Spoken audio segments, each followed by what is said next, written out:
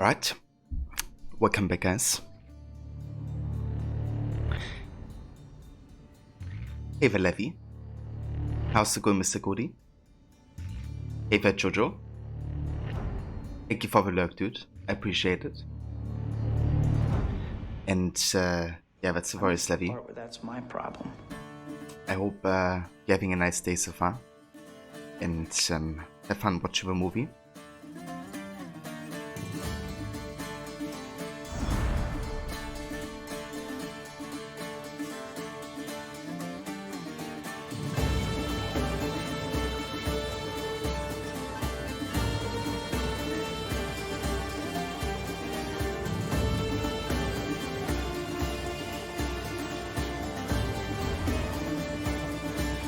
Right, so we are back today with more of our Malaga Simulator playthrough. And we are 10 hours into the game so far. I played a little bit off stream to kind of like catch up with the XP and with the leveling, so we don't have to do too much grinding on stream and we can do more mission. So basically I've done a couple Conquest Battles, some daily quests and kind of like contracts and stuff. Also a few locations that didn't have like any story content. So now we have reached level 15, which means we're kind of like on par with the current requirement for main story. And that should make our life a bit easier.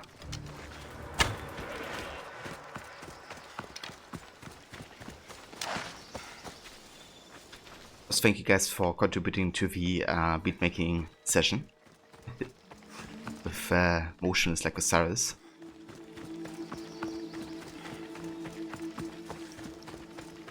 Yeah, I'm looking forward to do it actually. I have a few ideas.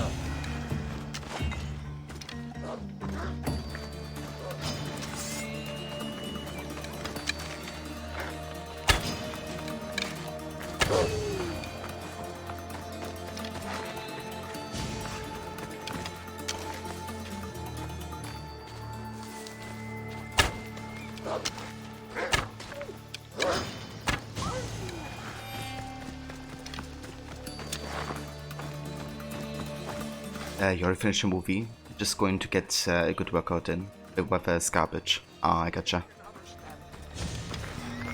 Yeah, that's fair. Which movie did you watch, Levy? The Alexis can be motions like Osiris with that voice acting. Yeah, also with the facial animations.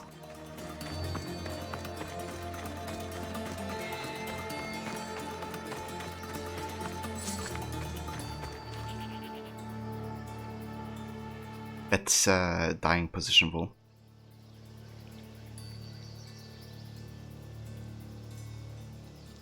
He's like pointing somewhere very dramatically. Also his legs.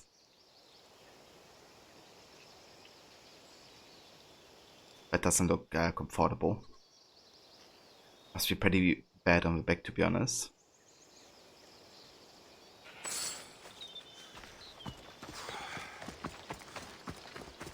Annihilation with Natalie Portman. Ah, okay. Yeah, I love Natalie Portman as an actress, but I haven't seen Annihilation yet. Yeah! What's that the story about?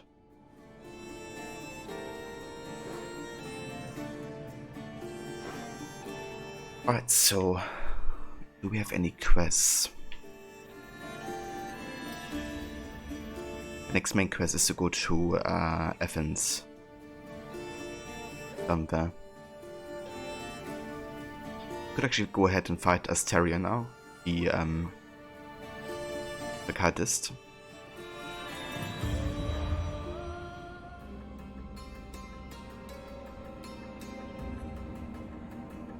Ah, okay. I got your levy. After Cern lost his parents to a Persian invasion, his wife to a tempest, his children, his friends, his shipmates, he no longer sailed for a love of the sea, but a desire to avenge their deaths. But how many dead were left to float in Astarion's wake? Hundreds? Thousands? And when would those dead rise up, avenge themselves, and pull him down to sleep with those he loved? The answer is in a few minutes. Because we're gonna go ahead and kill that Malaka.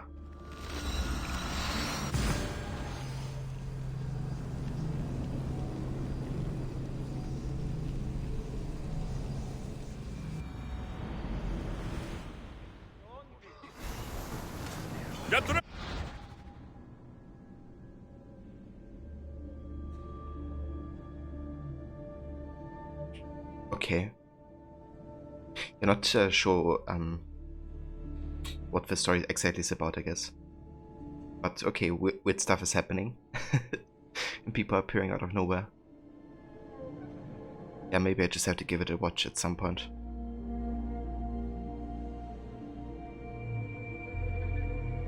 Yeah, that sounds solid. 7 out of 10. Definitely worth watching in that case.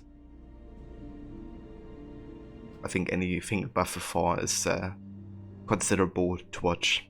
Anything below 4 is kind of like questionable.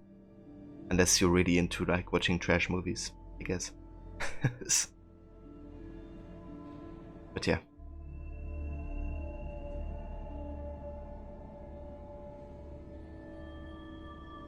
Strange natural phenomenon. Okay. Welcome back, Commander. It's a bit like otherworldly.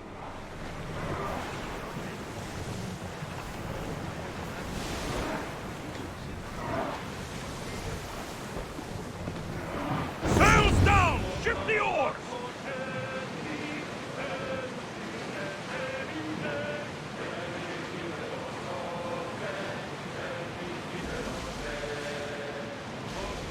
Yeah, sounds good, Levy. Have a good workout. And maybe talk to you later. The worst storms and the toughest battles, but she was meant to sail on waters as glorious as this.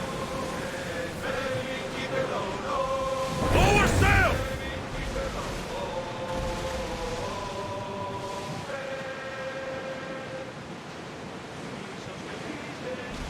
We've spotted some downers!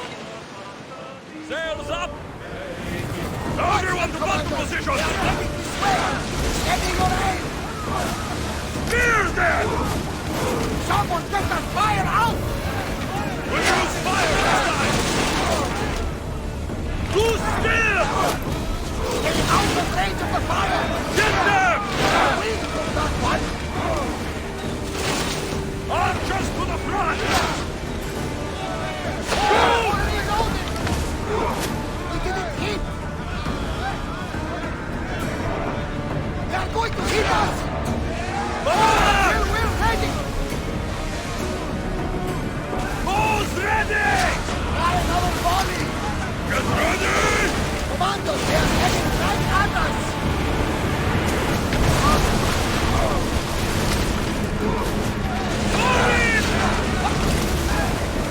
Set to rain fire at them!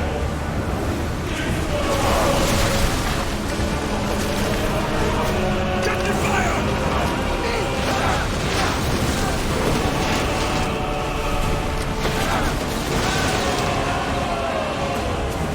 We board!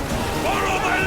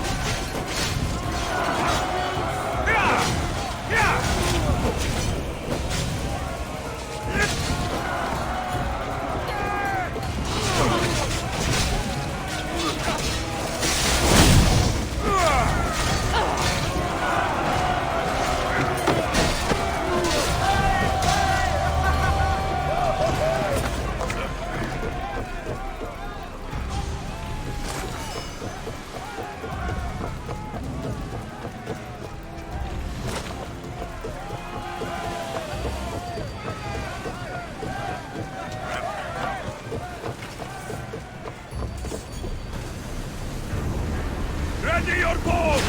Wait!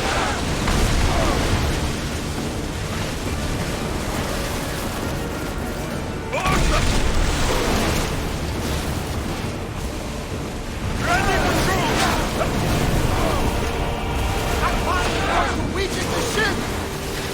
Archers, get ready! Stop! Fucking hell, how many ships are here? I have to go out of here. Captain, these must coming! That's insane. Coming right at us! What the fuck? This guy's actually faster than I am with travel speed on. So am I tripping, or is like did just random ships appear out of nowhere? Like when I engaged in the fight, it was only one pirate ship that I you know, defeated, and then two other ships all of a sudden appeared. Bastard!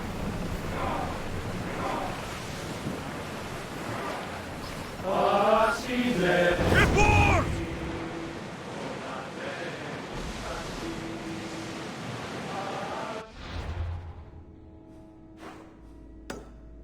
I don't like the look of that storm!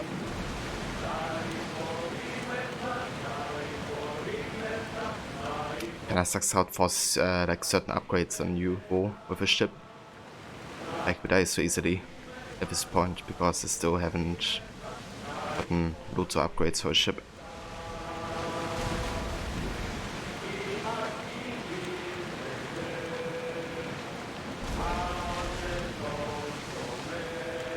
So like he's completely isolated, right? Like should be no other ship if these two don't come. Or these three, I guess. Kind of like same direction, so I might just Get the oars ready! try to wait until that pass. Also, can I actually get any upgrades currently?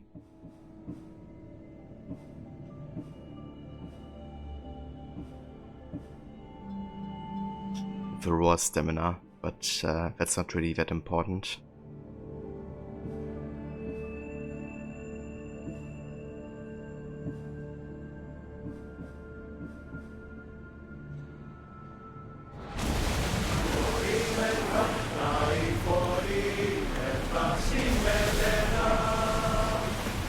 Archers!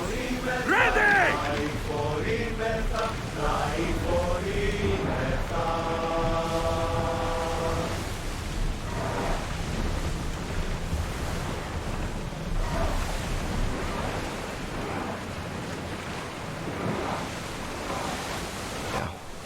So I've passed pirate ship.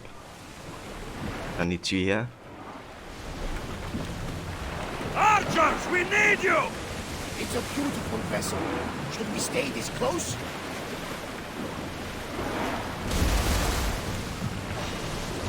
Yep. Release! Side of falls! We miss! Throw! Fight your weapons! No good! Arrows! No! That's some damage! Get the fire! Throw spears! Archers, forward! Attack! They're speeding up for a hit, Commander!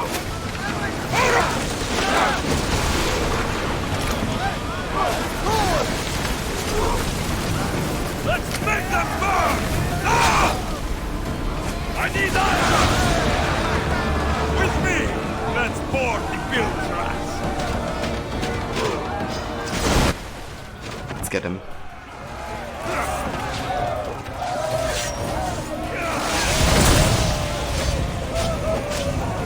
Give up on it!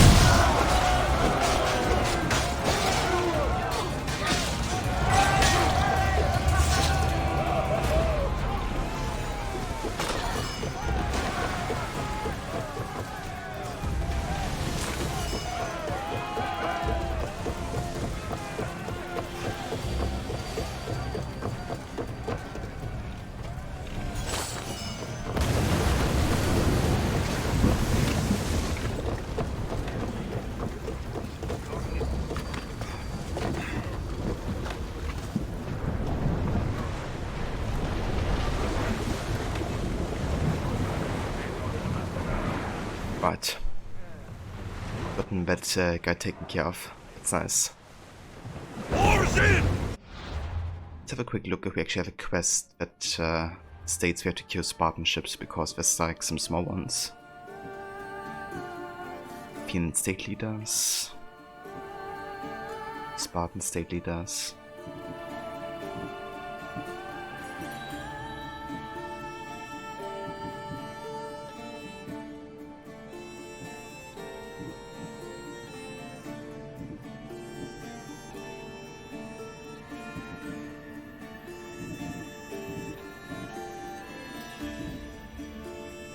Okay, we don't actually.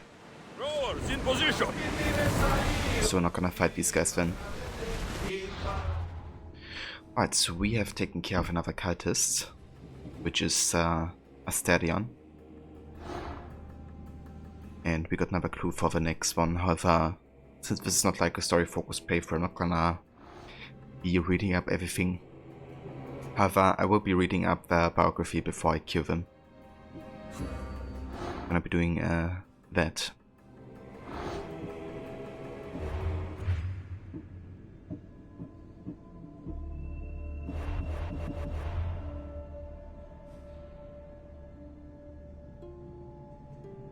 Right, so I believe the next quest would be to go to Athens now.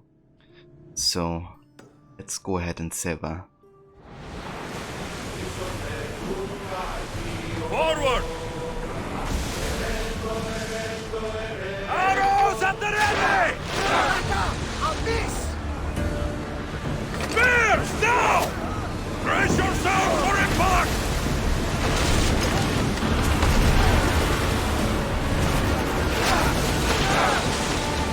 Spears attack! Brace! Archer! Ready yourself! They outnumber us, Commander! Send them a wall of fire, Mystios! They are heading straight for us! Everyone ready for impact! Archer!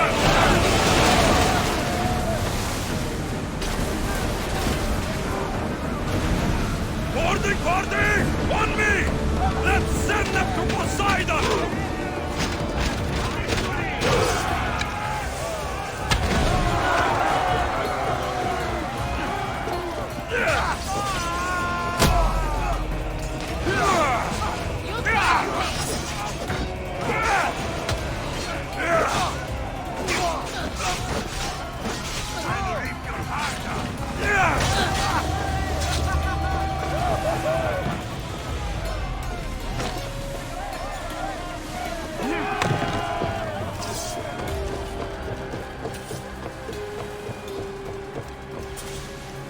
Malaka! They are going to ram us! Ready! It's our first Malaka. If I didn't miss anything else.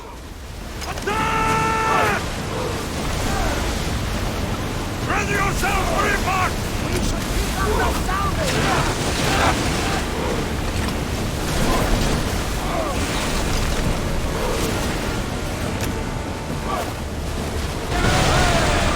Come on! We board the bastards!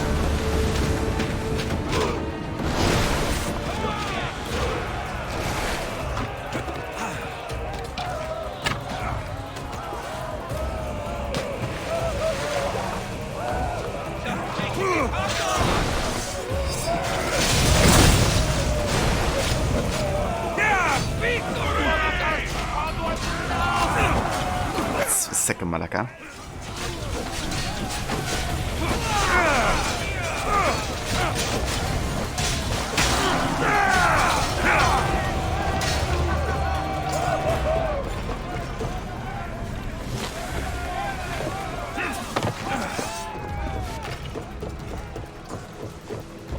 Malaka! They are headed right for us! Okay, that's three. I'm just gonna count them and add them after this fight. Fire the sail! Reloading! Watch out! They are trying to hit us! Burn them down! Release!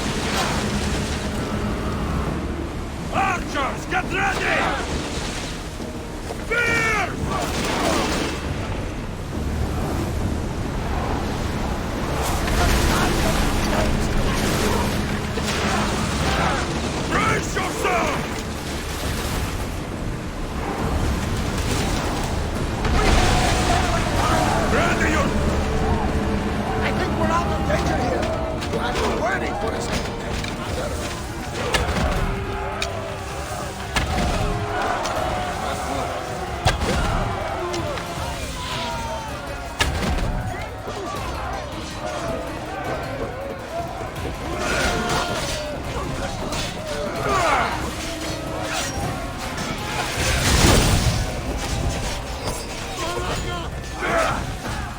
4.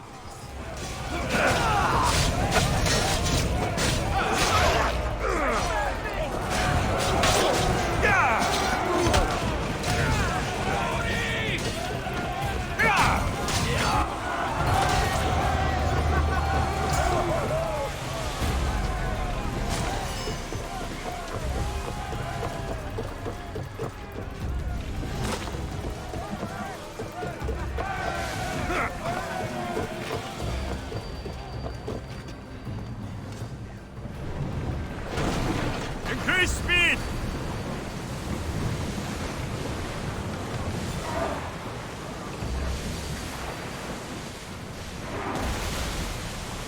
Okay, so I have a contract that actually says we have to kill Spartan or destroy Spartan ships, but also Athenian ships.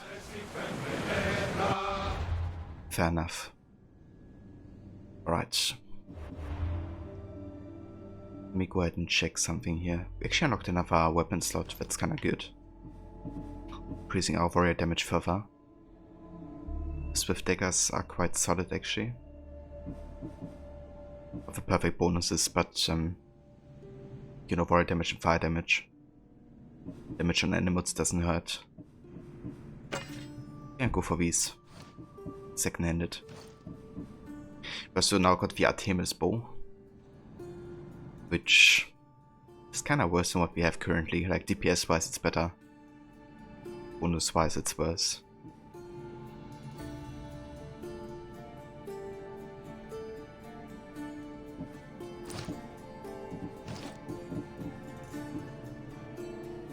Hunter fire and warrior damage, that's kind of nice.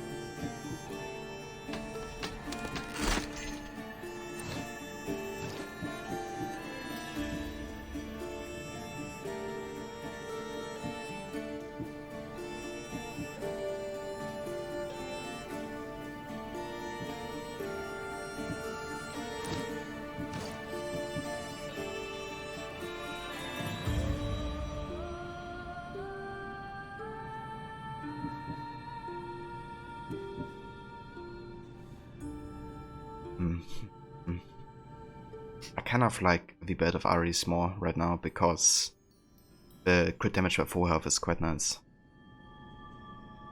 And boosts our hunter damage a bit further.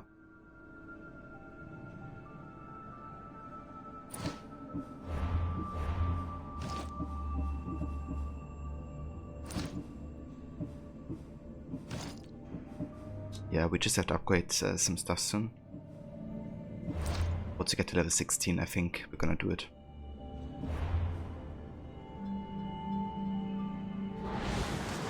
Sails now!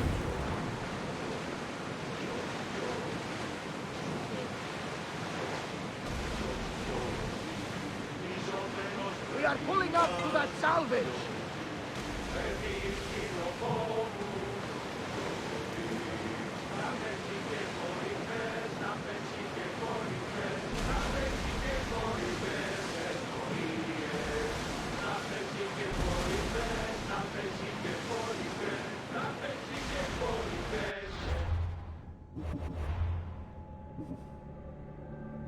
Oh, we could actually get an upgrade now for the ship.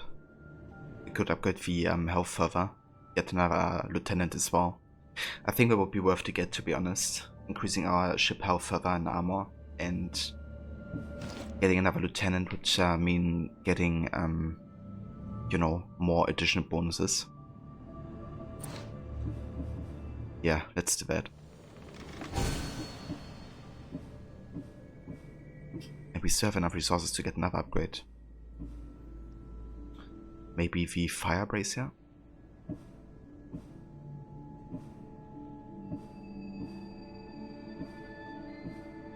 Actually, let's upgrade the damage for the javelins.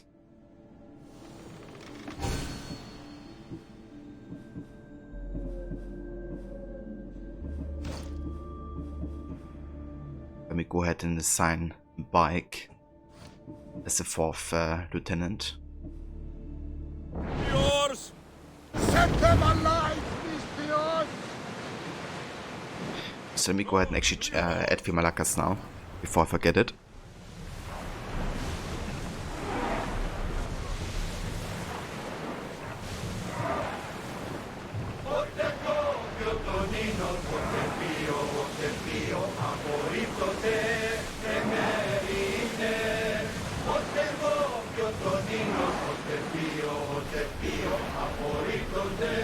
Sails down!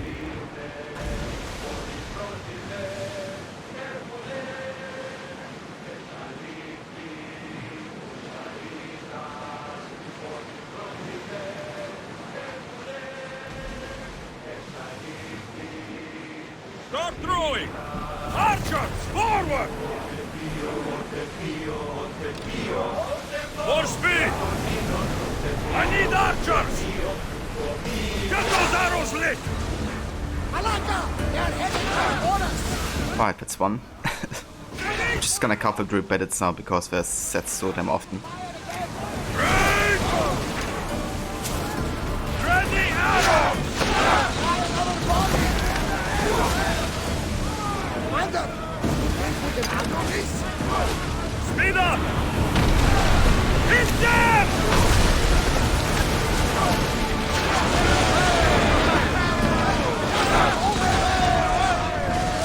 Malaka!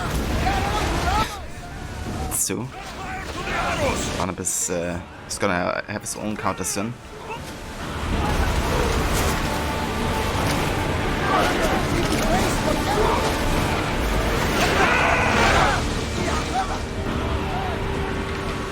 Use fire arrows! Archers! Take your mark! Spear! Watch them, Commander! We're at maximum speed! Try to volley! Archers!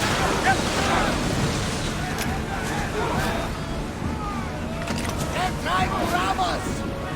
Head for open water! Keep up the speed! Commander, they are headed right at us! Balls ready! Oh fuck. Thought I could dodge that. Spear them! That's Shimalakas. Release spears! Onward! Archer! Ready! I don't think the crew can handle much more! Go! We need to use throwers! Go! Let's move it! Join me! Prepare to board the maggots!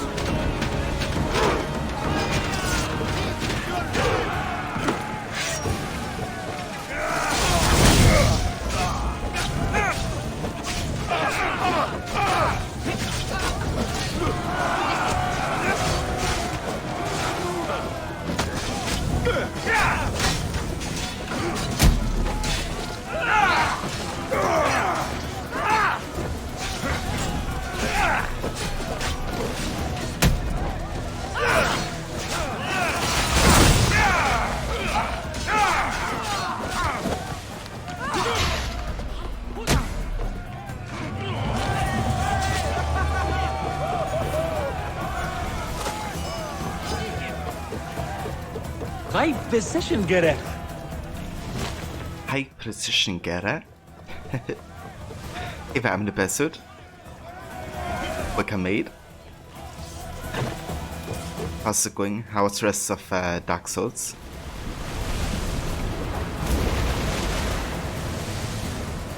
Ship the oars! Hey, looks like something valuable! Farmer Alexis playthrough. Indeed. No, that fully fits the psychopath Alexis. Participate in the Peloponnesian War with, you know, farmer equipment. Oars at the ready! And hey there, So Fury, thank you for contributing 2,000 points to the community challenge.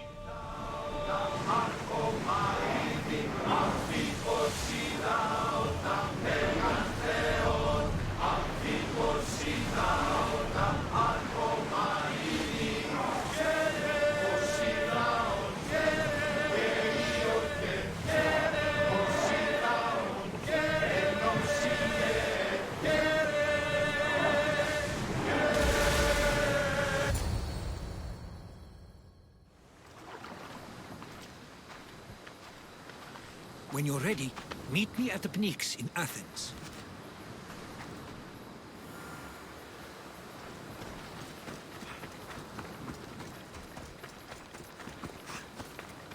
Sure. Let's do it.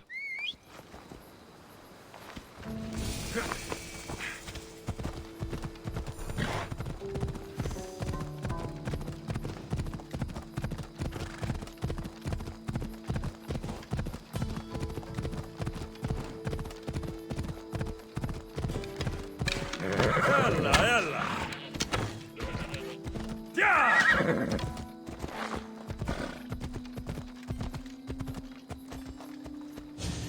It's going fairly well. Unlocked the end game areas, so look like you might actually finish the game. Oh, nice, dude. It's amazing. So, will you be playing the second Dark Souls once you finish, or do you have something else planned?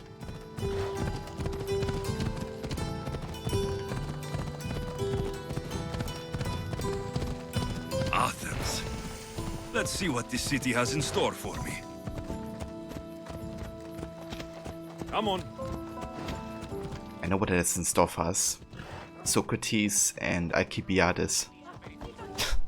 Ella.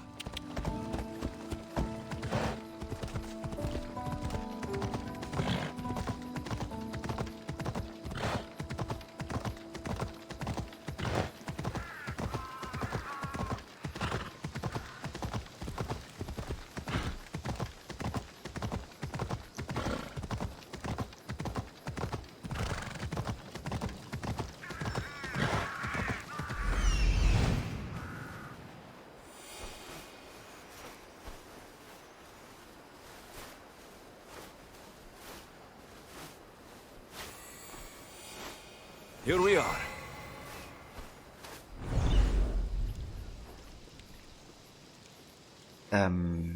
You're going to do all the series and a few others that are made from Zephyr.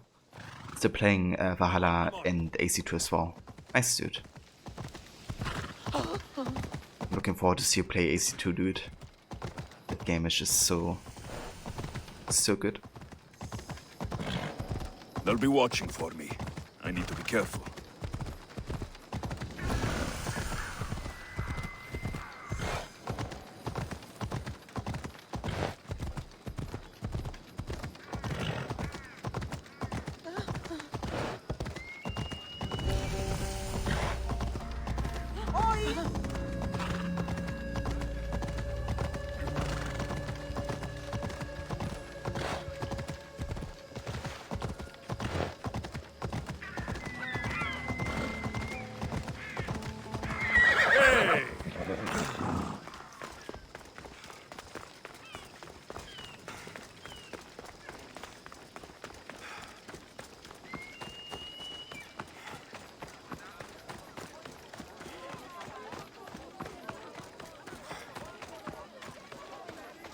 Yeah, I mean, you can say all kinds of bad things about Odyssey, but it is beautiful. Just like looking at the star here kind of like gives me Red Dead 2 vibes right now.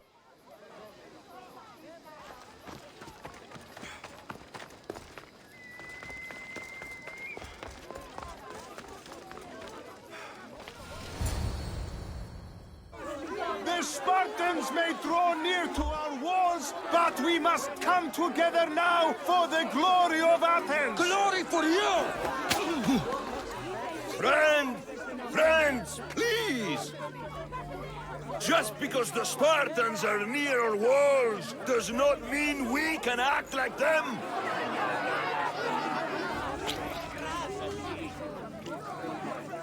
a good crop.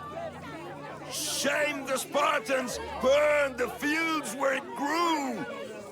The Parthenon is glorious, Pericles, but at what cost? How many triremes could we have built instead? We must not become divided! We are divided, and the Spartans are winning. Act, Pericles, or I will! Oh, good. You came. Things are worse than I feared. Cleon has turned the mob. We have to hurry. Where? To Pericles.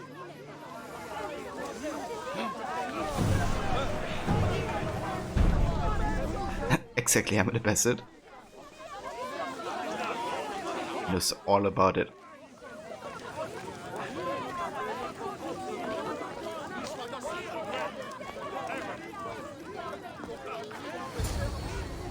Stay back! He's no threat to Pericles. I assure you. Ah, Herodotus. It's fine. Let them through. It's good to see you again, Pericles. And you as well. I only wish it were under better circumstances. And who's this? Alexios. Welcome, Alexios. And what did you think of your first taste of Athens? Okay, so dialogue choices, we always go with the confrontational or kind of like bad or odd choice. So we're not gonna make any compliments, we're just gonna say nothing to him asking us a question because it's kind of rude. Nothing to say? Others would do well to realize silence is as much of an answer as anything else. A crowd will seize the very first easy answer that comes its way, like a hungry dog on a bone. Pericles, we've come to... We must choose our moment wisely and speak our words more privately. Fine. We've come to you on urgent business. As does everybody. I may have told Alexios you'd invite him to your symposium. You'd ask me to exclude every Athenian and invite an outsider instead. You heard the crowd. They don't need another reason to hate me. If he's working for you, maybe the prying eyes will see him as a servant. I'm no one's servant. Alexios, this is Athens. If you want something, sometimes you have to play a role. And what exactly is it that you want? We all want something. Okay, let's just go for, you know, kind of like an answer that doesn't really answer his question. We're all after something. Even you. You're better at reading others than you let on. Just tell me what to do. First, check on my colleague, Mediochos. He was meant to meet me today, and it's not like him to miss an appointment. Done.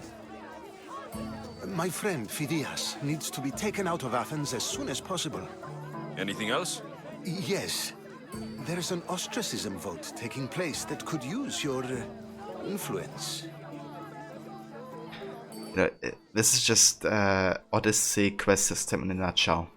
You know, you have like one major guy you talk to, and he's like, okay, before we advance to the next, you know, story arc, there's 3 things I need you to do for me. A, B, and C. Then you go to A, B, and C and do it, and sometimes, you know, those A, B, and C's also have A, B, and C's. And then it spreads into like 9 quests or something. This time it's only 3 quests, but later on it's definitely gonna happen, like for example in Sparta. You have to go to one woman and then she gives you another 3 quests or something. It's just Odyssey quest structure in a nutshell. It's kind of funny, right? Because it enforces like a bit like side content into it. Because, you know, you just want to continue with Pericles, but you have to do like side content to advance. But a lot of people complain, you know, that Valhalla gets more enforcing of side content, which I personally disagree with. But yeah.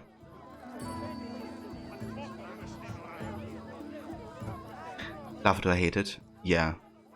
I mean, to be fair, not every quest is like that, but a lot of major quests are definitely structured in a similar way. I'll do it. I'll expect you to use discretion. That went well.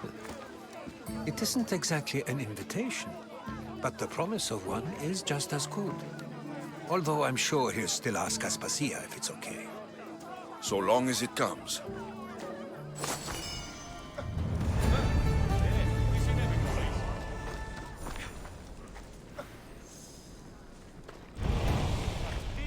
Multiple quests accepted. Indeed, the first time Aspasia is mentioned.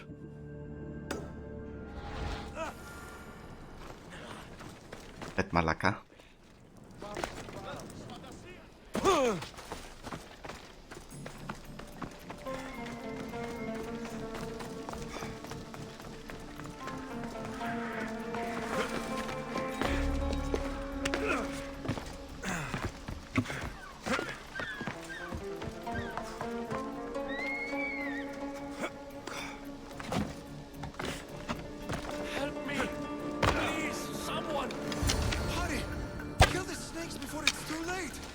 Why are there so many snakes? Why does it have to be snakes? Help me! If you leave, these snakes will kill me! Get me out of here! Yeah, stop talking. About that.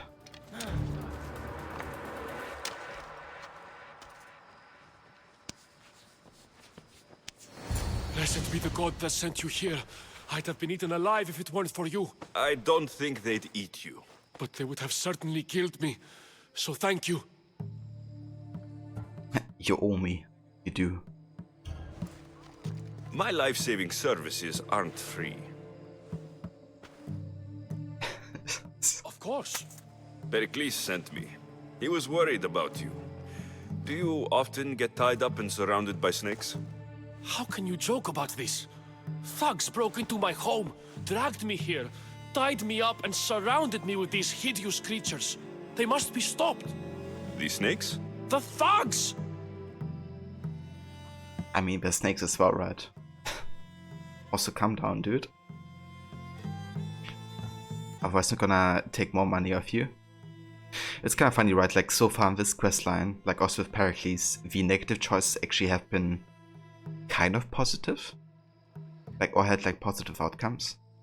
Like, you know, we didn't answer Pericles' question and we're kind of like rude with it, I guess, in a way. And he was like, oh, I can appreciate silence. And then I again didn't answer Pericles' question, really, and he was like, oh, you read me well. Then I, you know, want to get money off this dude for saving him off his snakes, and he's like, yeah, no worries. Here's the money. Didn't even think twice about it. So, I guess if there's one lesson, it's be bad in Odyssey, and you will profit. I'll track them down, Metiojos. Don't worry. Tensions are high right now. At this rate, we'll tear each other apart within the city before the Spartans can breach the walls.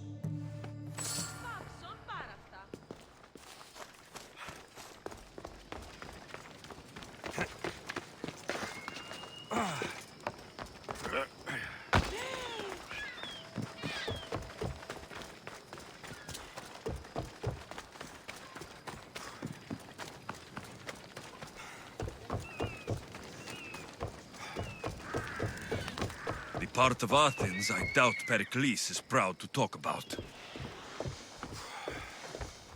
Oh, Icarus killed another snake. There has to be a clue around here somewhere. Thank you for doing that.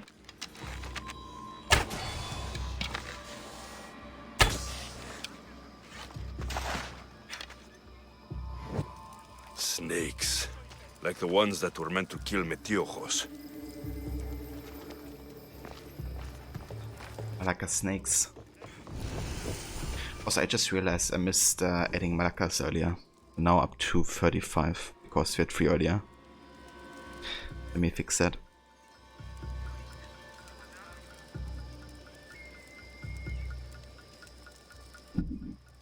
Yeah, it's better. Snake bites. And someone hid the body. Though I have a feeling this death was an accident. An accident. I'm not so sure about that. It looks like the thugs who attacked Metiochos weren't the masterminds behind this plot. This must be the house of Metiochos' attackers. But the letter proves they're just tools in someone else's plan. Whose? What the fuck are you doing sniffing around my house? You attacked Metiochos. I found the snakes, the letter from your friend, and a body. All here. Boraktis. We all knew the risks. Change don't happen without a bit of blood being spilled. Tight, yeah! Hello. And Grammy, welcome. Thank you so much for the 9 months of free subbing. Thank you very, very much for the continued support. And it's a sub baby right there. How shall we name it, Grammy? But yeah, I hope you have a good day so far. And again, thank you so much for resubbing for that many months. So this is usually one of the quests where I actually go ahead and spare these guys because they do it out of desperation, like what they do. But given that we do go for the bad choices, I think they might have to die. Are we done with this pissing contest? Are we done? Hey there, Arno. Welcome, dude. How's it going? Today's been good, Grammy. How are you? Oh, that's good to hear, Grammy. I'm glad you're having a good one so far. And yeah, I'm doing good as well. Having a nice day. Decided to play some more Malacca Simulator. But yeah, we just arrived in Athens, the land or the city of democracy, I guess, so discovering some new places. I know someone gave you those snakes. They used you to do their dirty work. I want to know who. He's a real hero of Athens. No puppet of Pericles is going to stop him. Tell me what I want to know, or I'll cut you down right now. Your cause will be forgotten, and so will you. All right. He's got a camp just Where's outside the the walls. lamb sauce? Come on, man. I just need him. This is the lamb. Where's the lamb That's the lamb sauce? Right here, chef. I Lamb have it. sauce is coming up. Yeah, that's a real question. You've crossed a line. Now you must pay the price. We will never surrender to the likes of you. We will make Athens great again. The corrupt will be snuffed out one way or another. Oh, that's interesting. So only he dies. The others. I need to rid Athens of this snake seller.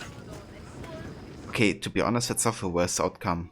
You know, like, if the other guys would have been killed, that would have been worse, because, you know, they didn't really want bloodshed to happen. He was like, I don't care.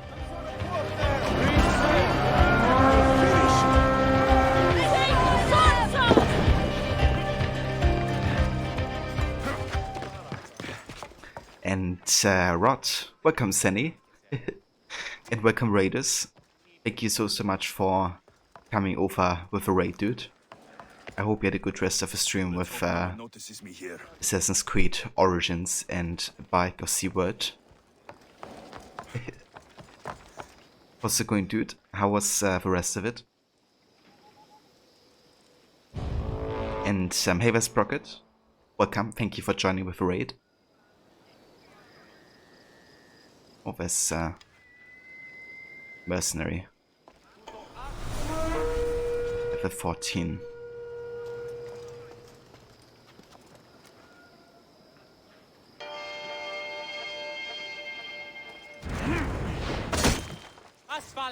Taking out another Mystios. Less competition.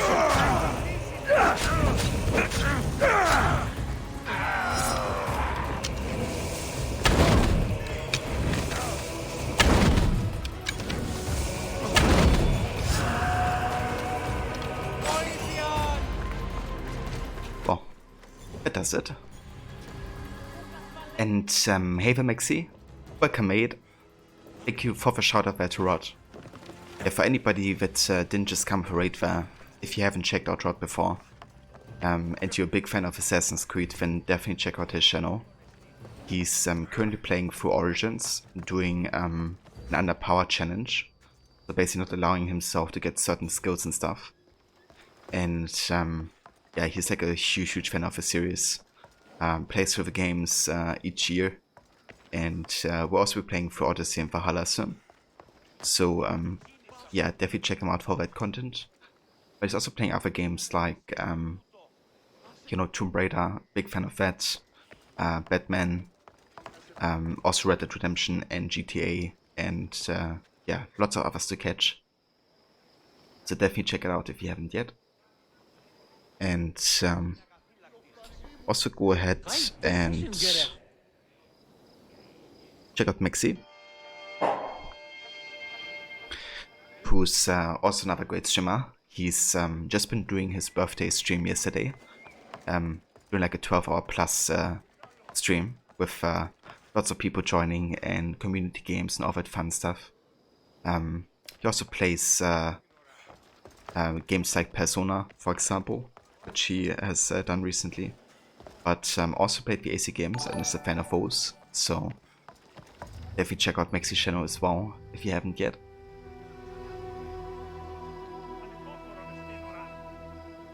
Damn, you already got to 101 high precision Garrus Rod? Holy shit, dude. Like, you already overtook me in like, I mean, I don't know how many hours you played yet, but I think I played around 100 hours. And I got up to a 97 high precision Garrus. But yeah, that's insane. Like, your counter is rising. Rising like the sun. But yeah, it's going good, Maxi. And that's the voice of shoutouts, guys. No voice whatsoever. Hey, Lizzie. How are you doing? Good morning. It's crazy, and you're only up to the main quest where you meet Apollodorus for the first time. Damn, dude. Yeah, that's definitely insane. I mean, there must be like a higher chance of it for consoles or something. I can't explain it otherwise. Because it's like, that's an insane amount more in the amount of time you played. And last year was the same, I think.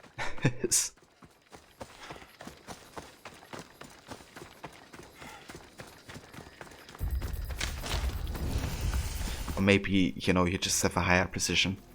And the citizens of Egypt want to comment on that.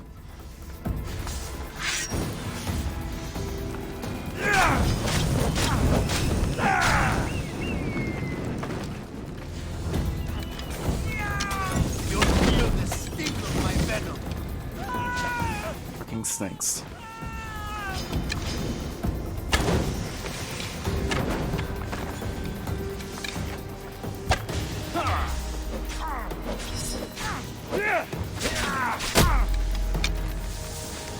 I'll end you, Monsieur.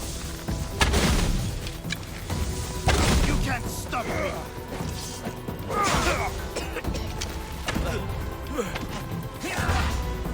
Oh fuck, that's not a stick.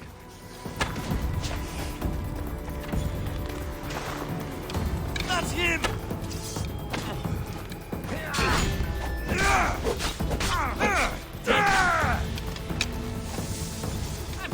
His death should keep friends of Pericles safe. What a malaka. Yeah, no voice rot. I catch you when you get back, dude. Yeah, no worries whatsoever, Maxi. You have a good one. Thank you for being here and lurking, and also again for a shout out. I hope you have a good brunch, and yeah, maybe talk to you later.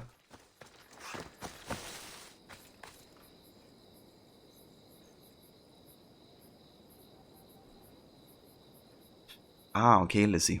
Have you been like tidying up a little?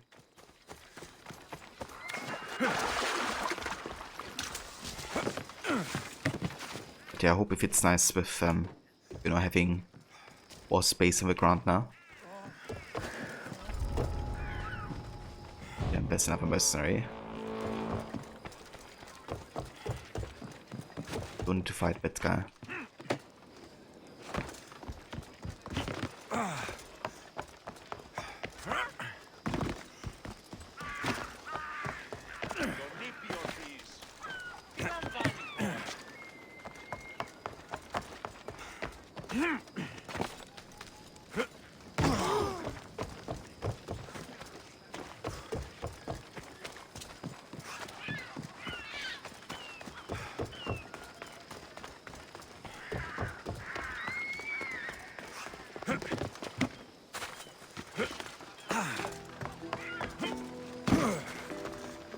Looks like your situation's improved since we last met. The danger has passed for now. But while those monsters are out there, no one is safe. A group of fishermen tied you up. They were being used by a snake dealer working for enemies of Athens. What did you do with them? I gave them what the gods demanded. Justice. The punishment seems fair. Still, it pains me to see sons and daughters of Athens turning against one another. They tried to kill you. If I hadn't arrived when I did, they would have succeeded. Thank you for your help, Misthios.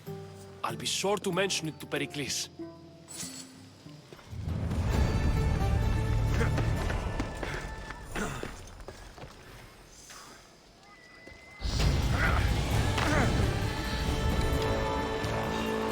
I just want my reward!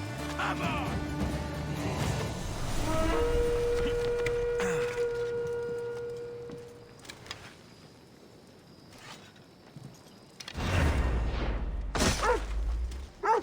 Nothing personal, but that head of yours is worth a lot!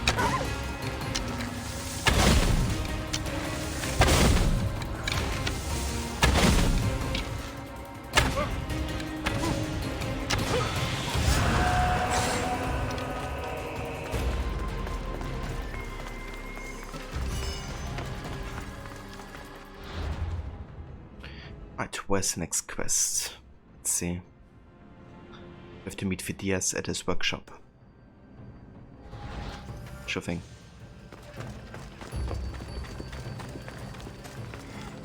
Doing some major cleaning and using boxes to sort stuff and getting rid of what you don't need.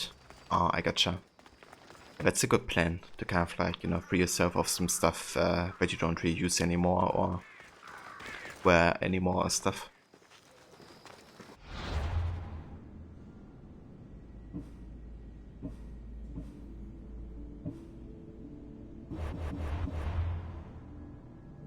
Okay, so we got another ability point. We could upgrade the Archer Master further, increasing hunter damage by another 10% and headshot damage by another 20%.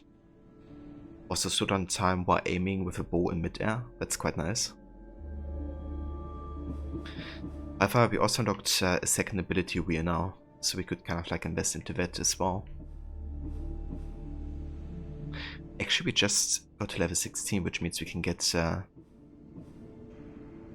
these upgrades as well. That's actually more important, I think. Like Weapon Master, increasing our damage by another 10% and crit chance by 5. Combo finishers deal more damage when the combo contains both light and heavy attacks. Yeah. Also overpower attacks, that's really useful. Fire damage, damn, there's a lot of skills I wanna get. But for now we're gonna go for this.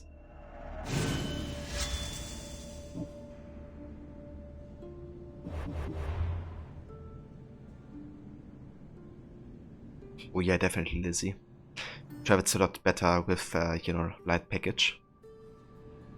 Especially, you know, if what you're getting rid of is like stuff you don't really use anyways anymore.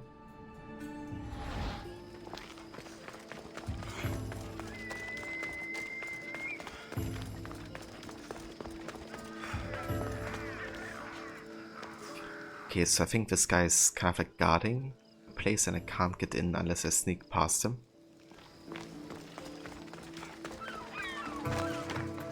let's see if we can do that.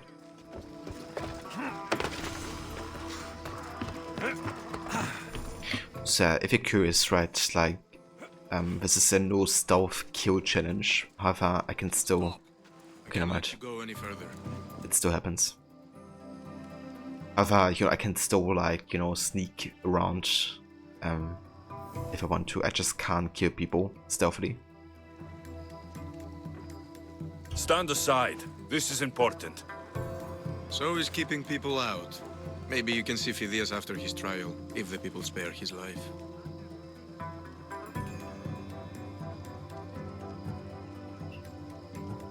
Okay, so we're gonna lie to him. Go for the negative choice.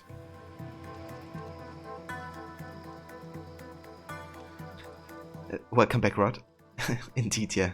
It's Phidias and I have been friends for Same. a long time. I'm leaving Athens, and I don't know if I'll ever see him again. You won't. And if you want to leave Athens in one piece, you'll go. Now. alright. We have to go for the negative choice. So I tried to be nice. I really did. I won't lose.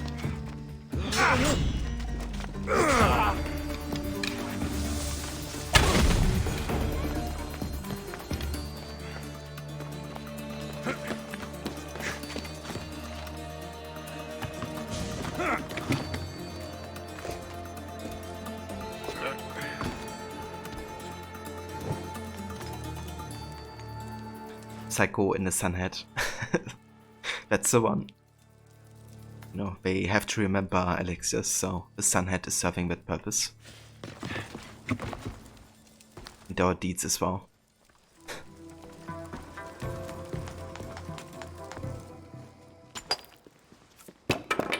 Sorry about that. How did you get past the guard? No one gets past the guard. Relax. Pericles sent me. Praise Athena. I knew he'd send help. I was worried they sent someone after me. Ah, that's Mirabel? I had no idea. That's amazing, dude.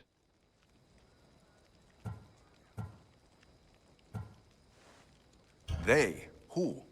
The shadows in the night. Why you fear falling asleep? They're hunting me. Us. No one is safe in Athens anymore. Okay, yeah, he's a great voice actor. I didn't even notice that was him. Really showcases, you know, how he can change his voice, because with Mirabel he has a lot like more, like a lot deeper voice, I think. You know, there's like also like a certain, I know, like bass to it, I guess. To really change it up for this character.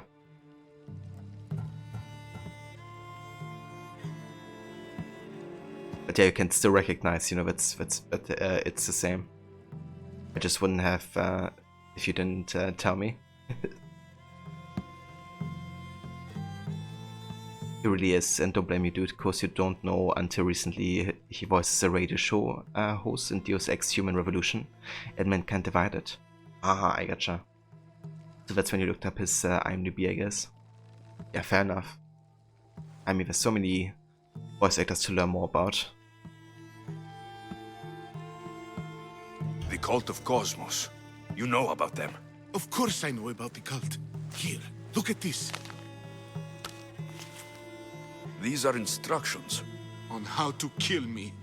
But they've been torn. Then Pericles isn't just getting you out of Athens to save you from the trial.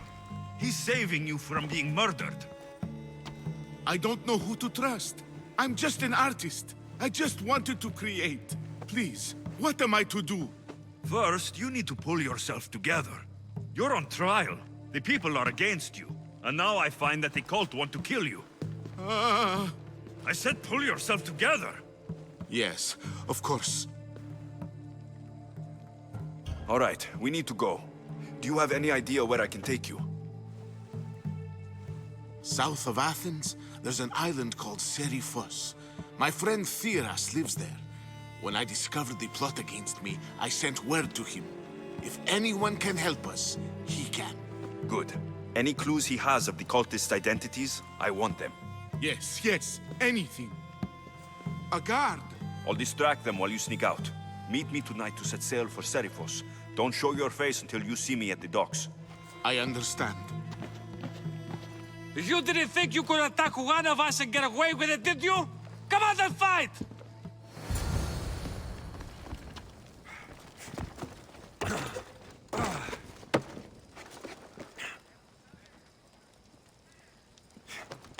Texas.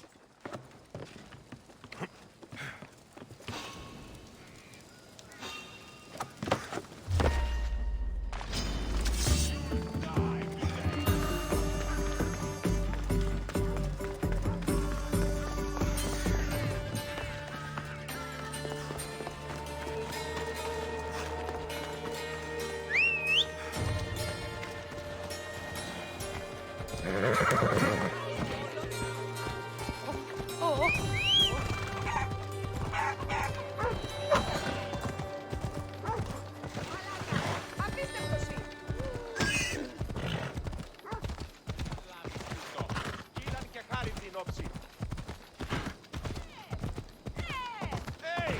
This isn't the race!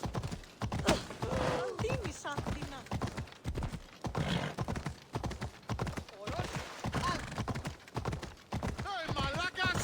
Watch where you're going!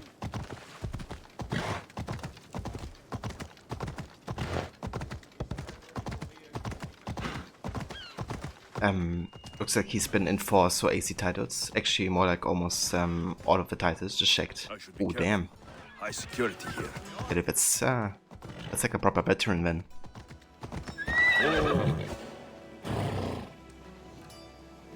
Ah, now that you say it, Rod, yeah, I think I actually remember him being one of the informants in AC1. I can definitely recognize his voice now. It's amazing that he's been, you know, working for AC for such a long time.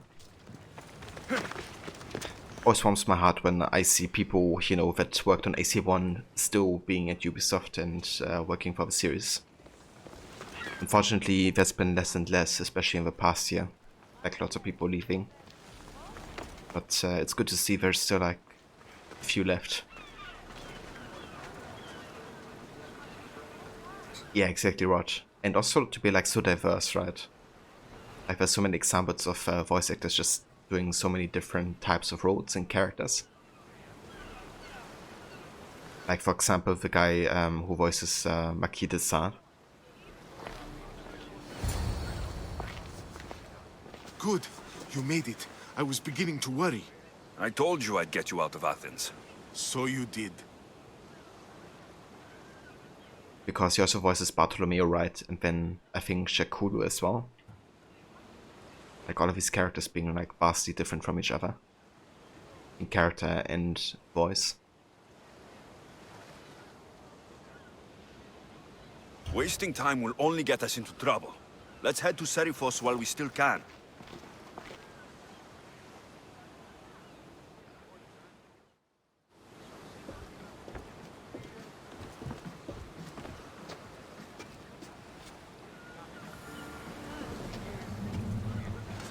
Oh yeah, absolutely right.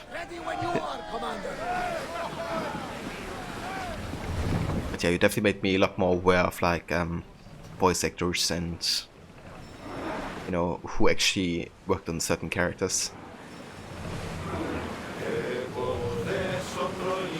But yeah, it's really cool, like getting a bit more of an understanding for that and recognizing them throughout the games. I never thought I'd leave Athens. I've left places I've called home. Herodotus. That island ahead of us. That, my friend, is the famous island of Salamis. The place where Athens defeated the Persians. It's in this bay. Ready for battle! Arrows! Spear volley! Great! Archers to the front! Throw spear! Go! Ready for it! Set them alight! Now! Archer! Extra!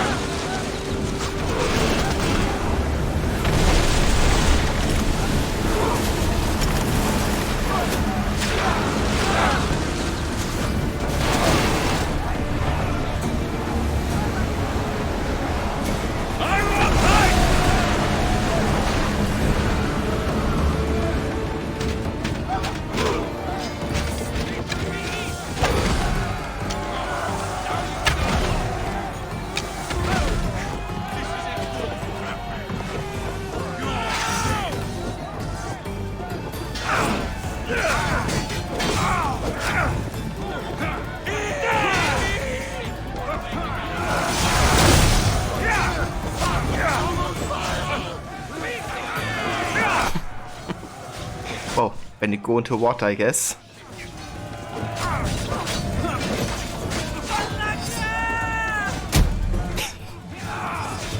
Ah, fucking hell, this game.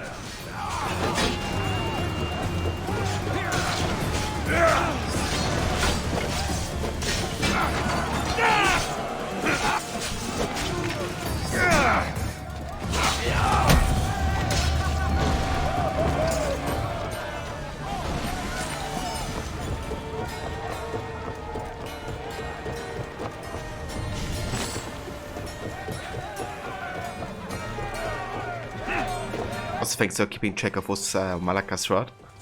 Everyone will want the price on my head now. Ready yourselves! Archers, we need you!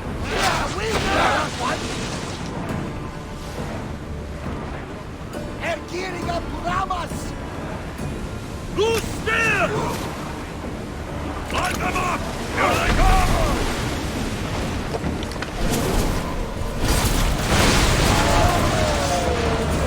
Attack! Raise oars!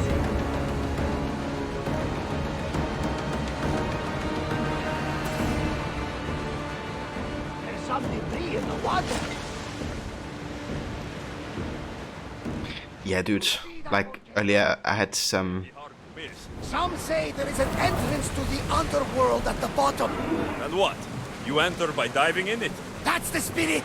A brave Arcadian I once knew had the same idea. And what happened to him? The heat of the flames turned him to ashes before he made it halfway down. I guess some mysteries are best left unexplored. Ah, come on, dude, Alexis. Just jump into a lava. But yeah, earlier I had like some ship battles, and during one ship battle I had like 4 Malakas, so I just kept counting them. And then did them like after a battle. But Barnabas has a tendency towards saying it quite often. Like, Malaka, they're going to ram us, or Malaka, we missed. And then with the fire damage build I'm having, whenever enemies on fire, there's like a high chance of them saying it as well. Yes. Get that sail down! It's happening more and more, to say the least.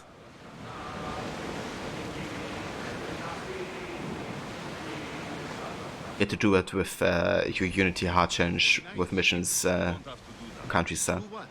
Fill the silence. Oh, I wasn't trying to do that. I simply don't find myself traveling the seas very often. It can be freeing. Yes, freeing seems to be an accurate word. Although I've begun to feel a bit sick. Lean over the side if you need to. Otherwise, you're cleaning it up.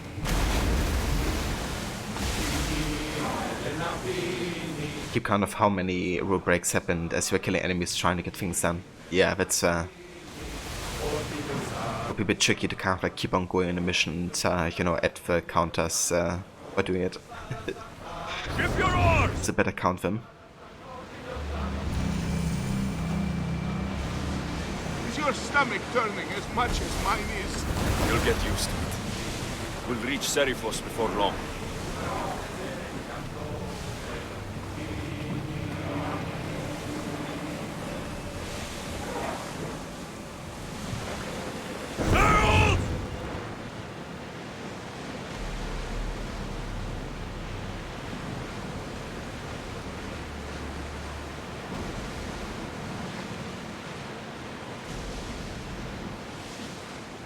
Growing speed!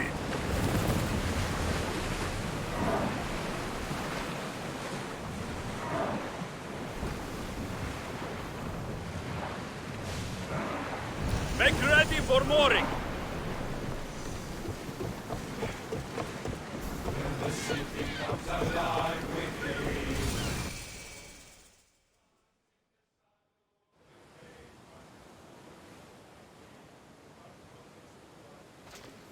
It's good to see you alive and well, Phidias. And you, Theras. As you can see, I didn't get here alone. Ah, yes. The kind and thoughtful hero you mentioned in your letter. If I wasn't getting something out of it, he'd be dead already. And for that heroism, I found some information on a man named Brisson who's plotting Phidias' early demise. Hopefully you can make something of this clue. I can. Please give Pericles my thanks and my farewell. And be careful. I still believe many in Athens are in danger.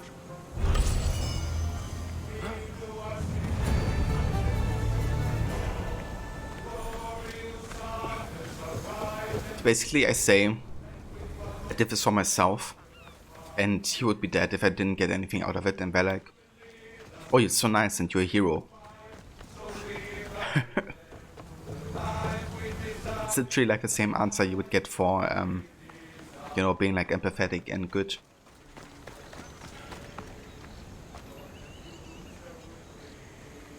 Rod Demos alive and well, eh? Yeah, not for long, to say the least.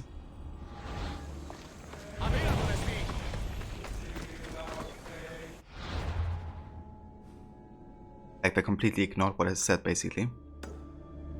Okay, so I wanna go ahead and get a viewpoint here and also visit the blacksmith, because I really have to upgrade some gear.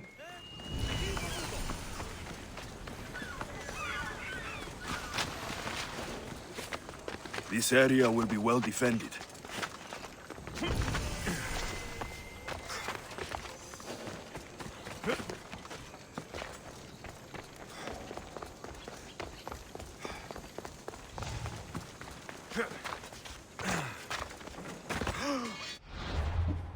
Okay, let me go ahead and check the inventory, just to see if there's any like weapons that maybe are better than what we have currently.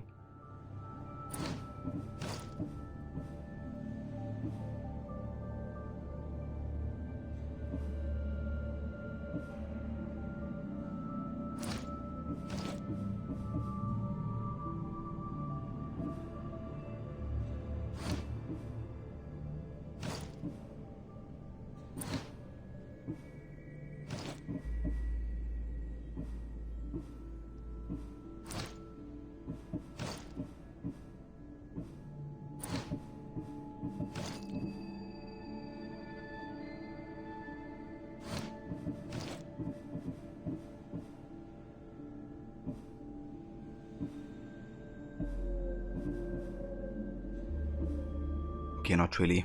I'm gonna keep what I have and just upgrade it. Here to you. Okay, definitely gonna upgrade the sword. Although that's quite expensive, like on the metal side of things. But the DPS increase is insane, so it has to be done. Let's upgrade the armor.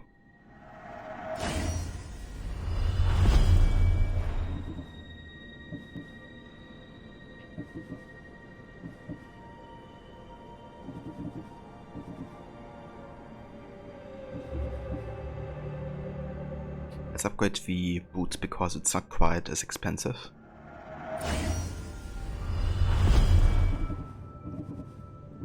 And then I need some soft leather. We can just buy it, I guess.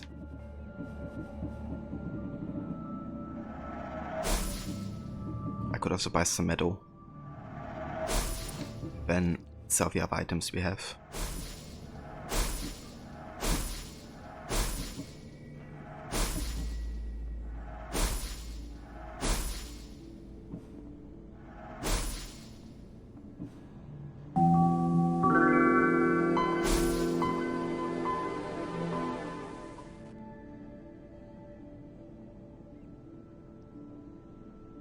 Thank you, Rod, for taking care of it. Yeah, I was kind of like thinking that might be a bot account, because like somebody like Hoss followed me the other day as well, and people on Reddit were like warning about those accounts. I think they're like IP grabbers or something.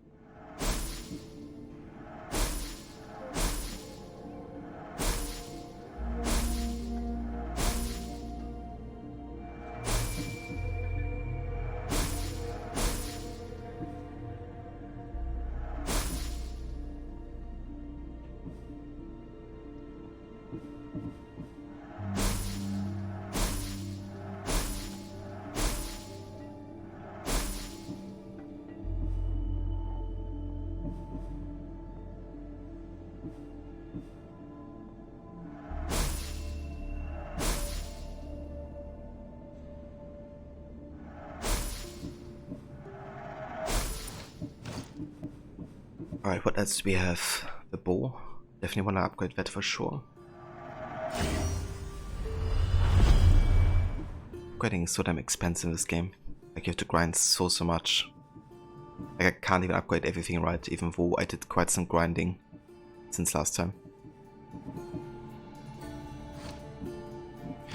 Okay, let's see if I can engrave stuff for like these diggers.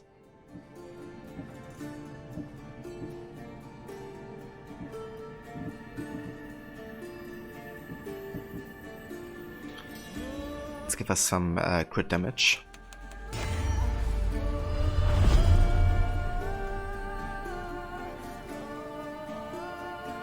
Ah damn, we fought it like multiple times. It's kind of odd, right? Yeah.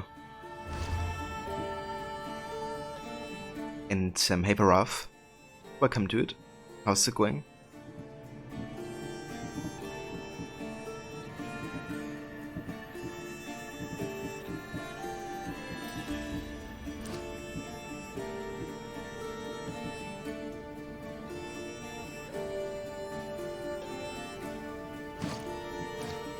Good day to you. Okay. That should take care of it for now. Let's give us your point here.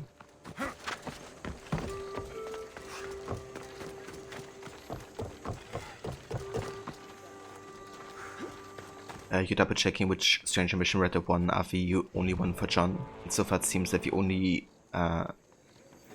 I know you stranger mission with a strange man in the head is totally John's. If you don't do it as him, then both stranger missions fail. Or disappear rather than fail. Ah, okay. Nice. So are you planning to do all the stranger missions with Jack then?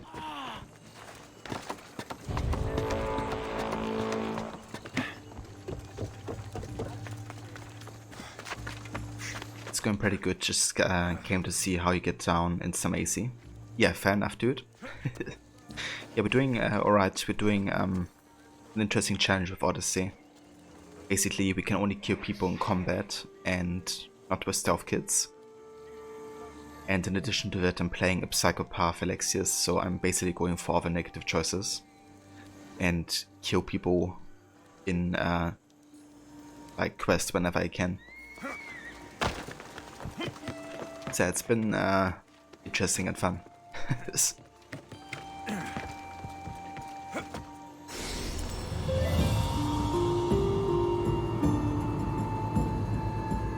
Oh yeah, definitely rot. But also kind of like show how much effort they put into those missions, right? Like creating them for both characters.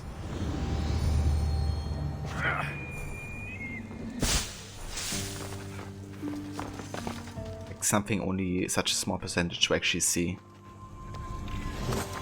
but it's still like that, I guess.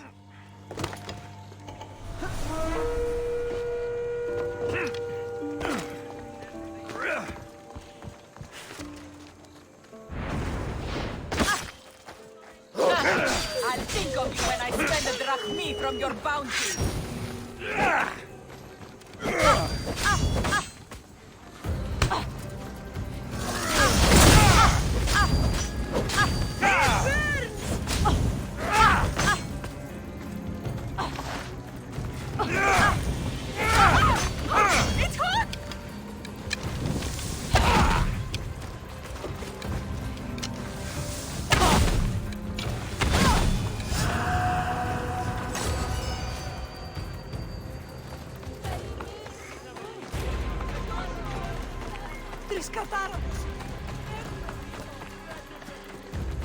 Okay, I think we're done here.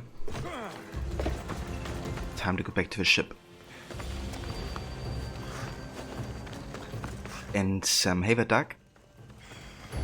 How's it going, dude?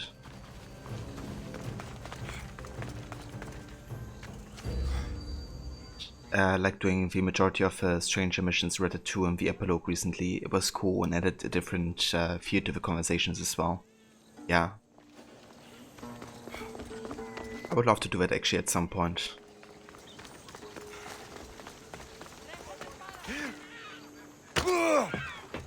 But But yeah, for now, looking forward to see you play Red Dead 1, doing it like that.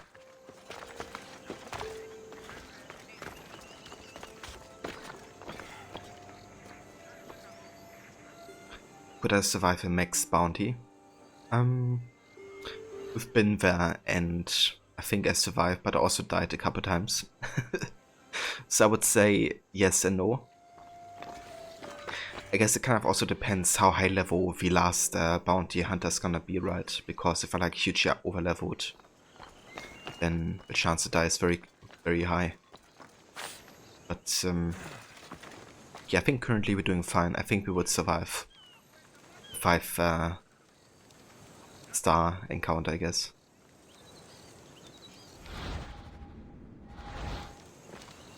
Ah, dude, I bet Rod.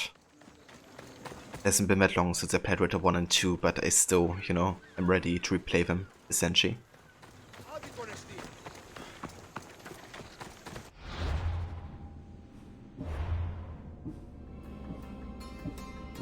So we uncovered another cultist, apparently. I swear on my life, and the lives I will take from others, I will not fail the cosmos again. Okay.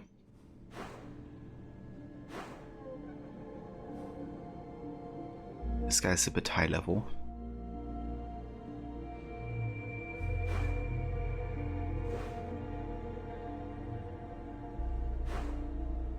So we're definitely gonna meet the guy at a later point. Ah, darn it. I actually forgot to get a viewpoint in Evans. We can't fast travel back. Okay, let's go to the ship dock and get a viewpoint there. Let's sail back.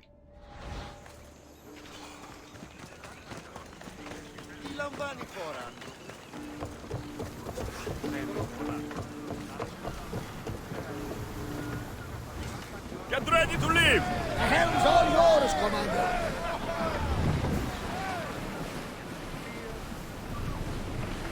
You were saying watching Ronnie start Red Dead 2 even though you just finished it again recently. Yeah. That's how I feel with you, you know, playing Origins as well now, even though I just finished it, like, drop the sail! Very recently. Just never get tired of it. Lower the sail!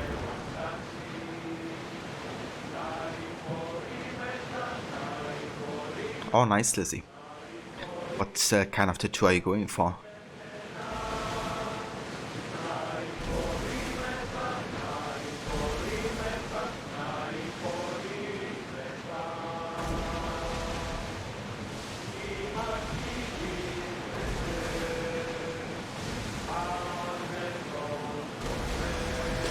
I see salvage!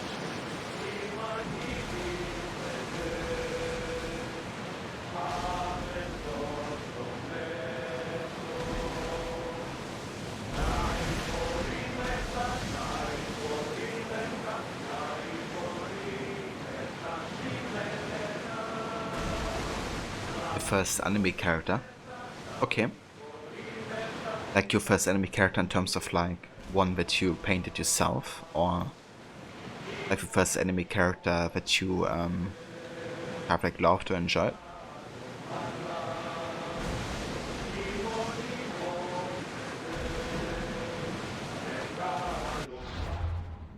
Actually, guy nearby, but he's level 17. I mean, we can kill him.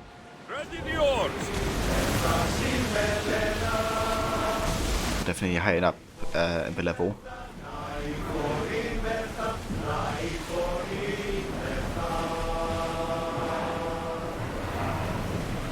Less speed!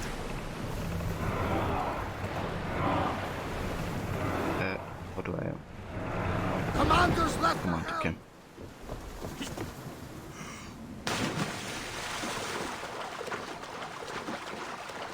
So let's have a read up on this cultist.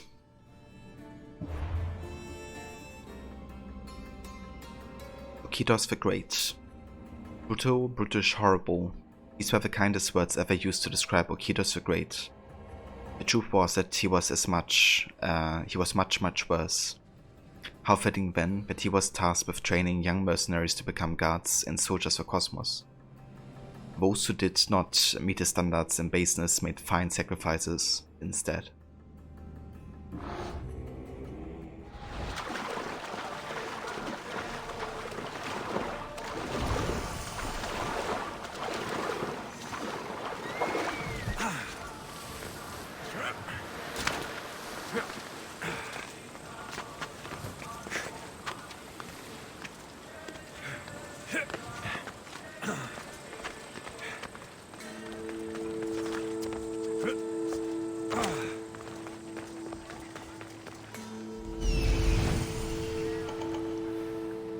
Okay, shit, these guys are level 19.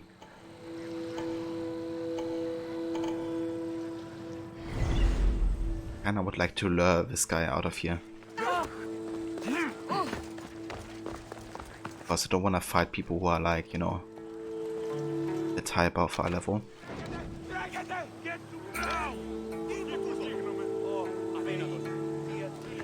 I actually have an idea. Okay, never mind. It was set to detect me there.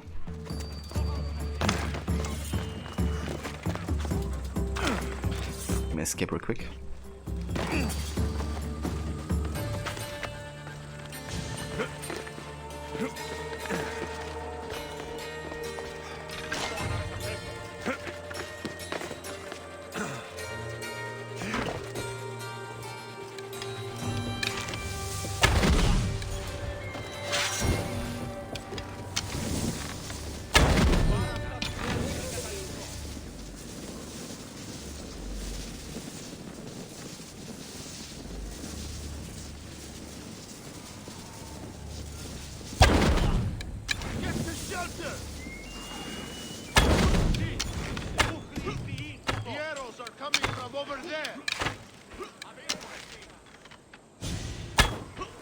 You know, people say that the stealth in Odyssey is better than Valhalla, like this ridiculous. They still haven't detected me.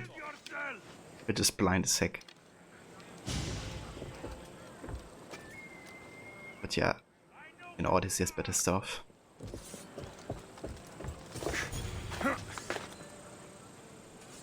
Nothing.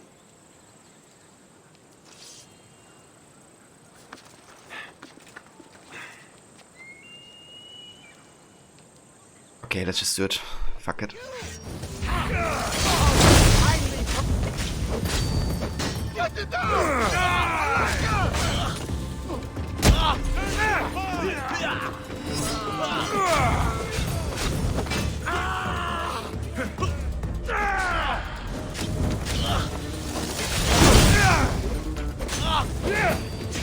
Fuck, yeah.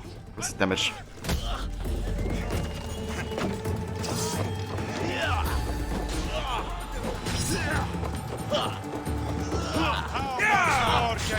Fucking hell.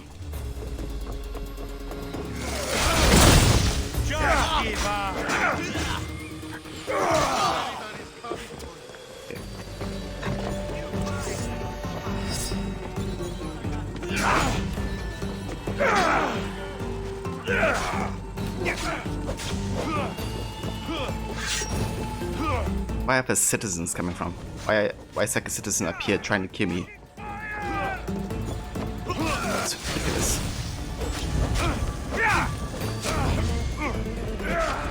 Hi, citizen.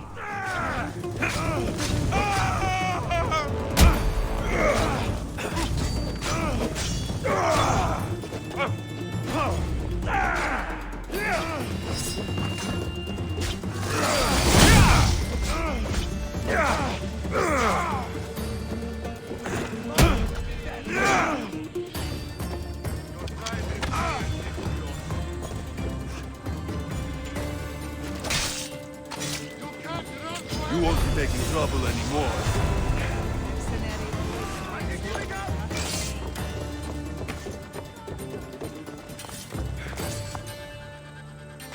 Alright, let's get out of here. Came what we're looking for.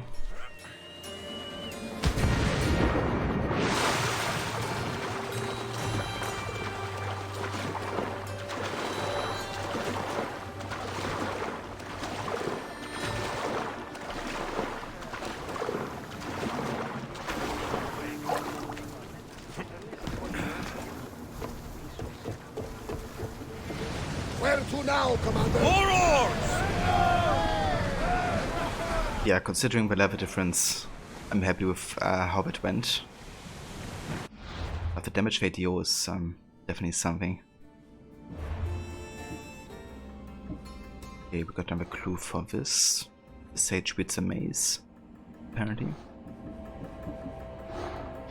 That card is okay,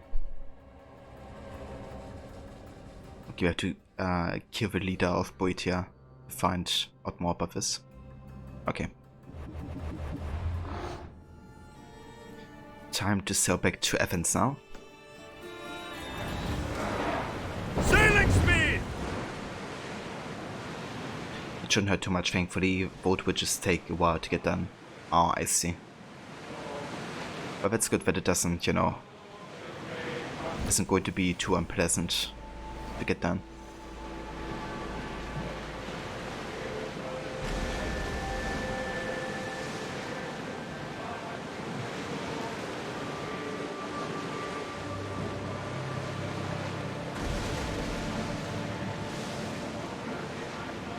Get the oars out!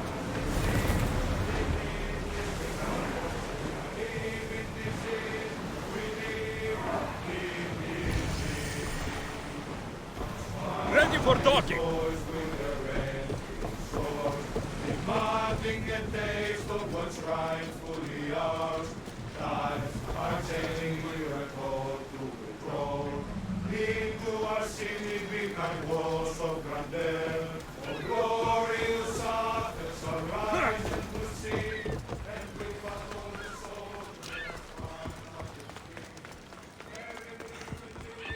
Okay, let's get this viewpoint.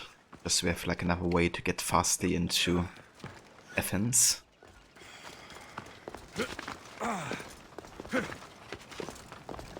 Probably gonna take most viewpoints I come across just so we have like faster traversal. Be an option in this game.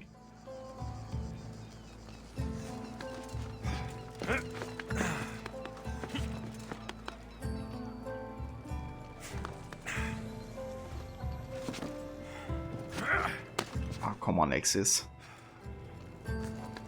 Just wanna go up from that side. Go up here, but I can't like reverse. I don't think I can only go up here. And I can't climb down. Like if I try to climb, he's just doing this. Up here. Thank you.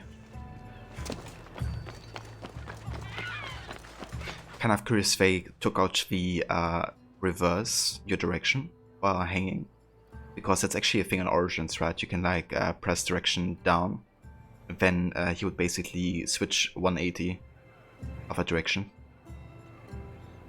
But maybe because it's not really much of a climbable object, it doesn't work. I don't know. I have to test that out and see if it's like generally missing as a mechanic.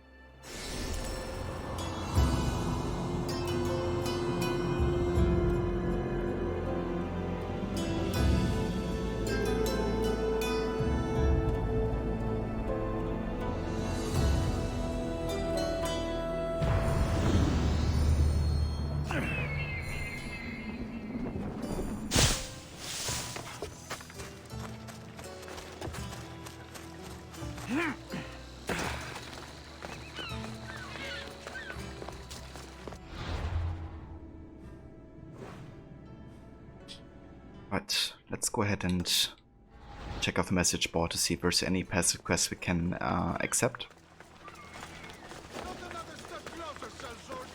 There'll be trouble if I'm spotted here.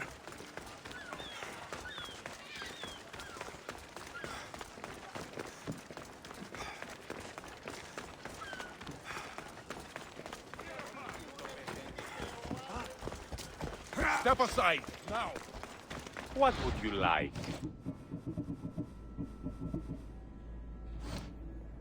My thanks.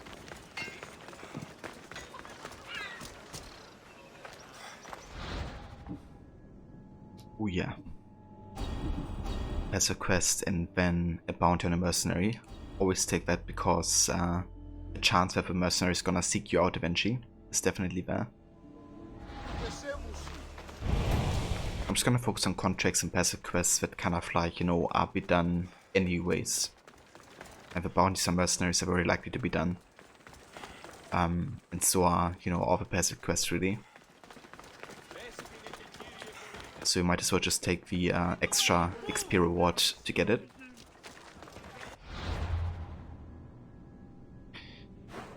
Alrighty, so the next quest is up here. We have to talk to Pericles' contact regarding somebody who wants to be, or who has to be ostracized. And yeah, Pericles' contact, of course, is no other than... Or is it Socrates? I'm not sure if Socrates is a contact or if he just appears. I think he might just appear.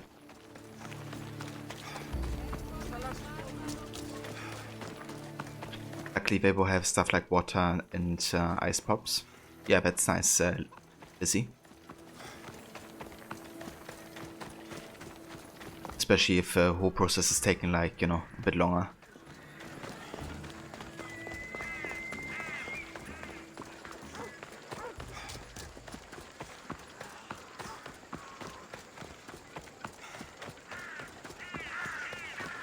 These statues are incredible. The sculptors truly are masters of their craft.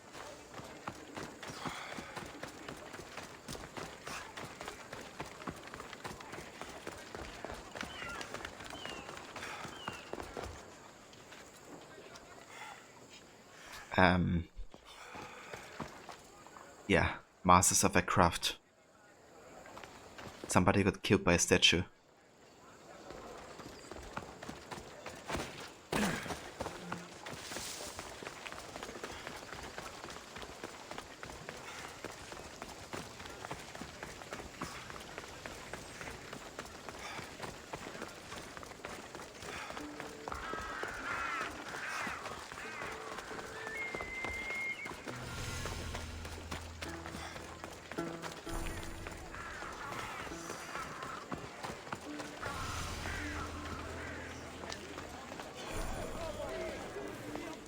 You must be the one Pericles sent. I am. He said there is an ostracism vote, but didn't tell me what I'm here to do. Of course he didn't. That's what I'm for. What's my role in this? The votes have already been cast. We don't have long before they're counted. Take the ostraka in this bag and exchange them with the ones currently under guard. You want me to rig the ostracism? Pericles does. And he has his reasons, I'm sure. Bring me the bag you took from the room and I'll take care of the rest. No one will see me go in or out. Stay here.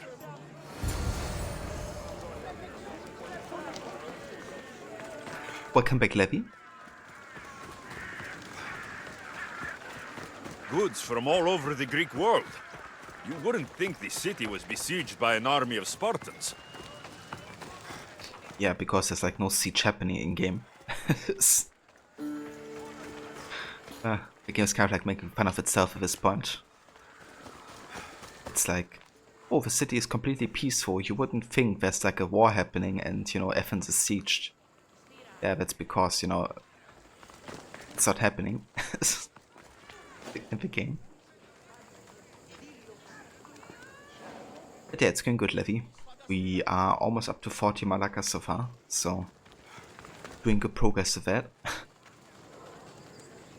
You will see me go in or out. Psycholexios was saying everyone will see him do it. Yeah. No stealth here. That's not what I've been hired for. Everybody's gonna die, including the civilians and the chickens. And their mothers.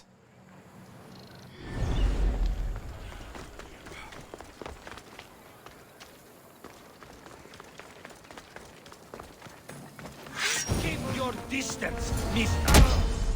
Keep a distance. I promise you, this will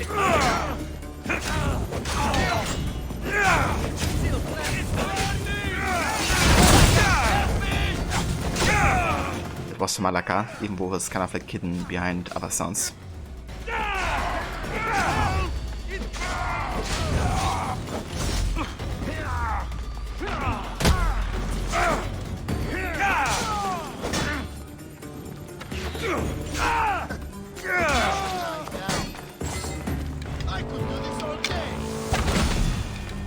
now.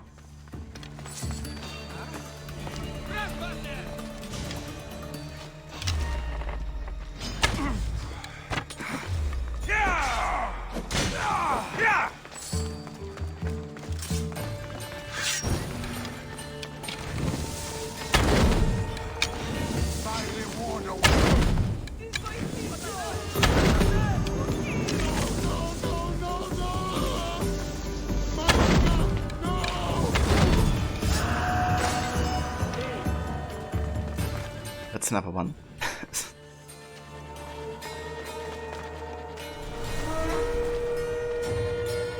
Oh, nice, Levy. I definitely pray for you. I hope it's gonna work out with that call. Is it a nice fit?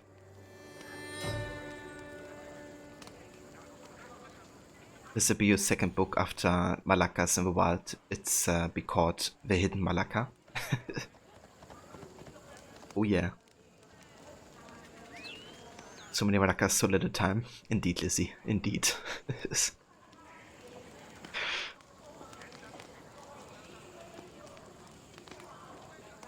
Oh, nice, Levy. That's awesome. It would be great if it works out.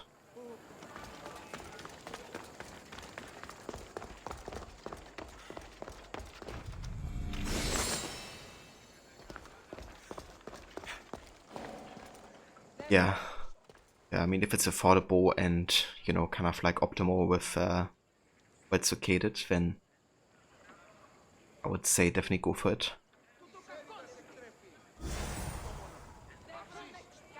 But yeah, first, I guess let's see how the talk goes.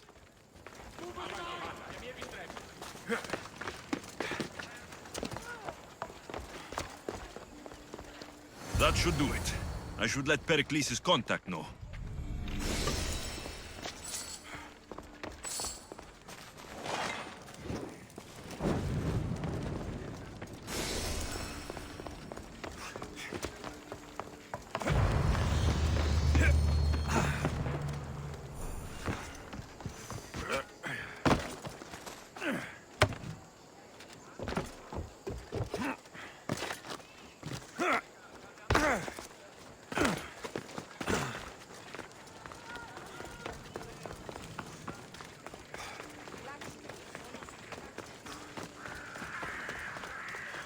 Yeah, sounds good, Levy. Yeah, we just have to carry it into everyday life, Lizzie. Just use Malaka everywhere.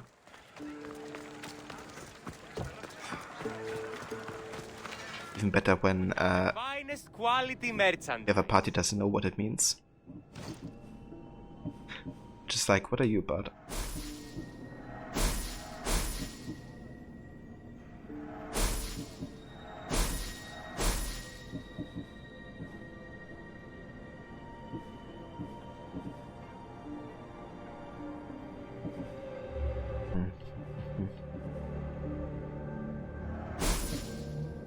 Only that.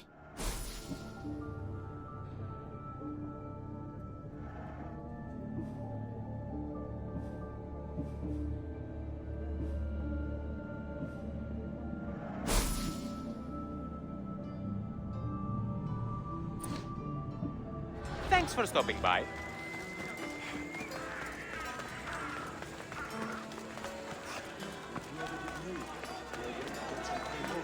It's done. You work quickly. What are you going to do with them? Dump them in a well.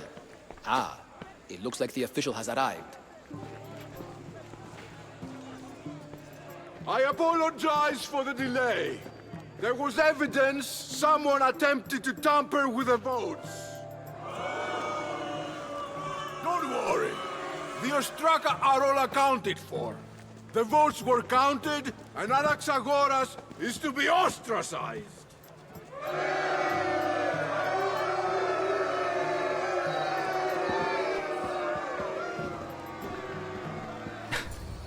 Be slow to fall into friendship, but once you do, continue firm and constant. It will be more difficult for me now that Anaxagoras must leave Athens.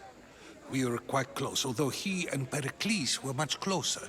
It's strange, Pericles wasn't here today to defend him. Hey there, Socrates. I like how it just starts with like the total random, friend quote. I mean, Anaxagoras was, kind of like his friend, I guess, but not like he did much about it either.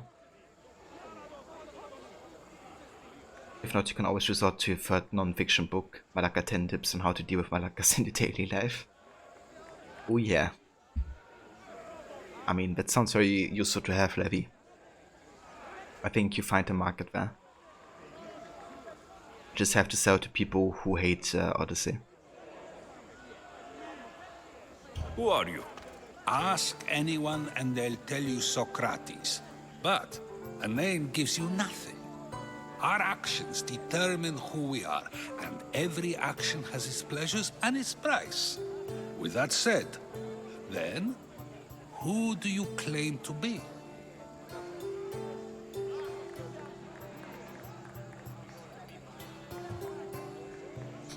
I mean, there's not really a negative choice here, right? Like, there's only a choice that makes Alexius look like he doesn't understand Socrates.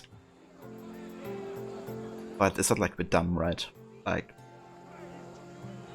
given that both of these aren't really negative choices in that case, I'm just gonna go with what he wants to hear, I guess. Though I'm not sure if either choice really gives him exactly what he wants to hear. But he definitely wants to know more about like what we do than, our name, I guess. I know the price of actions. I have to as a mercenary. That simple piece of information tells me more about you than your name ever could. Explaining oneself must be carefully done. Explaining myself would take more time than I have. Then let us focus on a single recent event. Tell me, as a mercenary, is there anything you wouldn't do? I mean, now there's a choice for our psychopath Alexius. We do anything for the right price. Everything has a price. And you're the one who decides when the pay is worth it. I don't have the luxury of turning down a job. What of duty, the greater good? Are they not their own kind of payment?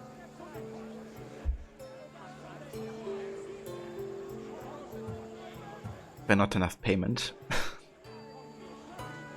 Alexius thought he would never wear that hat, but look at him now. And I wear my sun hat when I do. Yeah. The sun hat really completes, the look. No, they're not. It seems you know yourself well. But no, it is better to change one's thoughts than to persist in those that are wrong. My thoughts are fine. You are clearly someone who would do whatever you feel is necessary. Perhaps for drachmi, or maybe to further a personal goal.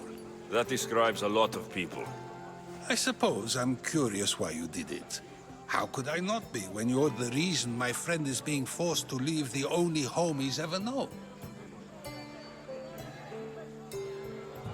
I didn't do anything. I don't know what you're talking about. Let's just lie to Socrates. I think you have the wrong person. You are claiming that you're the wrong person? Life's one true happiness is knowing yourself. Even if I did know who rigged the ostracism vote, I wouldn't tell you. And yet, I never said anyone rigged anything. Socrates! There you are.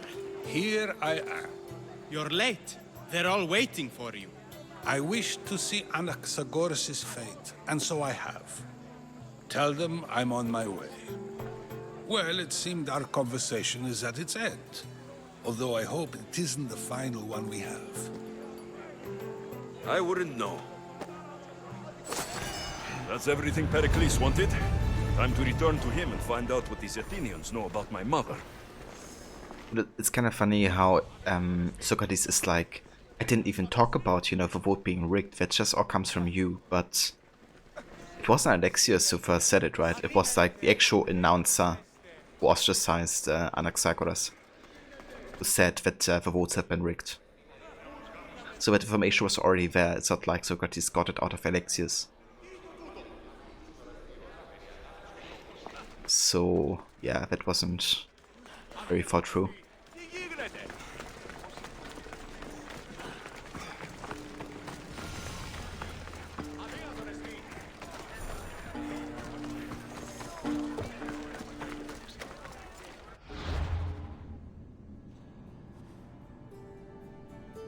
Oh nice, there's the mercenary we have a bounty on. Let's go ahead and kill that Malaka.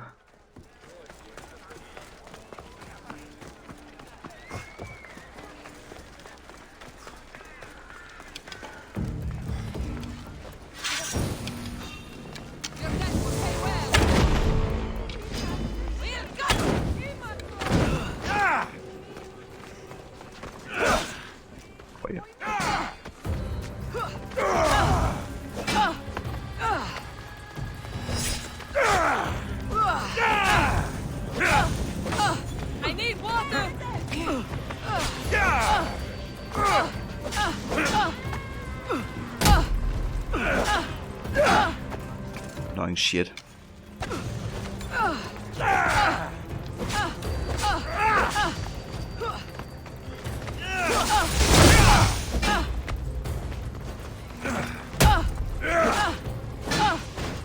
Can't even heavy like the shield sometimes.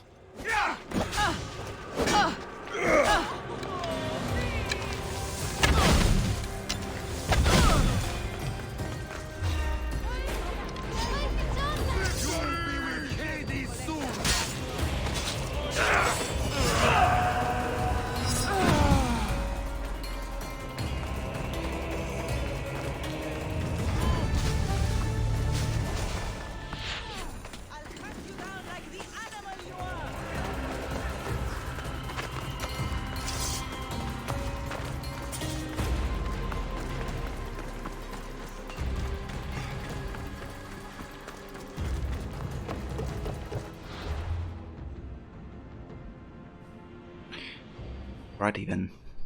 How about we go ahead and get this viewpoint now? We can also talk to the Athenian general, because he will give us like another passive quest.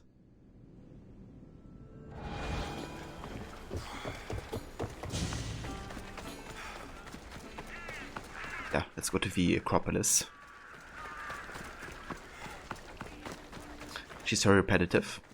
Yeah, with her attacks and stuff. Kinda made me wanna wish I had my shield. Like get rid of the shield ability. Okay, this guy's level 15. Can definitely kill this dude.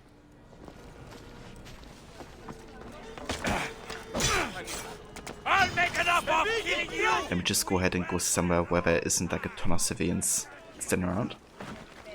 I see you!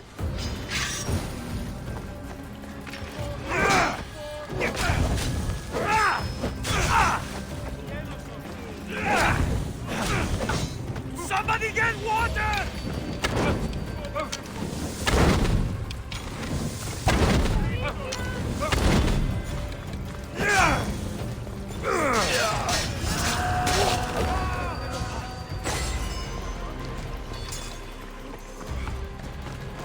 Fave tutto para andare!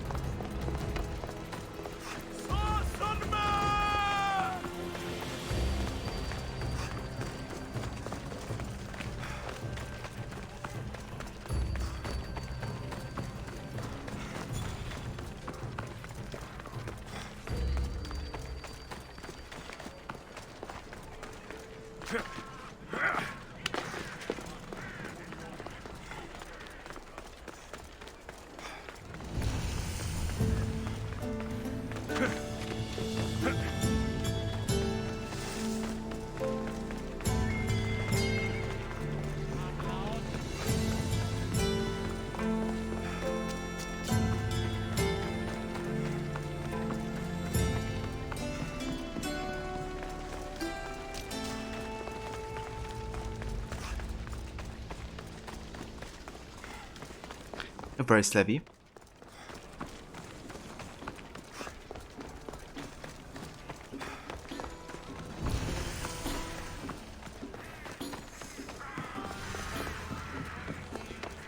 famous Acropolis. A testament to humankind's skill and craftsmanship. And 100% unrealistic. It's something I really wish they would have toned down, you know, because they oversized so many statues and like also these, you know, kind of like mythical statues that most likely haven't even existed. Like there's no evidence of them ever having existed. And, you know, I kind of like get the whole, you know, historical alternative is, you know, but this statue was described to be between 5 to 10 meters tall, and this is how tall they made it in game. Because apparently one description said that you could see the statue of Athena from far away. You know, that's why they made it so big, so you could see it from far away. But it's basically, I don't know, like 10 times as tall or something as it was described historically. And they did that with quite a few things.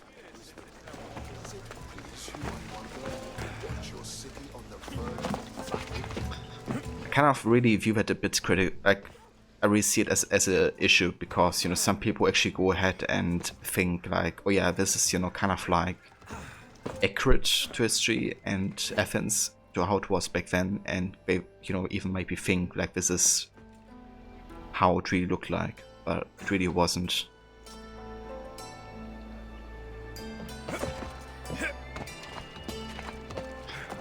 And what I have like more of an issue with is, you know, that they kind of claim to be historical to a certain extent.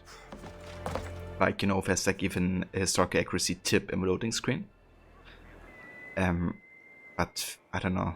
Like obviously there's things they get right, you know, like the architecture for instance. But there's like small details like, or big details like this, I guess, that just completely are out of place if you think about it. The funny thing is, you know, like if you go into the Discovery Tour, which I did last year, like I've done all the Discovery Tours and I visited every single historical location in this game. And it just really shows you how disconnected the history is from how the game turned out to a certain degree. Like the description in the Discovery Tour of this statue would even say, you know, that this is not accurate, essentially. But they still went for it because, you know, it has to be big and flashy and imposing, I guess.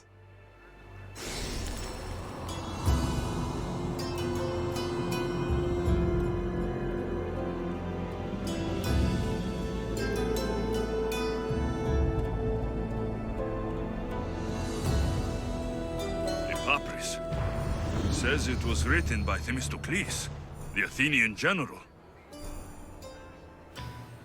As we rounded the hilltops, we could see Athens bustling below us and Athena above, matching our gaze. There she eternally mourned our suffering with dignity and grace. After all, the pyramids, according to Ubisoft Quebec, were built after the actual history said they were. Yeah, I mean, like, you know, 2000 years after they have been built. Jeez. You know, it'd be kind of equivalent to some Roman, you know, like major architectural structure being built nowadays and showing that, you know.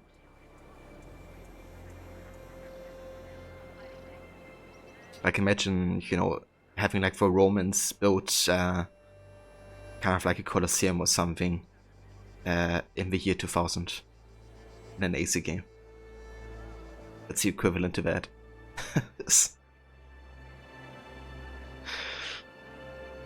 And hey there, Ronnie.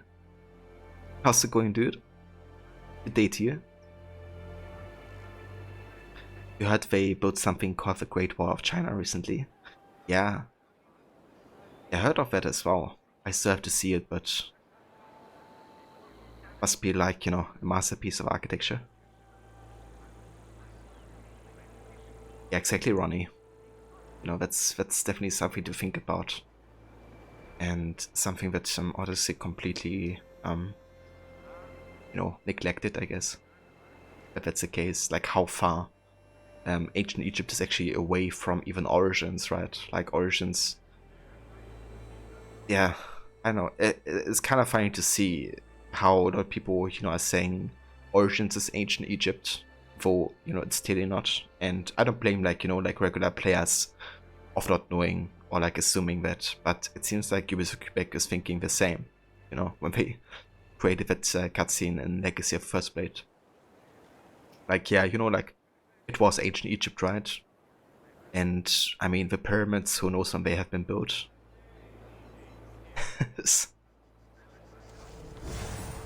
Oh dear.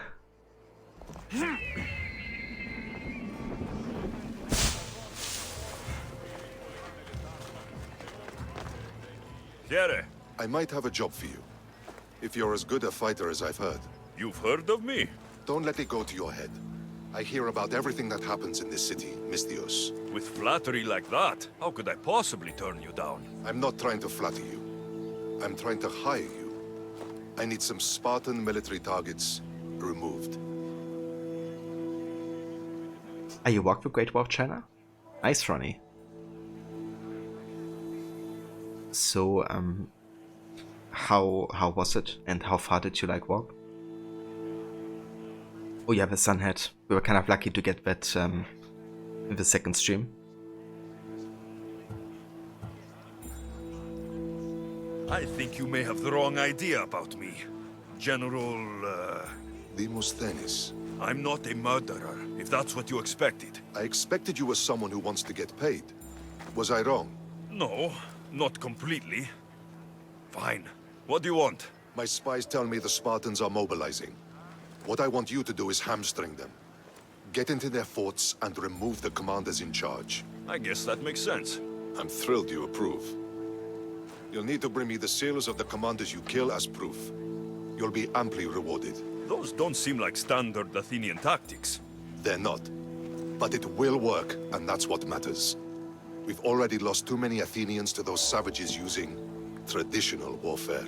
The other generals disagree, but I refuse to let them destroy our chances. What do they want to do? They want honorable face-to-face warfare, pitting our forces directly against the Spartans. We're not going to win a contest of strength against those brutes. We need to outthink them. So, will you kill the commanders?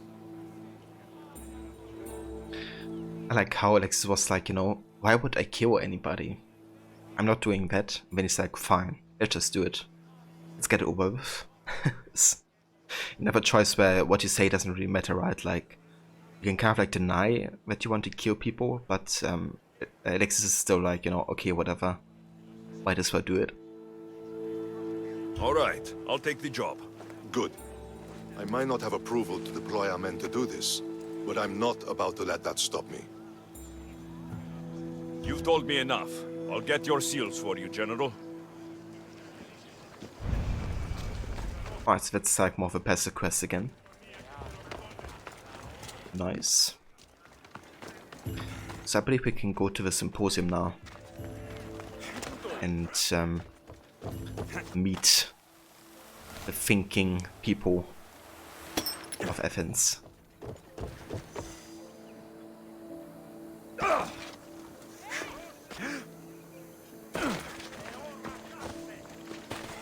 It was an area that was reconstructed, still old but not as old as the original. It was really cool. It was in late December and it was super cool, so almost no one was there. Oh, I gotcha. It's actually nice, right? Like when weather is I guess not optimal, but if you don't mind, then you have a chance of having like way less tourists about. It's why I actually like to go to like, for example, event parks with like, you know, how they call it, like roller coasters and stuff, when there's like, you know, not the optimal weather, because it means just probably less than half of usual people being there. But yeah, I guess it applies to like lots of activities.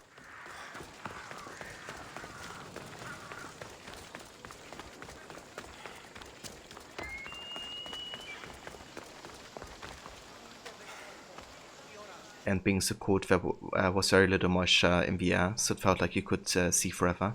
Oh, that's amazing. It must have been an awesome view, actually. Who knows about these things? The right offering to Artemis and we'll have them licking up. We'll be watching you, Mystios. At least give them a welcome first. Fine. Pericles welcomes you to his Symposium.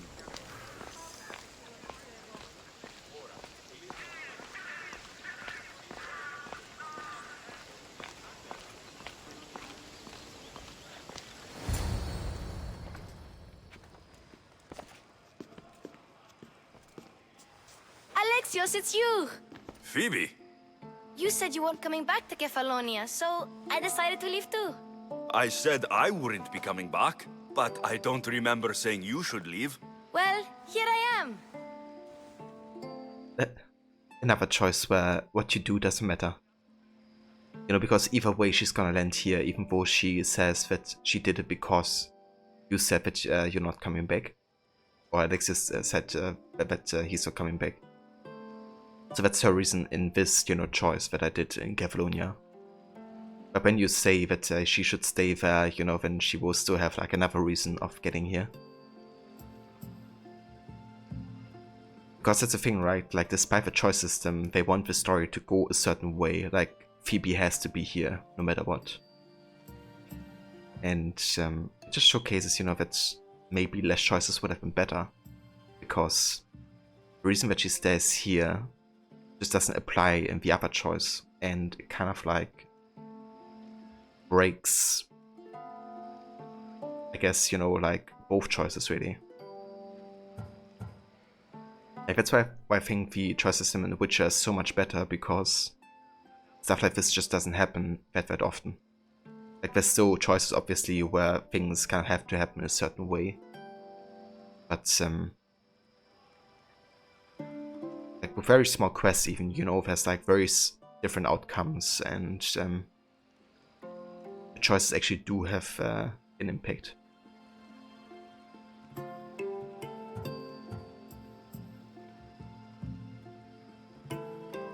Yeah, exactly, Ronnie, you know.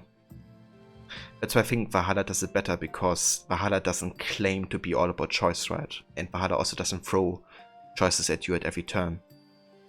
Now, Valhalla's choices also don't have much of an impact, but at least that's not the focus of the game. And the story is mostly told in a linear fashion, where the outcomes kind of represent and make sense with what you choose.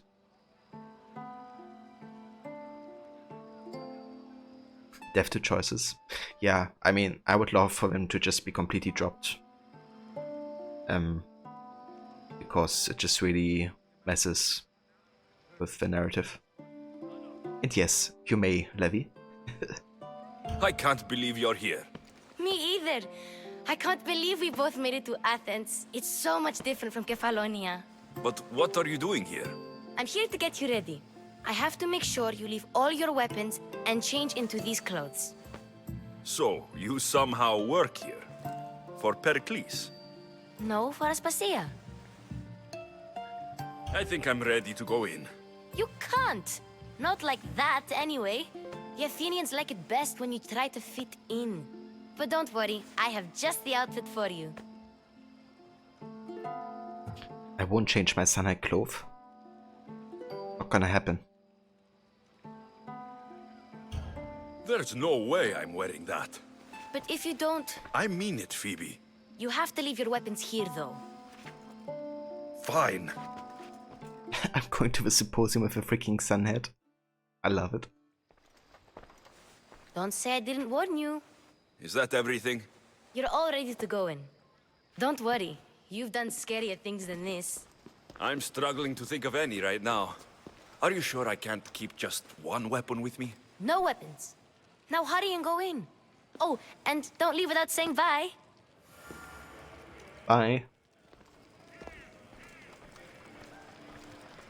Here, Alexios.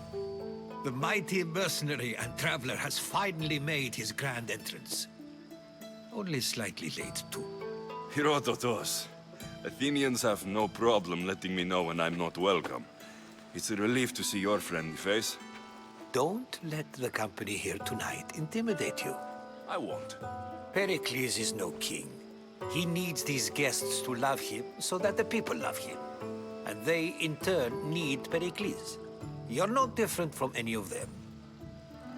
Do you really think these people will help me? Perhaps your individual fashion sense would get their memories working. Now then, let me introduce you to everyone.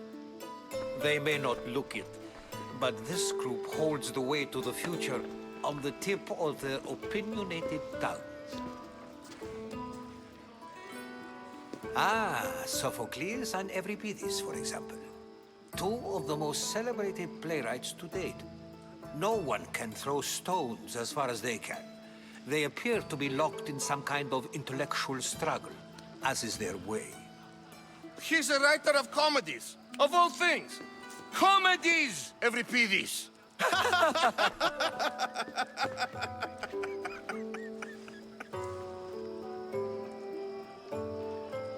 Your weapon is at hand, people will stare at you in shock and not get closer.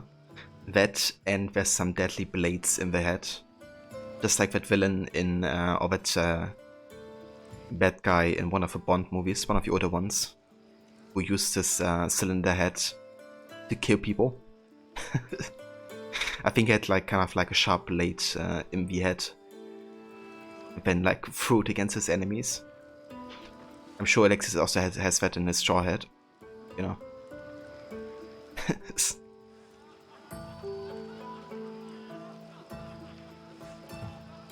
It looks more like a lover's quarrel to me. Hermippos has also written his fair share of comedies. You should drink more. Lately, his attitudes have garnered him more notice than his works. However, the fellow beside him, Protagoras, is a sophist worthy of as much praise as the great Socrates himself. Yeah, I'm gonna make awful bad comments about the guests here. I'm not sure great is the term I would use. Oh, don't let Socrates get under your skin. At least he wore shoes for the occasion. And the poor thing gesticulating like an ape is Thrasymachos. If you listen closely, you'll notice he and Socrates are actually arguing the same points.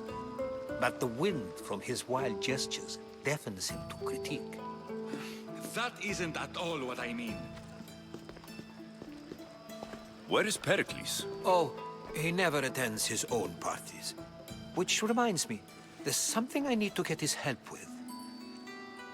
Vile Socrates, always appearing where I least expect him. Warrior, protect me from his amorous gaze. Oh, Alcibiades, this is not a time for jealousy, but for love.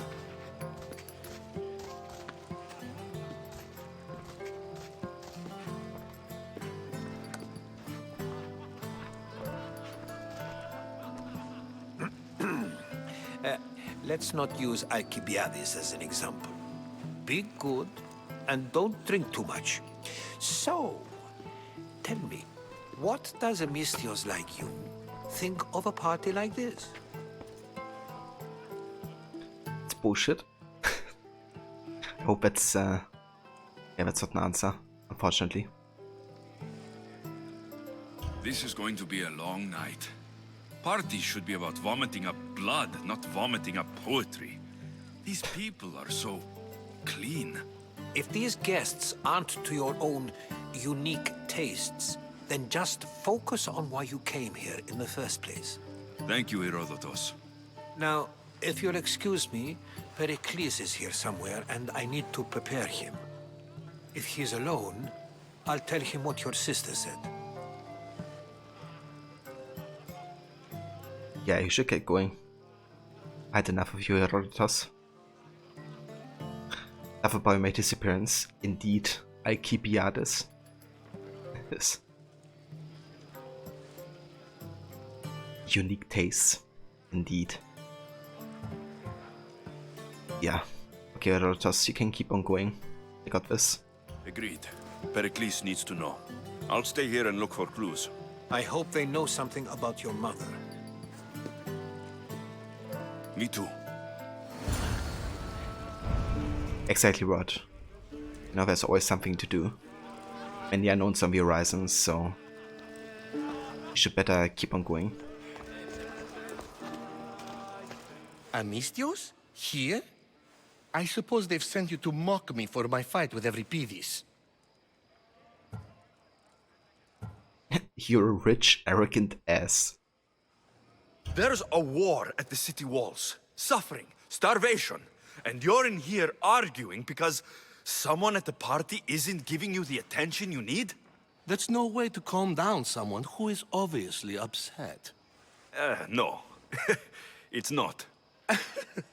I really made a fool of myself this time, didn't I? I'm Sophocles, though I'm sure you knew that. And you are? I am looking for information that'll help me find someone. A Spartan woman. A Spartan woman in Athens. Sounds intriguing.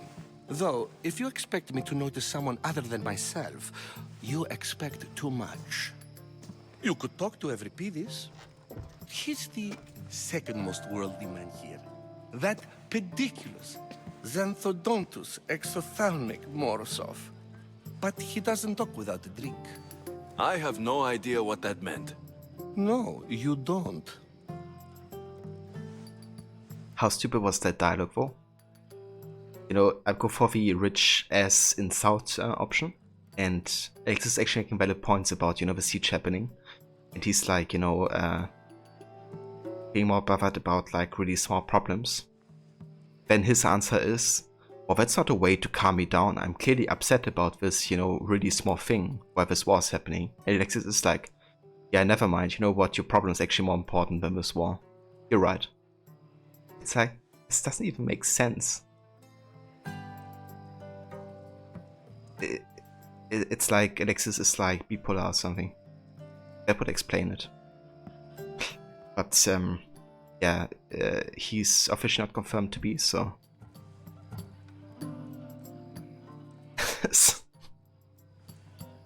The amount of choices, you know, where it literally doesn't matter what you say is just so much. Like holy shit. You want to get Euripides drunk.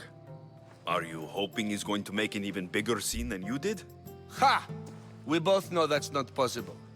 But you're a feisty one, to say the least. All right. If nothing else, this party could use the help. You'll need to pick the right wine for this task. The kitchen should have what you need.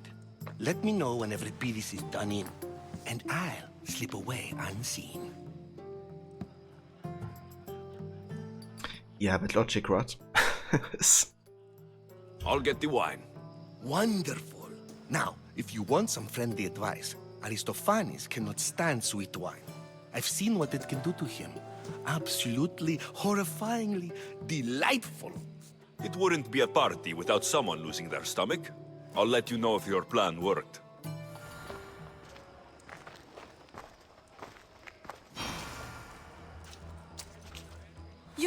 You shouldn't be in here. What do you want?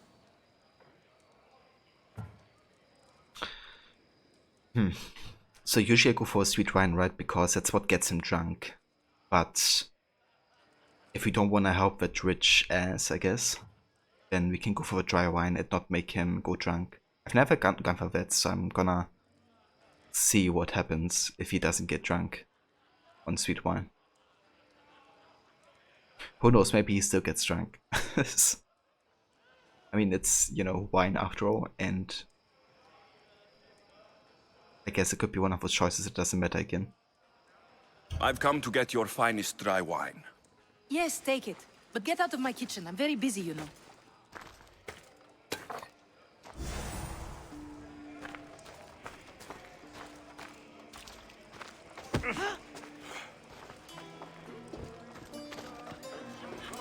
Amistios in Pericles' abode?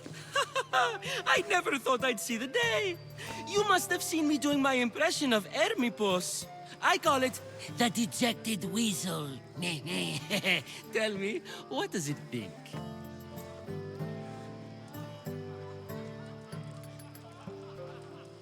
Yeah, I mean, you never know, Levi, right?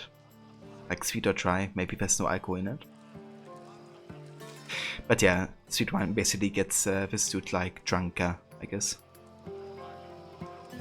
Did you just call me It? Watch your mouth, Athenian. It speaks, and so feisty too.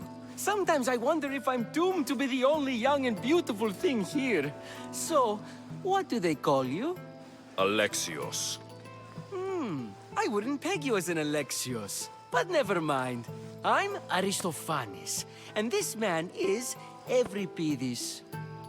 Oh, go on. Introduce yourself. I'm Euripides. For a playwright, you're not much for words. Good men lead quiet lives, as old Euripides likes to say. Don't you, Euripides? When I need to relax, I start to fight. For you, though... Quickly! Bring him some wine so that he might say something clever. After my argument with Sophocles, I think I'd rather keep my head clear.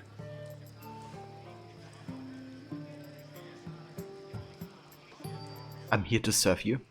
Sure, let's pretend to be the servant. And lie. I'm Pericles' new servant. I'd be happy to bring some wine. An Athenian servant, you. And these are wine-pouring muscles. I was a rower on Pericles' ship, where he took pity on me. Now, I pour wine for people who question my word. And his. I wasn't questioning, perhaps one drink. That's story. I don't know where he pulled that from. To Dionysos!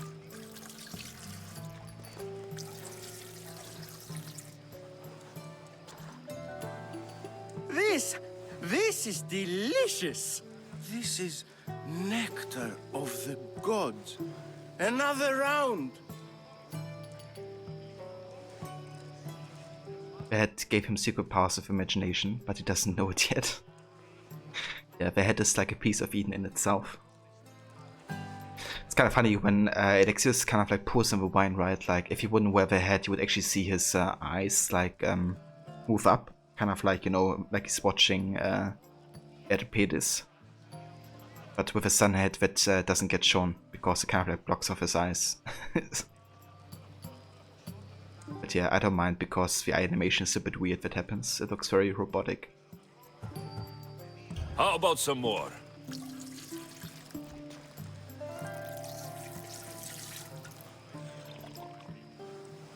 Where did you find this delicious wine?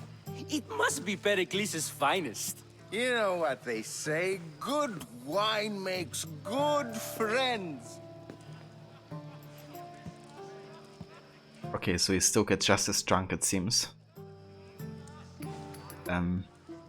However, if you have a sweet wine, then, you know, the other guy will basically make like a bad comment about it.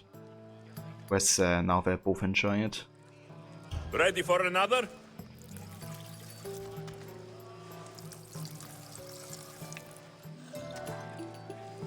This is the best symposium I've been to in a while.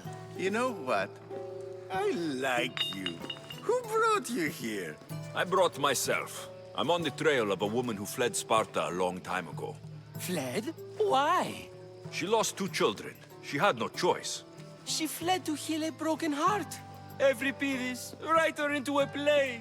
I've heard Spartan mothers go to a sanctuary in Argolis to beg Asclepios for his divine pity. I should know, it's my home. After what she went through, I'm not sure she would trust priests. Oh, then she sought my friend, Hippocrates. He's a physician, best of the best. He still keeps his office in Argos. If she went to him for help, there's no doubt he'd have given it. I love getting drunk and singing. Come back if you want to sing with me. I'll think about it. Hippocrates in Argos. Here I come. Another example of Odyssey doing the free quest structure. Because essentially you get 3 different locations here that you get to visit. Acropolis. Yeah, I can't access the web map right now. But then there's also the Pirate Island. And the 3rd location... Not sure about 3rd location right now. But yeah, it's one of these classics, like, you know, you have to go to 3 places before we advance the main story, essentially. How's Euripides? Drunk, I hope. Thanks for sharing that with us. You really want to know that you like singing. Yeah.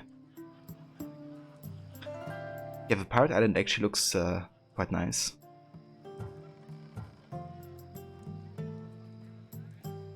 Also, it's like a bit different, given that the Spartan and Athenian presence isn't quite as high. You can stop hiding in here. Euripides won't notice you coming out. He won't notice anything. Hiding? Heed this. War has come to Athens. First they take our homes, then they take our heads. I intend to be found with at least my dignity intact. Or what's left of it anyway. If you see Pericles, tell him I said thank you for another colorful evening.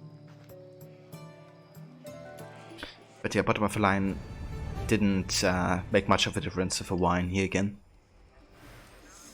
Like, you know, Euripides got just as drunk as he did with the sweet wine. The only thing that differs is that he and the other guy are basically having a different opinion about the wine. That's not a requirement to get the information that you need.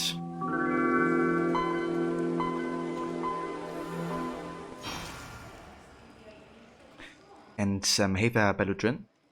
Welcome. Thank you for the follow. And how's it going? If anything, the try had a better outcome. Yeah, actually, it kind of does, doesn't it? Given that there was like less of a conflict happening.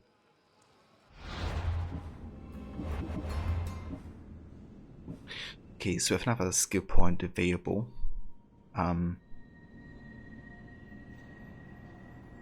We could increase our armor further, which would be quite nice.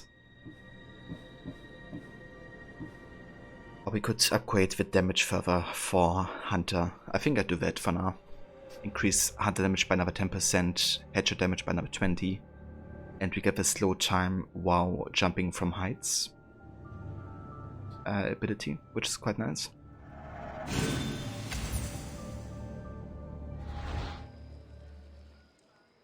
Ha! Ha!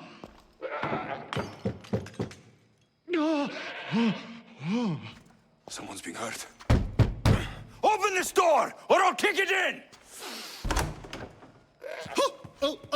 Don't mind her. She likes to watch. Look at you. Such authority. Such aggression. I can see why Pericles has taken such an interest in you. Did you come to join us? It sounded like someone was in pain. Well, it can sometimes be hard to distinguish between sounds of pleasure and pain. Had I known you were going to knock, I would have left my door wide open for you. That dude though. I thought this party was tame, even by Athenian standards. Until now. Let them have their meeting of the minds. I'm more interested in meeting other parts. Ali, we're out of oil again. Ali? You know they like you when they give you a pet name. There's more olive oil in the kitchen, but Aspasia keeps complaining about me walking unencumbered through her symposiums. You mean naked? It sounds so good when you say it. I mean, you have to be a psychopath to romance Alcibiades. I'm in the best suit.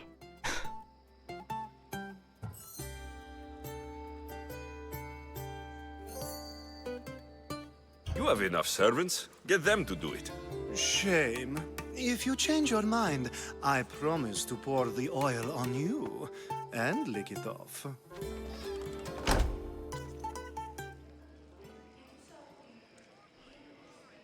So you basically have to do this quest? Like there's no way around not doing it, I guess. But yeah, let's retrieve the olive oil for now. I think it's here in the kitchen. it is.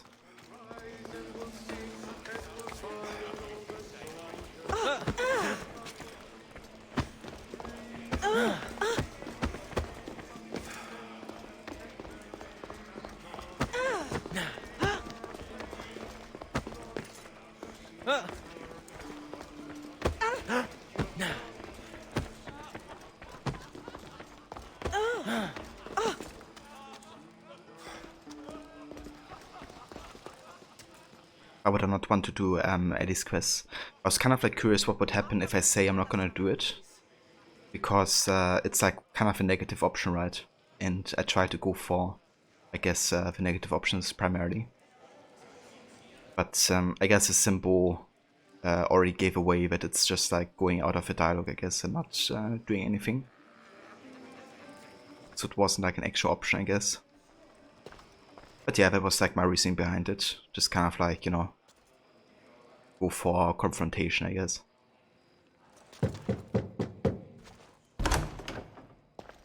I was just about to come find you. Clearly you were thinking the same thing I was. I come bearing gifts. We're saved! Today, these women grieved for their sons, and these men worked the wall. But tonight, we forget all of that. Let's have some fun! What do you say? Care to join us? Now it's time for you to help me, Ali. I'm looking for someone. All business right until the end. I like that. Focus. I'm looking for a woman who fled Sparta a long, long time ago. Fled Sparta? No one flees Sparta. But let's pretend she did. If she were stupid, she'd be dead. If she were smart, she'd do what Aspasia did. She'd earn her independence. The smartest and most resourceful women I've ever met have been in Corinthia. Prostitutes? This is serious. They don't like being called that, and for good reason. They offer so much more than their bodies. Such as? These women are companions, counselors, confidants. Powerful men come to the Etera asking for advice and value their words more than those of their closest friends and advisors. Ali! Come back inside! Ooh, the celebration continues. When you reach Corinth, find Anthusa. No one goes in or out of the city without her knowing. Until we meet again, warrior. Anthusa in Corinth. It's not much, but it's a start.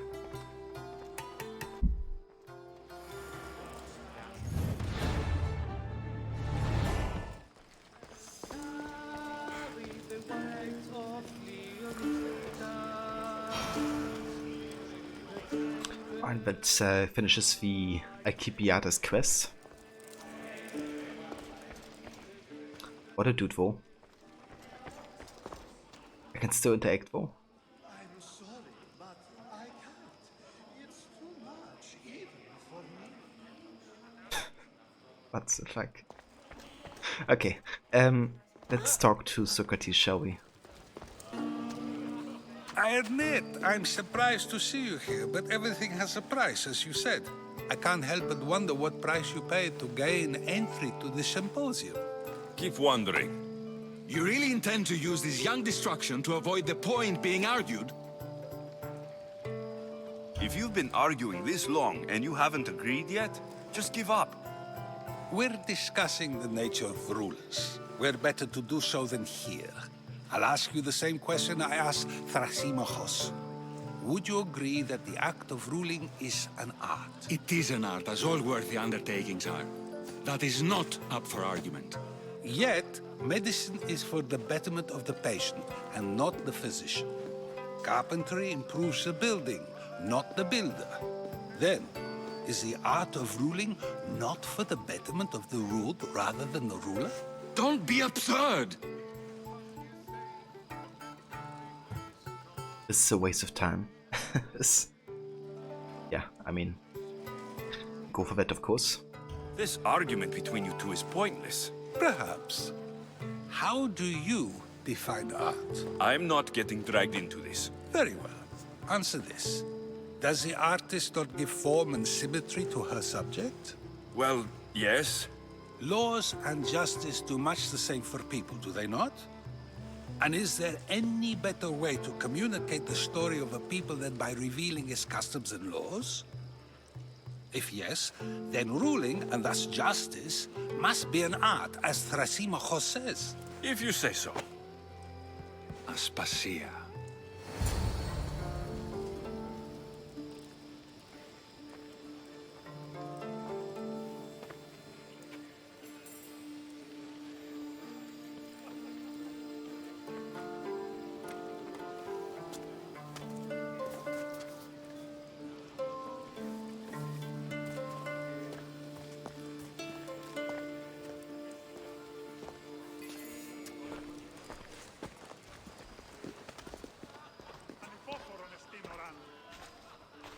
You shouldn't be too hard on Socrates.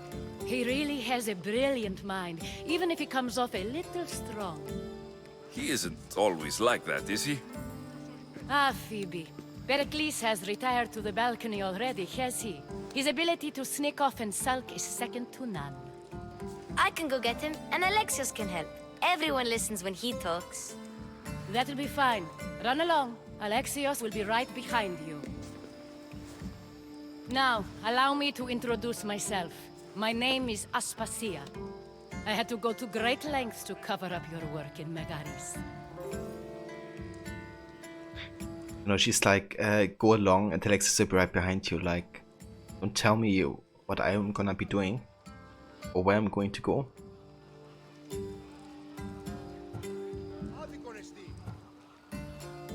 But yeah, let's go for the lie option, since it's like the most negative, I guess.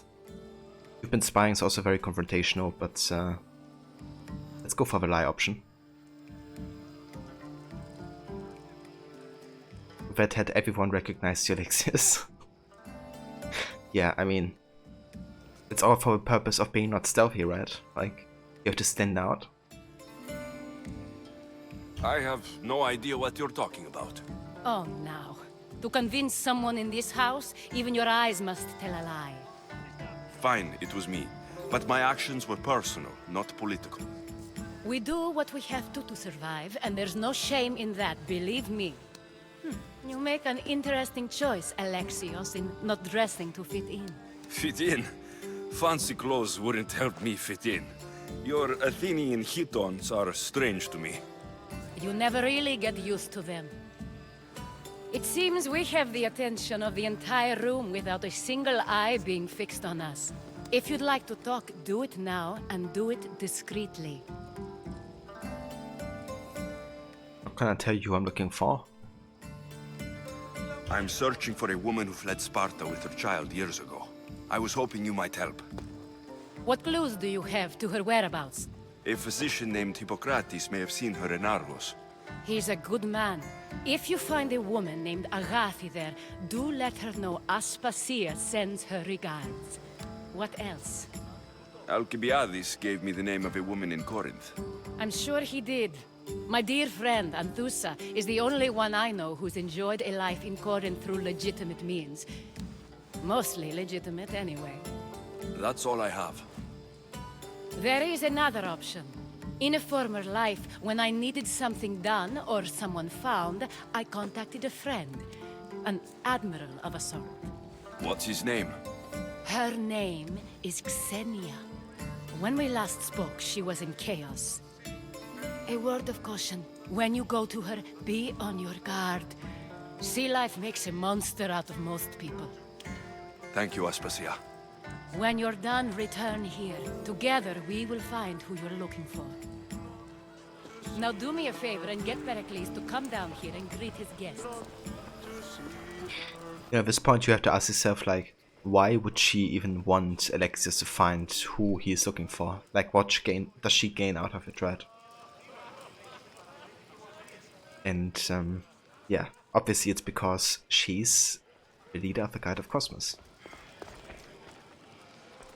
It's kind of funny because it's actually given away quite early into the game if you know, do enough cultist clues.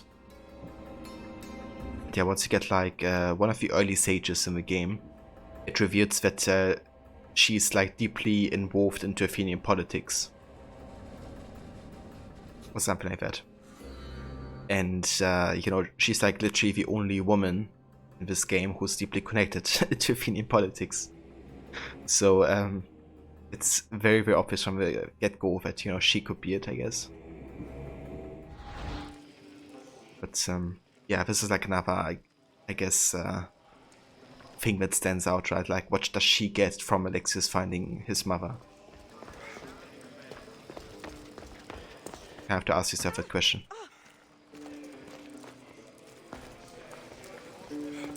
Okay, let's find the way up here. Wherever it is. Out of my way.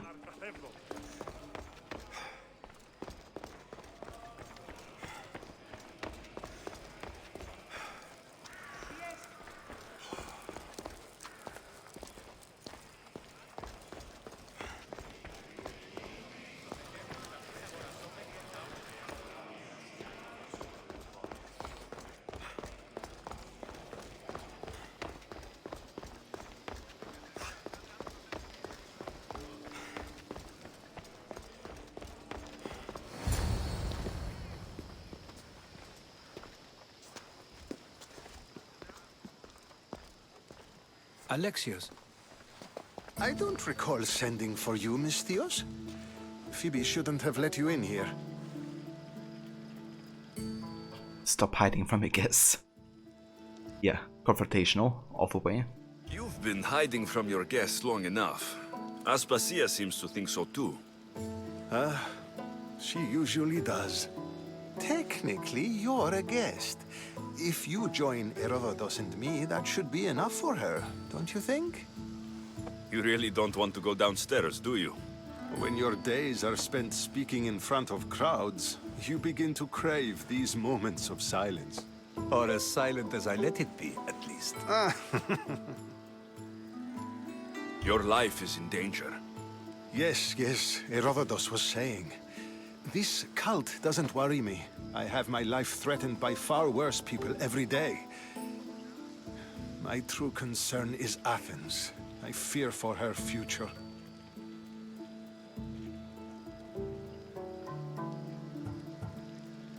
Okay, none of his choices really is negative.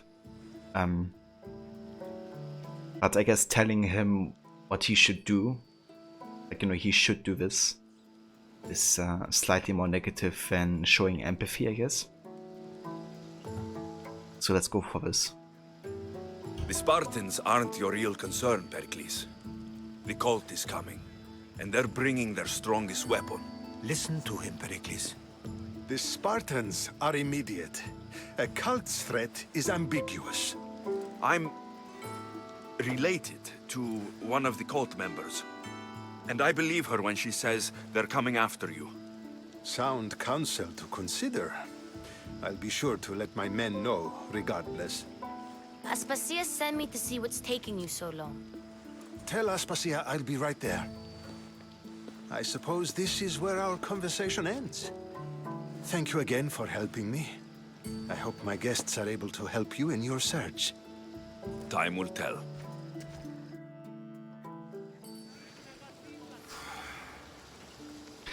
Yeah, exactly, Fury. The cult has deeper roots than he even realizes. Or even Alexios, I guess.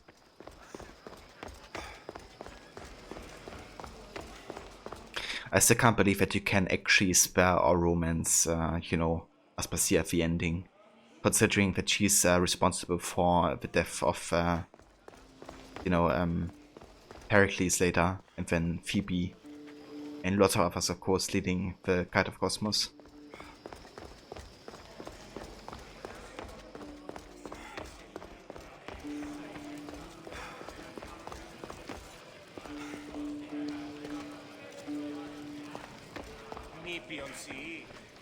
You look tired. Only of conversation. I think that's the most talking I've ever done. See? You didn't need the weapon after all. Are you leaving? I've had enough Athenian hospitality to last me a lifetime. You get used to it. It's nice. What are you going to do now? Probably going to Chaos first. There's an actual order from the book that I followed last year when I did my canon run of this game.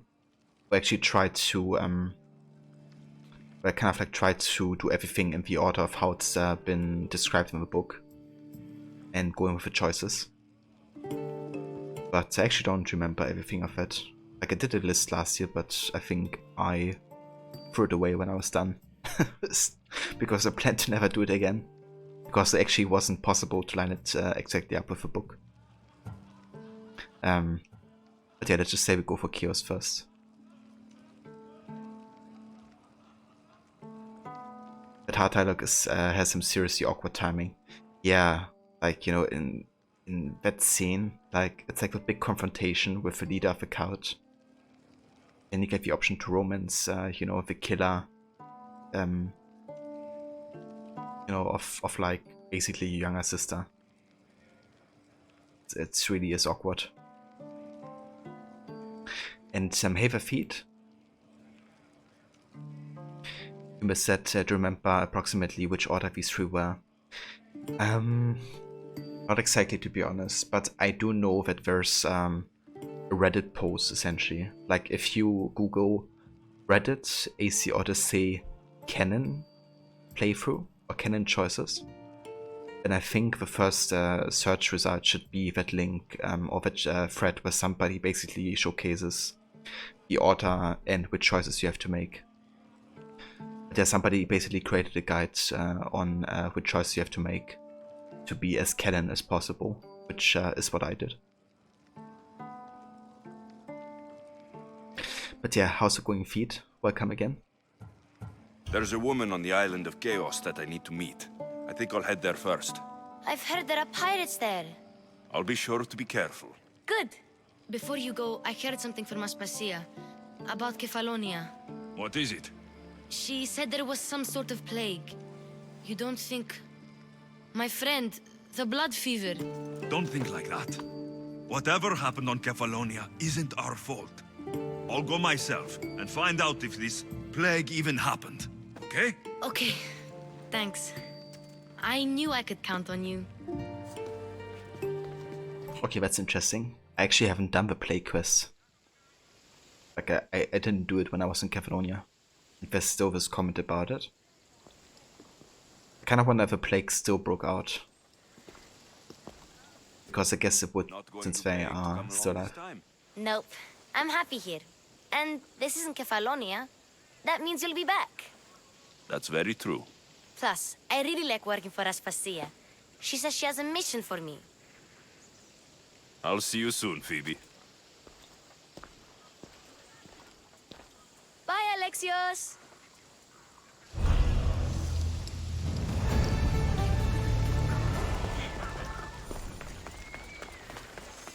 Damn, finally done with that mission. It was like over half an hour of dialogue just now. In the Symposium.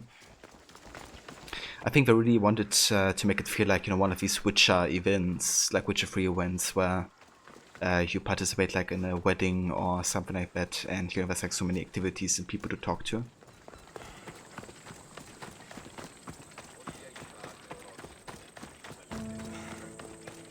It seems it works better if you haven't done that side quest in terms of logic, because if you have already dealt with it, AK always says the same thing about going to check, and once you go back there, nothing happens. Yeah, that's true actually, you make a good point there. I kinda wonder if that quest is like still available. Because I doubt it would be, right? Because Phoebe isn't there anymore. And we got Shark the Vagrant. Ship came sailing. I think that's where the quest would be located. But yeah, it's not there anymore. Okay, how about we go ahead and port here just to see if the plague actually did break out. I guess it did.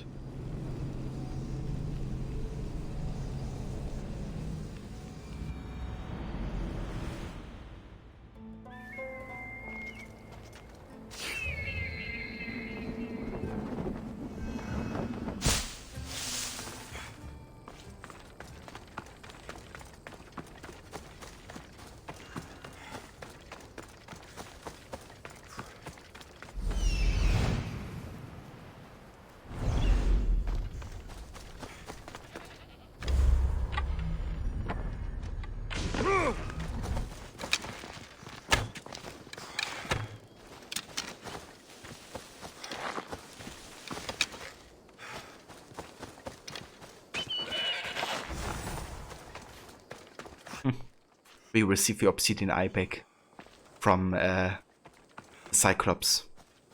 Because that's one of the things you can do actually, like if you go to the statue of Zeus after you have done that quest and you kill goats, you can retrieve the eye that Alexius inserted into the goat.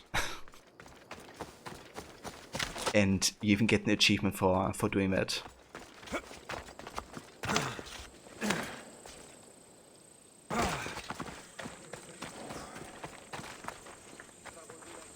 Okay, I mean, these guys look healthy. There's a plague. So I guess you have to do that quest for the plague to actually break out. Like everybody's healthy here.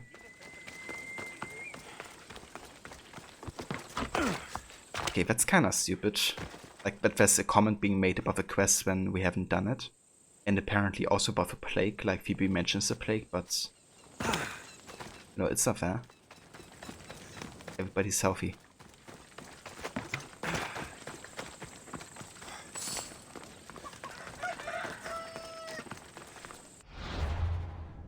Oh, that's underwhelming. It would have made sense actually if a plague breaks out, right, if you don't do anything about it.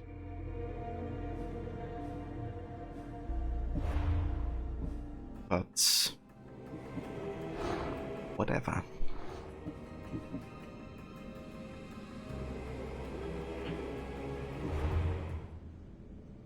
That was a fury. Yeah, fair enough. But now we know, I guess. Now we know at least. Okay, so we got some quests for Chaos. Then we have Acropolis and Codenphia. Level-wise, it would make sense to go to Chaos first. But I think now that I see this, I think it's Acropolis first, then Codenphia, and then Chaos. I don't remember wrong. But yeah, who knows. So we could call Reson. Like he's level 17 and a cultist. How about we do that next? However, before I do that, I'm actually gonna go ahead and take a break though, because we've been going for it for 3 hours already. But yeah, once I come back, we're gonna go and hunt that cultist. So essentially, it's nothing more than a first hard choice quest that the game throws at you to test you and to prepare you for later more difficult choices. And then it being brought up again is to guilt you for your choice, nothing more. Yeah, it really is. And I mean, if you don't do it, then it doesn't even make sense. Like even having a comment to it.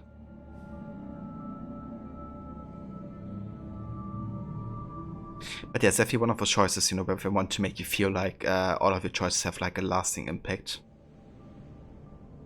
Which definitely is the case for a very little amount of quests. But yeah. Cheers, dude. I definitely will. And yeah, I'm gonna catch you guys in a few.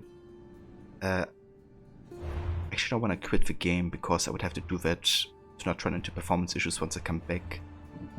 So rather, I'm just gonna go ahead and turn off the music here and sound effects too. Then I'm gonna hope that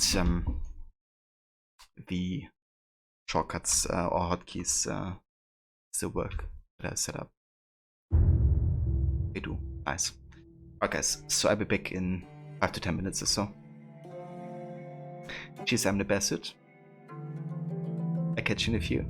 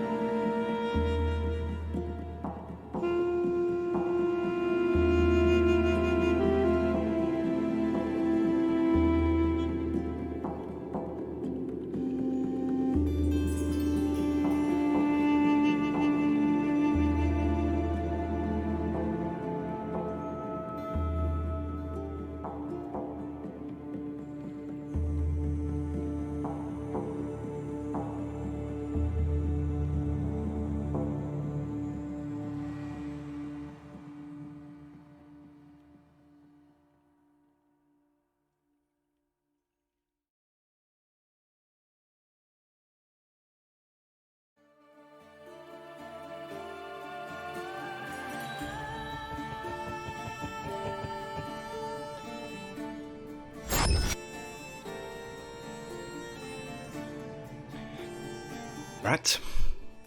Welcome back, guys. Thank you for staying tuned. Peanut butter jelly time, Ronnie. Did you make yourself one? Cheers, Rod. Welcome back as well, dude. Alright, so we have just finished the Attica storyline for now with Heracles. Kind of like helped him out to kind of get access to the Symposium and then get essential information to find more out about the location of our mother. So we have 3 places we can currently go to. We have Chaos, the Pirate Island, then we have Acropolis and Codanthia. However, before we go to any of these places, I would actually go and like secure this cultist. And we can also go ahead and talk to the Prince of Persia, since we have now synchronized the viewpoint in Athens.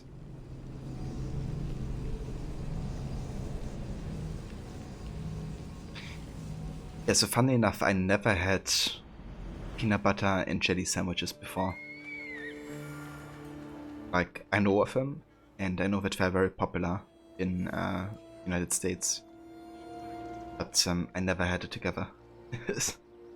I always ate it like separate, I guess. And it's also that it's like I've never even seen somebody eat it in Germany. So it's not like super popular, I guess, either. But, you know, I actually imagine it being like tasty. Like, I imagine it working really well together. It just, yeah, I never tried it. It seems like a thing all kids have here. Yeah, like, it's really popular, isn't it?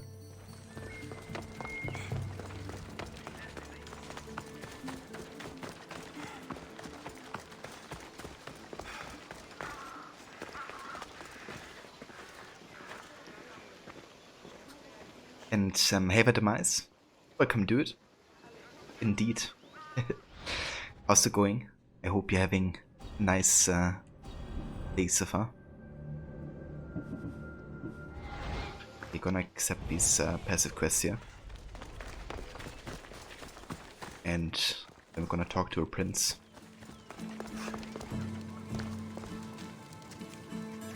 When you were in Germany, many people would eat where there was meat on one piece of bread and cheese on another. Yeah, that's very common to kind of go for like savory, you know, sandwiches. But very basic, like, you know, not even like vegetables, but just like, you know, meat or cheese, all like together. Personally, you know, I always have to have vegetables on it because, I don't know, it's like too monotone to me personally. Or just like bread with meat or cheese and nothing else. But yeah, it's very common.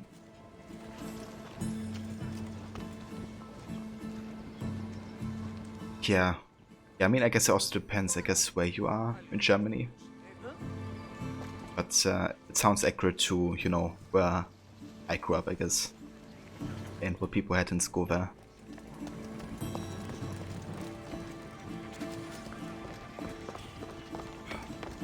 Hey there. I want that bounty!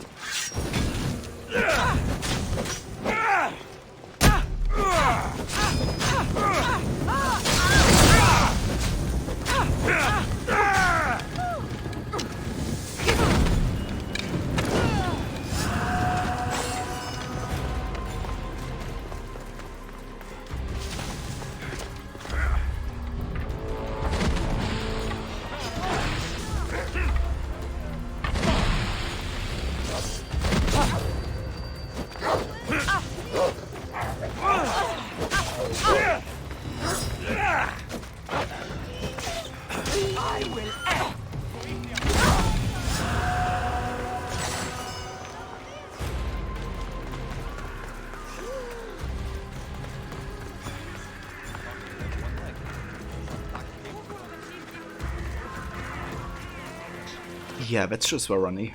Definitely, it's also dependent on the time, I guess. I would say, like, what you described was still quite popular where I grew up. You need to keep moving. Brot und Fleisch, indeed. Classic combo. Okay, shall we kill another leader? We actually have to kill leaders for like passive quests.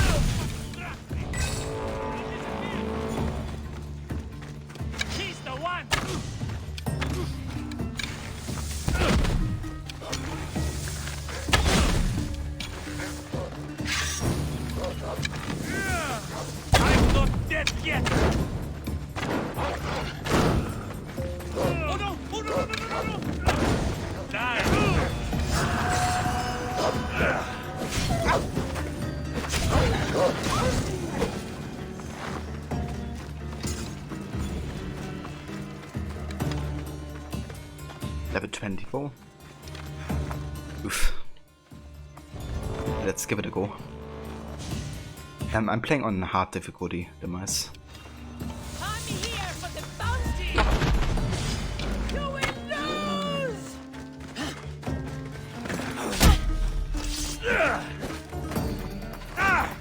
Wait, don't block with the tick.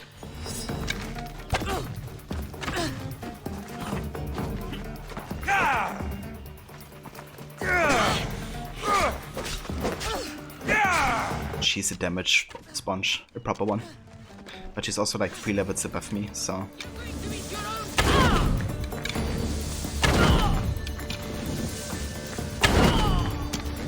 Devastating shot definitely helps her. Fire damage bonus of it. Fuck, I miss. Somebody help me!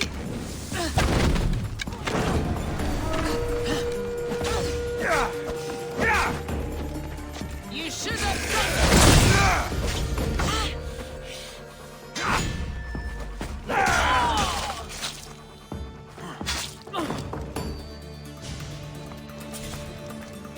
That was actually legendary. That's another Malaka. Fitting end for a mercenary. Mercenary. However, that one is way too overleveled. Like, that's like Scowl level. Gonna fight that guy. Because that guy could like one-shot us essentially.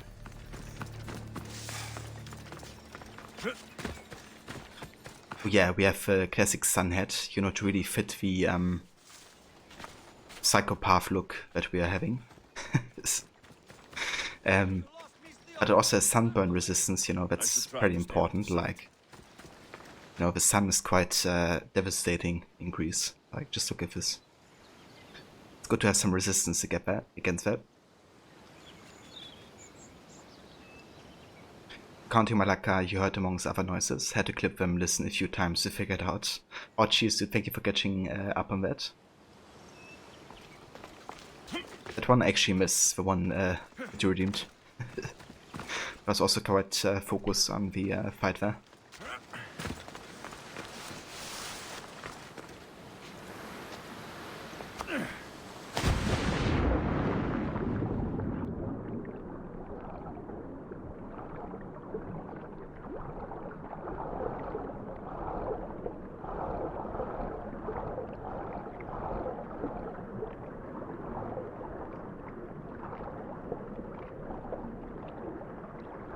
And Demise, thank you for contributing points towards the beat making session.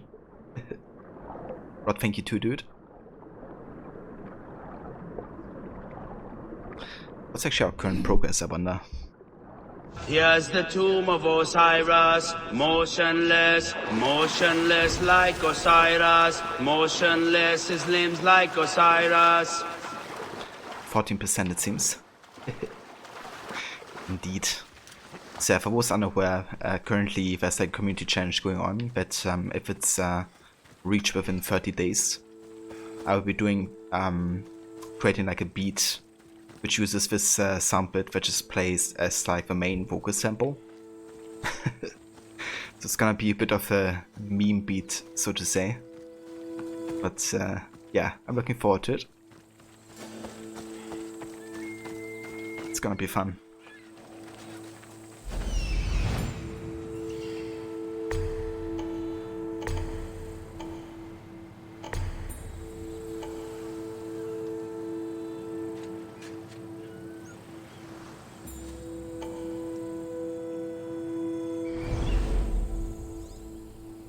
Thank you, I'm in the best suit for contributing points as well.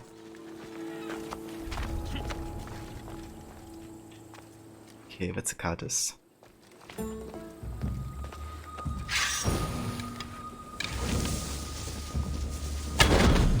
Holy shit, that damage.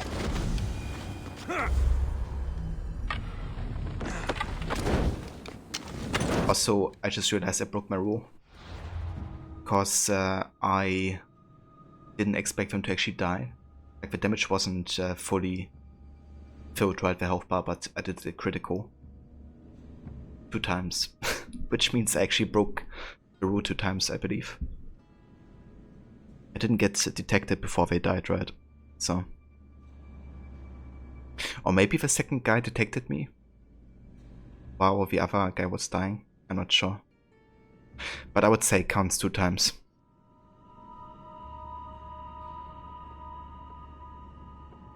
But yeah, I was actually didn't expecting that amount of damage. There was like a proper crit there.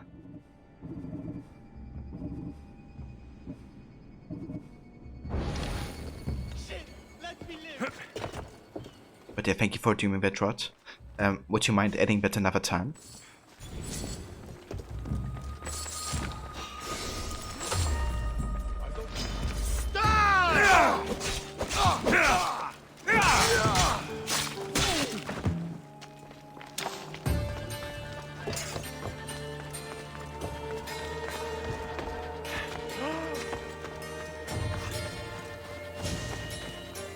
It's trying to run. Wait, stop. Can't key and stuff. I'm not going to die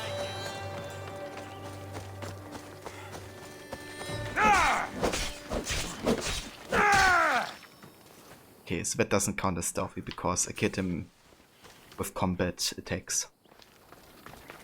And he wouldn't engage in open combat either.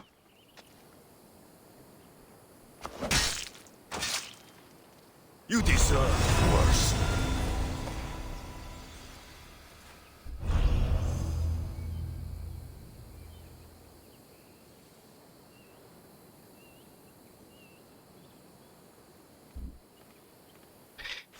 You're not in any mood to get back to Odyssey anytime soon. I don't blame you, dude. Like,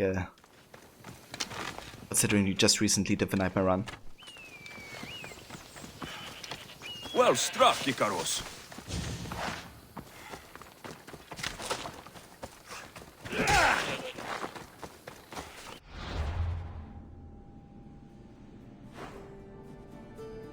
Okay, let's have a look at this quest board to see if there's like more passive quests to accept.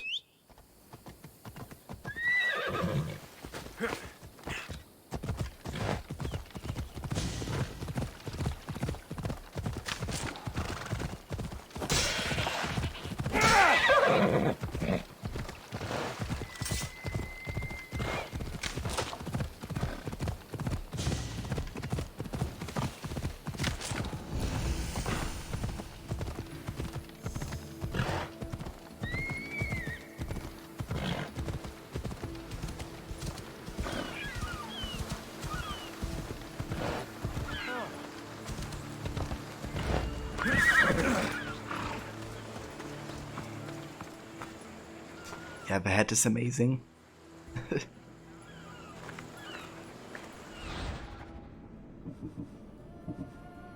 No new quests here. In that case, let's have a look at the blacksmith just to see if he's like selling anything of interest.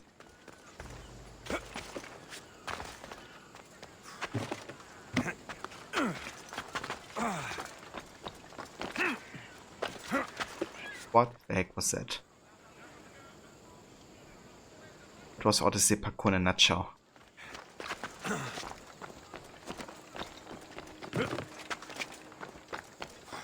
Just glitched through the structure. Ah, a customer. Yeah, parkour. Proper one. Okay, let's buy some soft leather actually. And also of the olive wood.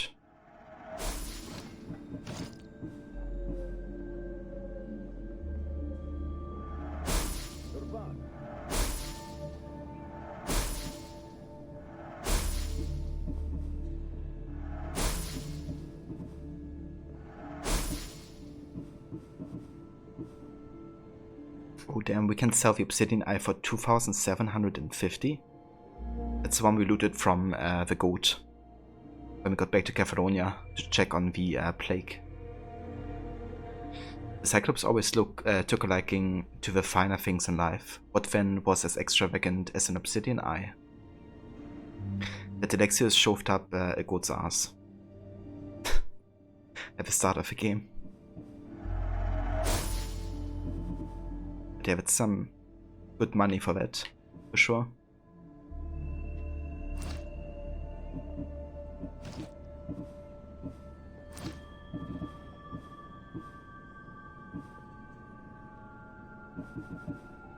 You could give us plus 20% damage with devastating shot ability. Now that we have the bow unlocked, that gave us the engraving. That's pretty nice.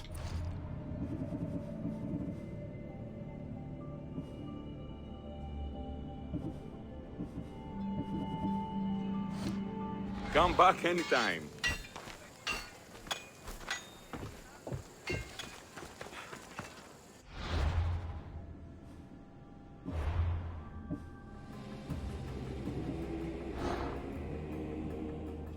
Got another sage clue. The sage is involved in Athenian politics.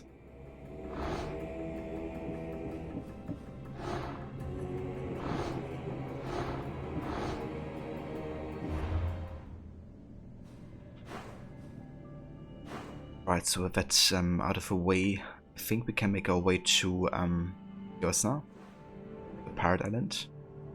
That's where the next quest is located.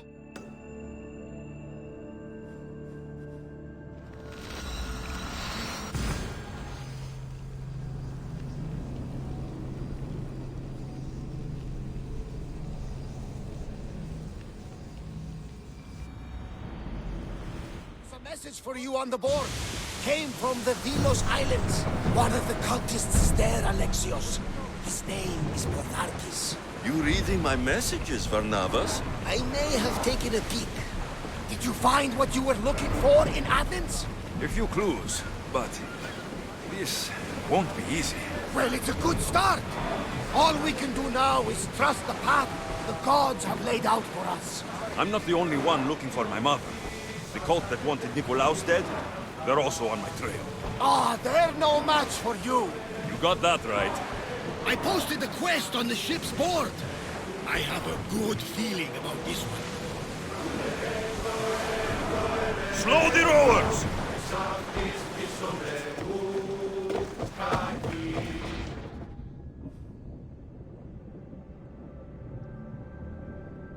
Odyssey into the past. It's like one of the lost tales of Greece. I don't really plan on doing them, to be honest.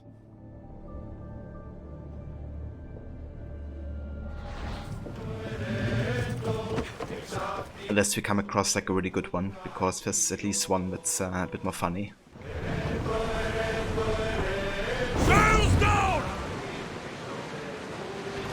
But But yeah, the main focus definitely main story, like just getting through that, and I'm gonna do oversight content that is like kind of required to, you know, level up properly and get the good enough gear. There's something floating there. We can retrieve it.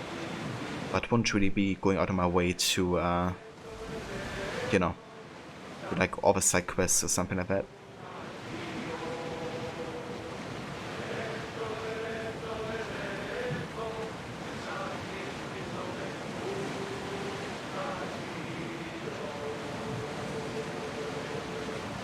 Should we grab the salvage, Commander?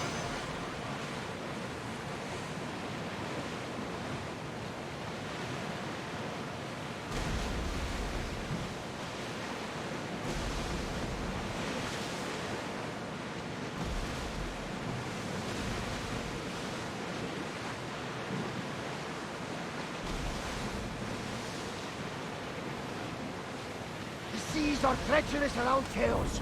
We should be careful. What? Charybdis and Scylla await at the bottom of the sea, I suppose. No! Pirates! A lot of them! Ha! Only pirates?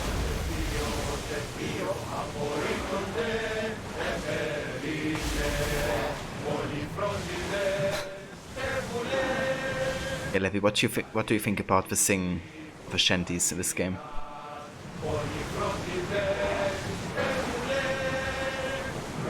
Somebody who basically, you know,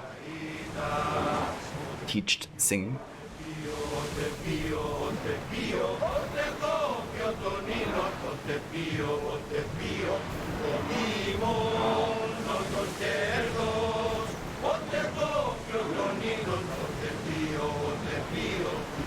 They are, they just exist.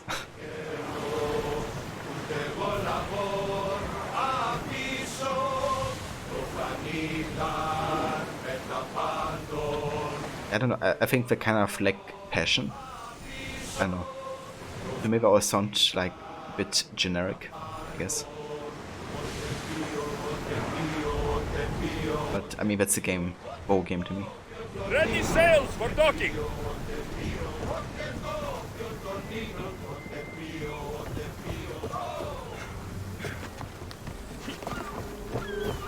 Like it doesn't really compare to me to the Black Flag shanties, like whatsoever.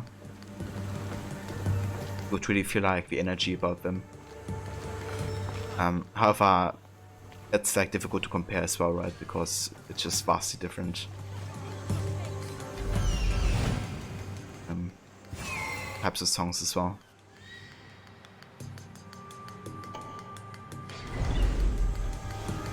Dear.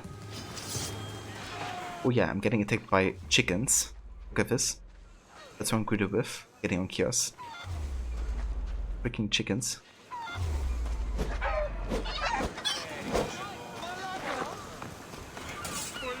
That's another Malaka.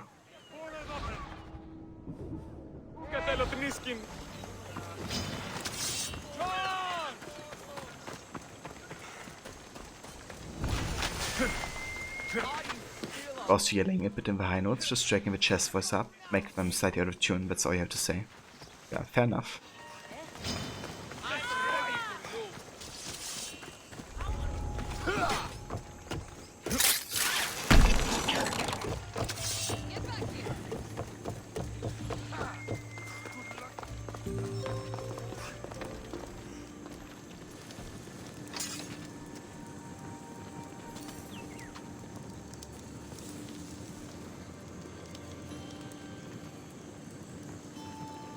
Thank you, Rod.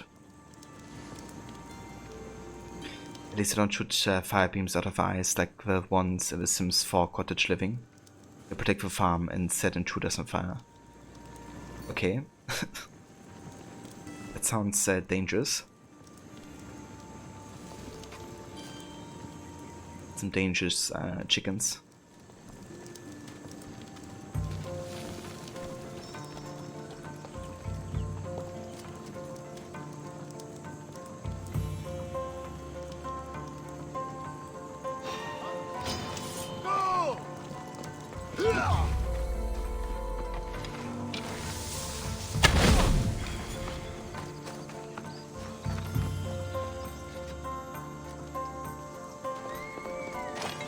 Okay, can I get anonymous, please?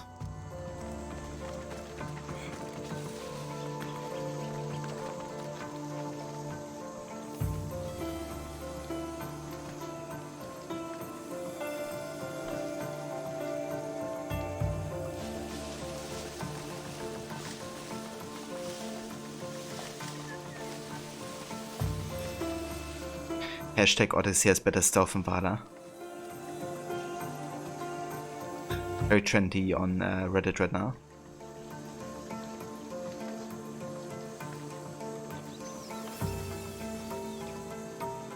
We have gleaming red eyes and the plumage is all black. Amazing chickens. Yeah, they sound like chickens I wouldn't want to meet.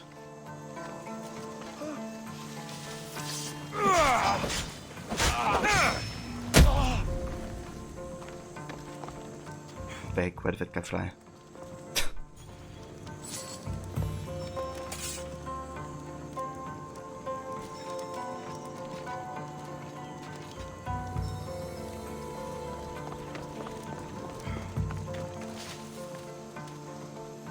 You up to the part where you kill Epino in the line when Alexis Cassandra asks what card even gets asked if you decide to go to the Oracle first and go to a place, then take out Epino's double, which is the order you dip them in. You can really tell they thought the choices through. Xenia and her crew really destroyed the place. If they burn everything, how do they expect to keep the people quiet? But yeah, that's something.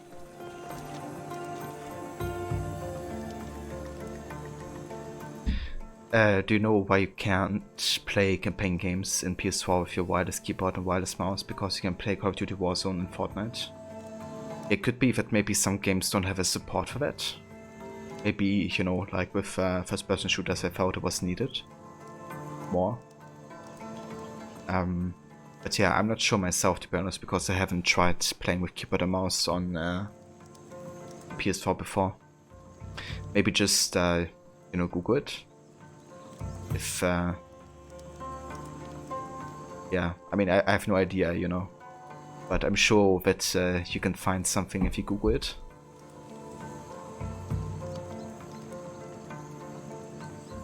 And hey there, Grace. Good day to you. And how's it going? It's like the damn card that has been talked about heaps before that question is asked. Yeah. Like, what card? Like, how many cards are there, right?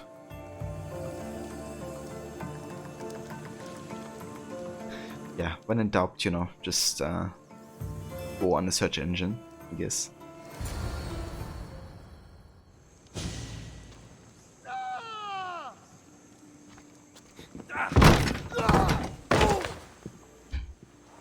Gods have mercy!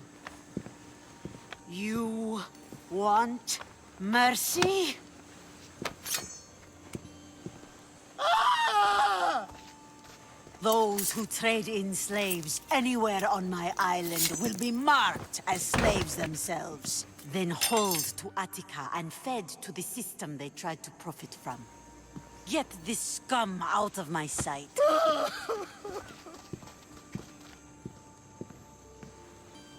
I thought all pirates were slavers. And you are? My name is Alexios. Well, Alexios, we're all thought to be murderers too. So tell me why I shouldn't kill you right here.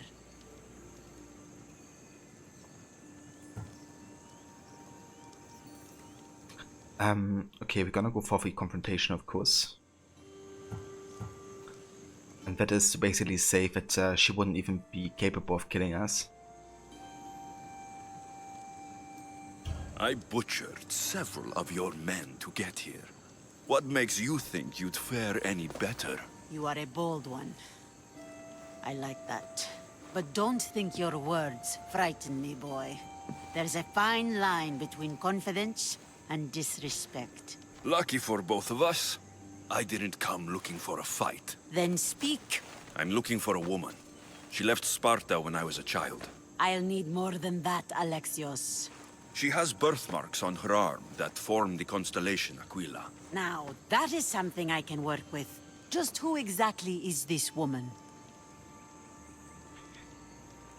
It's kind of funny, isn't it? Like, I talked about this earlier, but whenever we go for like kind of confrontation or bad decisions, you know, oftentimes they kind of like back off or are like, you know, okay, yeah, I didn't mean this. You know, it very rarely escalates, I guess. So the game is kind of teaching you that if you are an asshole to people, it's gonna be fine. You know, it's kind of like the message, I guess. Like, you know, it doesn't matter if you like insult people, you know, they're gonna appreciate it in some way.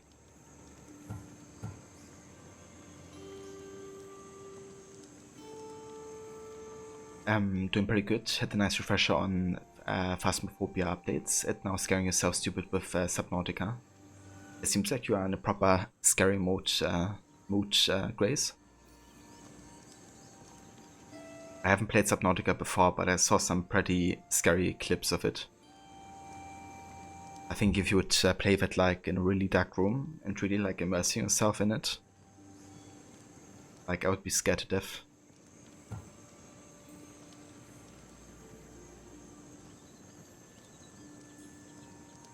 A criminal can straight up lie about our mother. I've never done that before, so let's go and lie. She's a criminal who fled Sparta many years ago. I was hired to bring her back. I see. So, she's dangerous? To you? I don't think anyone is dangerous. If only that were true.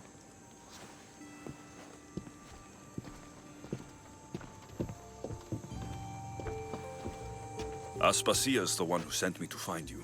Aspasia? Now why would she do that? She said you might have information that could help me in my search. You can have anything for the right price. And what is that price? Considering you butchered a few of my people, I feel like compensation is in order.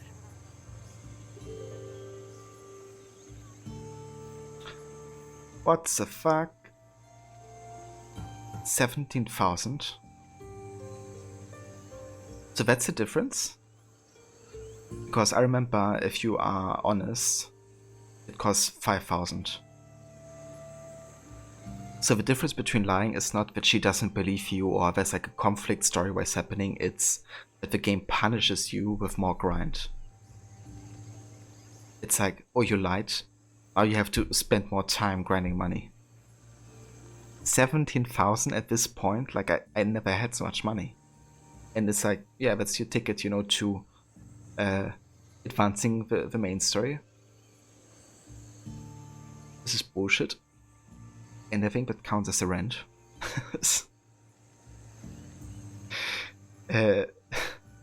Oh man. This game.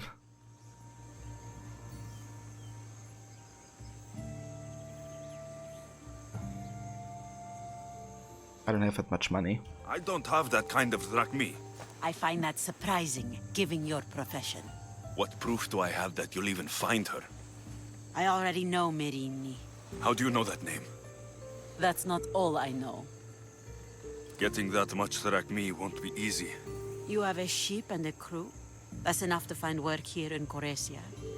And there is a stockpile of drachmi held in the fort on the far side of the island. You want me to steal from your island? The other locals aren't too happy about us pirates. Their leader has amassed a fortune. If they have no drachmi, they can't do anything stupid. Don't worry. As long as you're working for me, you're one of us. Trust a pirate to only help for a boatload of drachmi. If I'm going to pay her, I need to find some work on this island. Yeah, sounds good, Levy. Hope the call goes well, and I catch you later. Hey, the puppet. Yeah. It's like a proper lesson, right? Like, don't lie, otherwise, you know, you have to grind more in the game. Yeah, 17,000 though. Like, I'm really sure that it was 5,000 last time.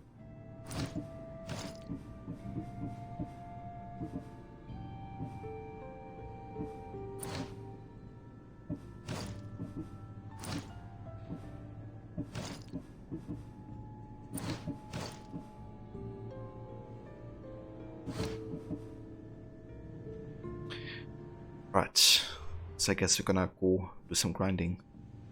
Already have almost 10k, so hopefully that doesn't take too long.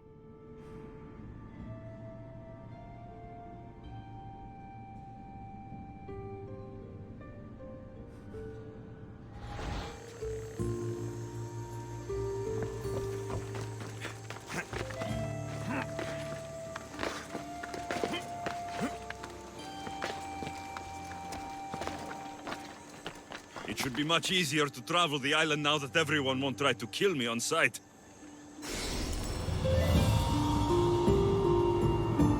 I think so, Alexius. I don't know if that sounds too logical for me.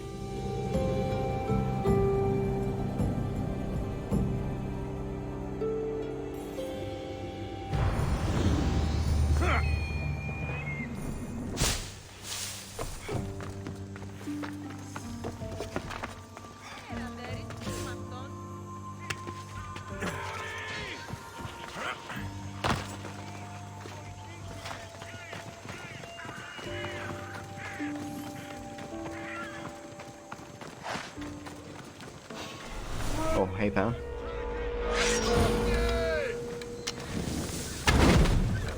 Your life ends here.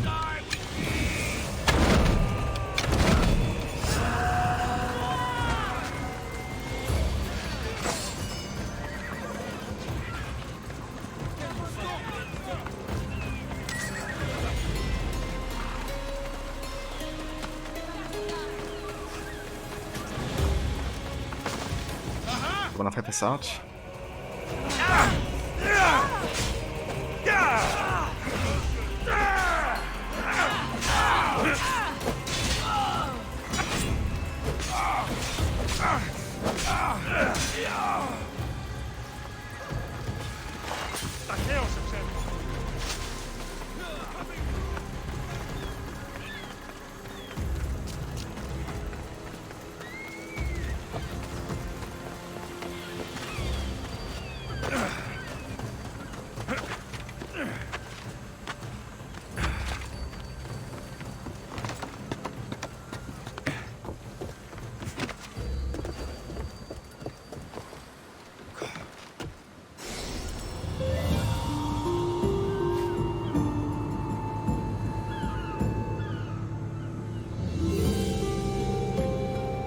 Yeah, this strategy gives me some Black Flag vibes. Both the type of viewpoint, you know, like having this like ship as a viewpoint, and then also like the whole bay area, water.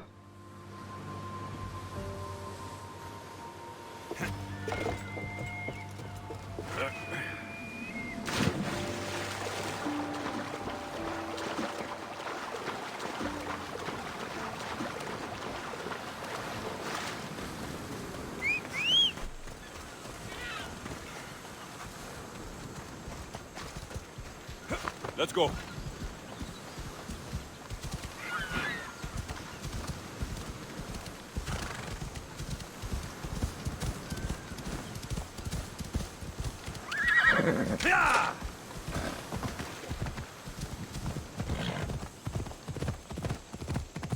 Ella.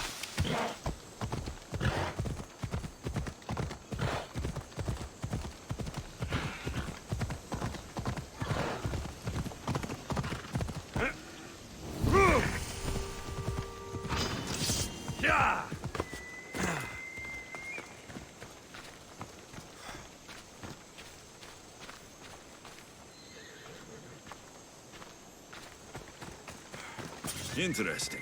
It seems Xenia doesn't control the entire island.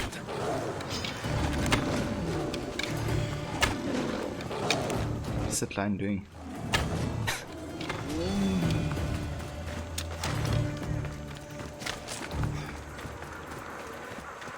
Tight, yeah! That's a snazzy hat. Hey, the ketchup. Welcome, dude. Thank you. Yeah, that hat is definitely something. It really completes our, you know, psychopath Alexius look properly. Nobody expects this dude to kill people with such ferocity. But yeah, dude, thank you so much for the 13-month resub, dude. Very, very much appreciated, and your continued support. I hope you're having a good day so far.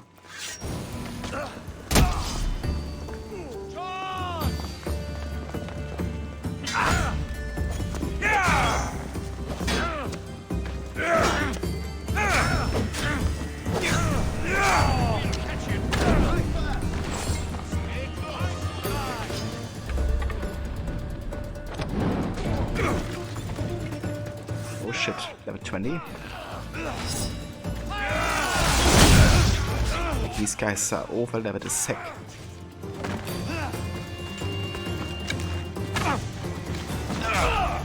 Okay, I'm gonna get out of here. Getting level locked hard right now.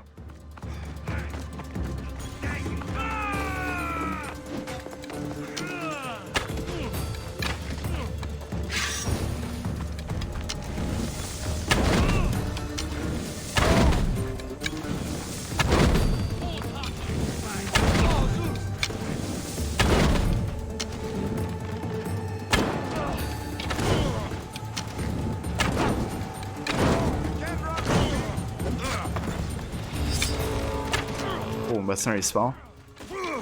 Cool. Oh, fuck.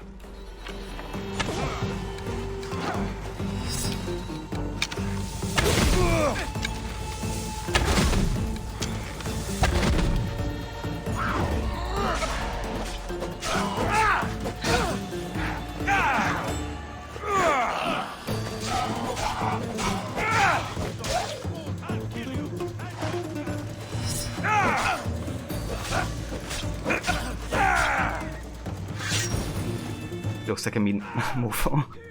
Sure does, dude. But I'm glad you're having a good day so far. Catch up? So how's your current setup looking? I've seen you've been doing some progress with the computer setup. Okay, fuck, I'm dead. I got comboed hardware. But yeah, how's your new setup going so far, catch up?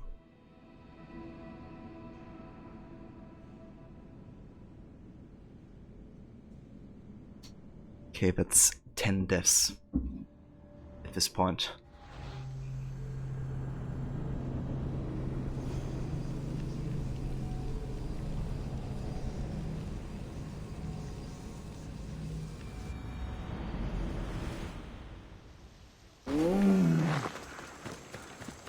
They'll keep a sharp watch here. Okay, so a little bit annoying that the enemies are like so overleveled at this point. But I may just be able to sneak in and get the nation chest without engaging into combat too much, or like fighting even. Just really want to get that chest, I guess. And if we have to fight it at all, so be it.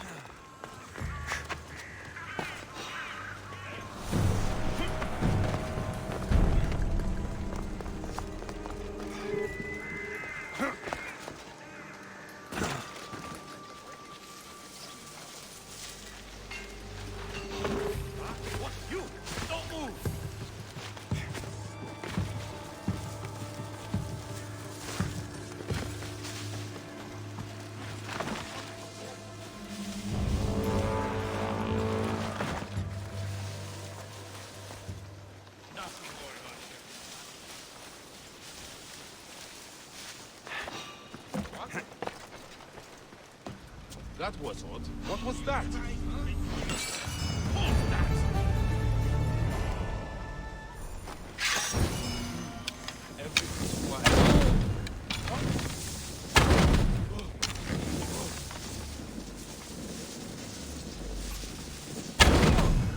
I'll rock their position. Okay, fuck, that guy actually died one hit. This is stealth kill. Death is coming for you!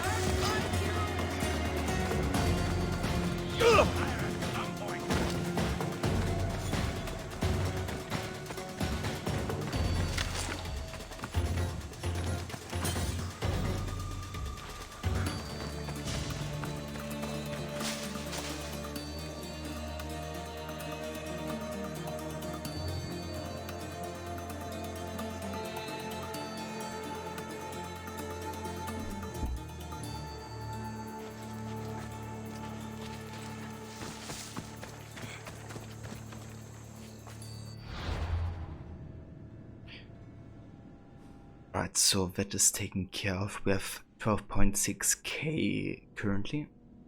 We'll try to visit the blacksmith if there is any. Yeah, we have one down there. See, we can sell some items. But first let me go ahead and get this viewpoint. So we have like a faster way to get back to the south if we have to.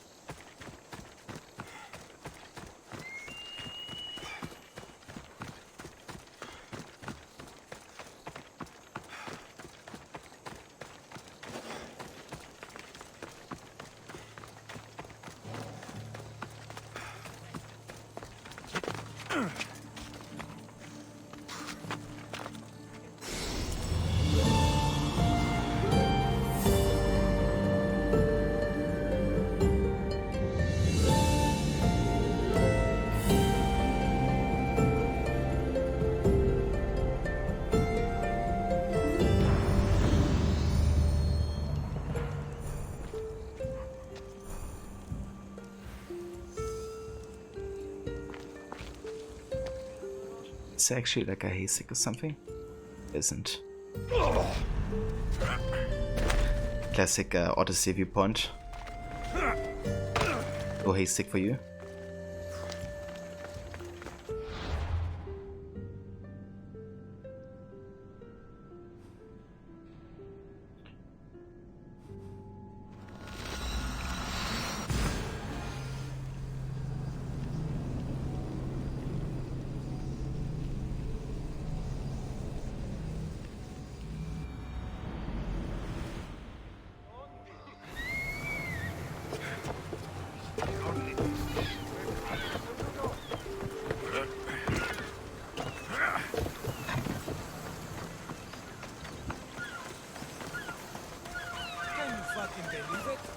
She'd know better by now.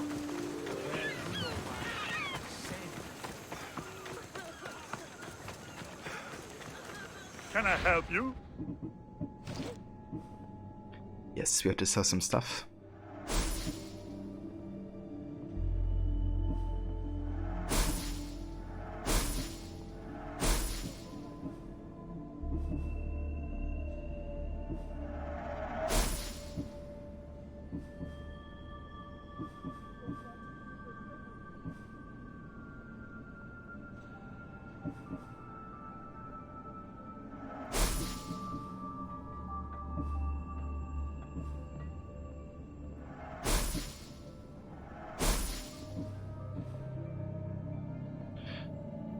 Okay, we're still like 2.5k off getting to pay Xenia.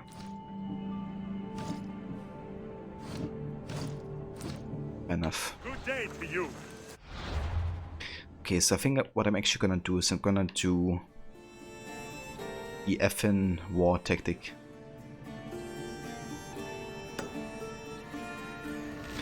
Basically, you can go to Athens and you go across the outer wall, and across that will be like multiple weapon stands, and you can just pick up all the items and sell them, which will be like the quickest way to get that money that I'm lacking to advance.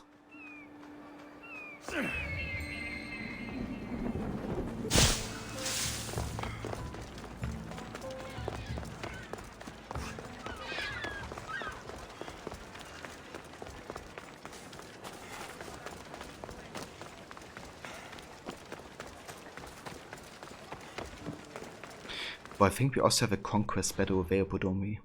At least earlier there was like one being triggered.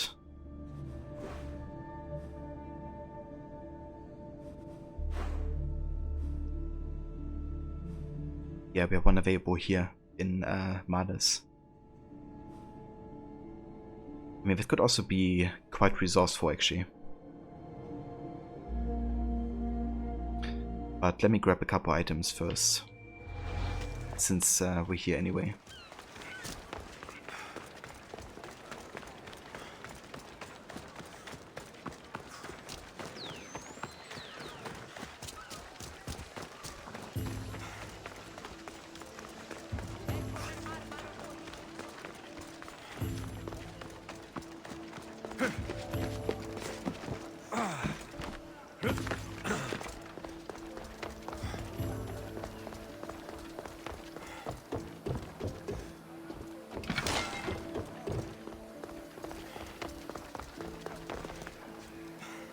Okay, we're gonna go this direction.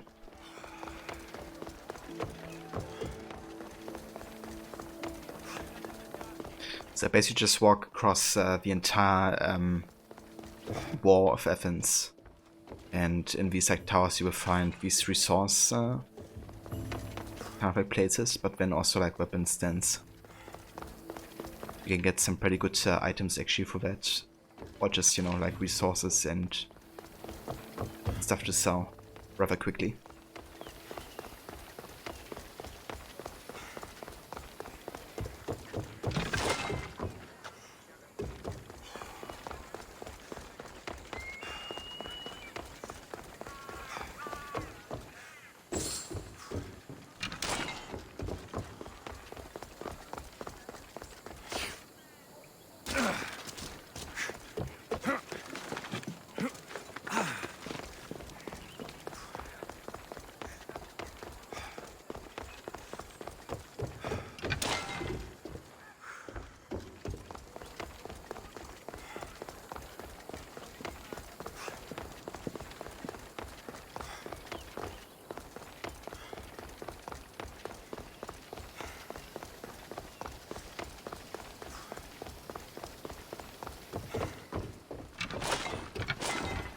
Okay, where are the weapon stands actually? They didn't remove them, did they?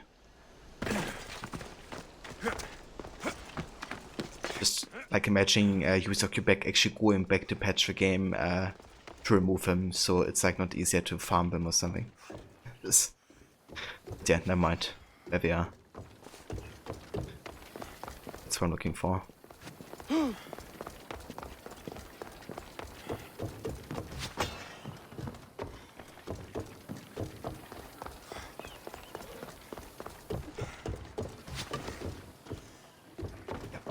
Better.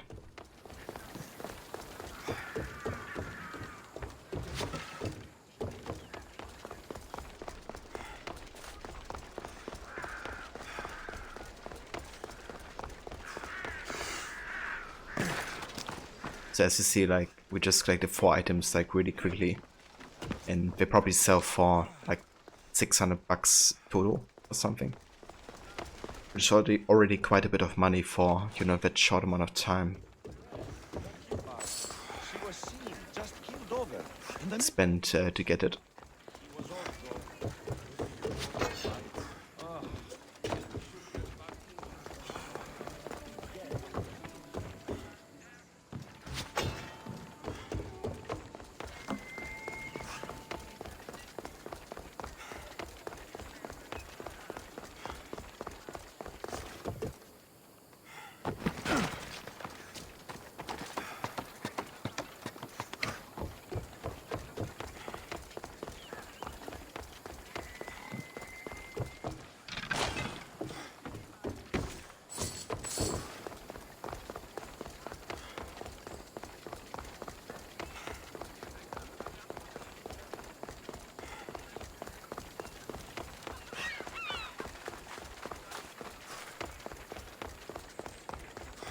There's really like a lack of ambient music, isn't there?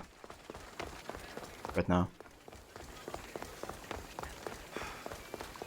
I think there's like no track that has been played in like 5 minutes or so.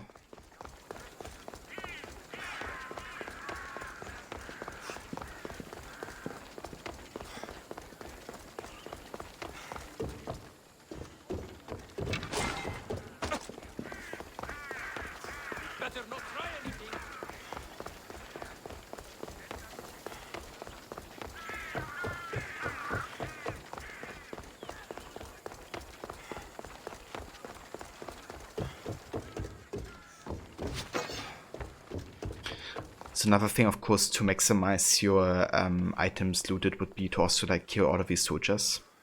You could actually do that as well. I just didn't wanna, you know, stealthily kill anybody by accident. Break rule.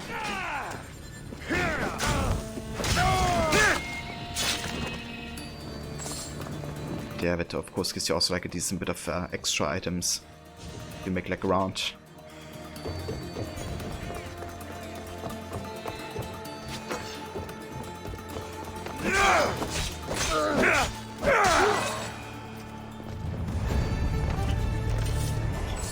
Oh, nice. Finish the contract. Got 12,000 XP. Let's go. That's what I needed.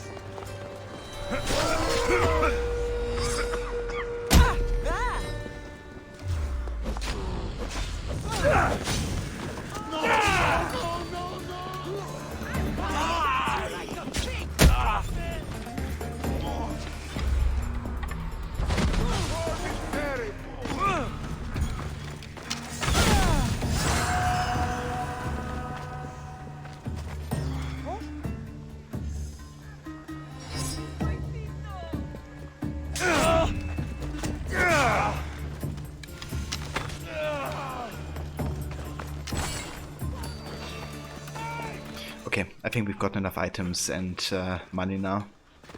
Quests and contract really help with that as well. So let's go back to Chaos and visit the blacksmith again. We can sell a couple items and then we have enough money to advance.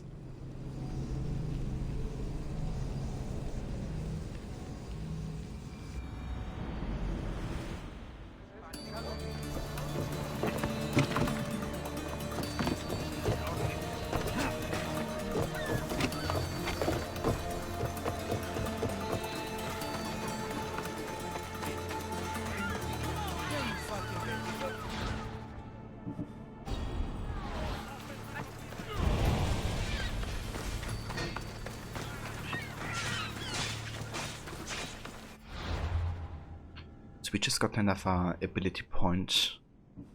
Let's see where we invest this. I might get overpowered tech or maybe the fire mastery. Because the fire build-up increase is quite nice to have.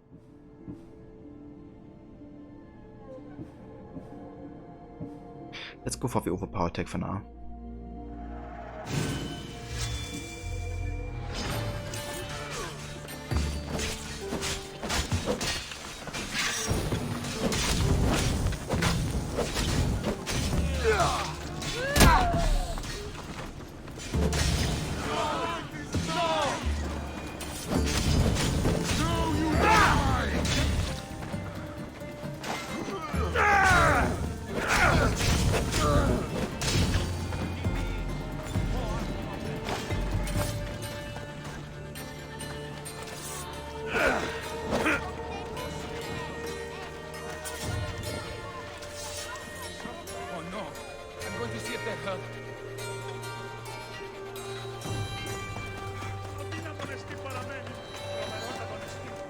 Welcome, mis tíos.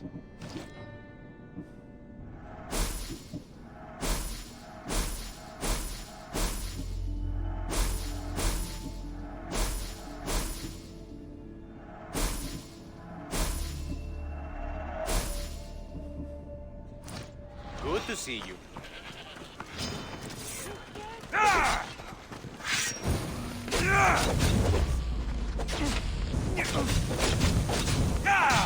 Say hello to Hades for me.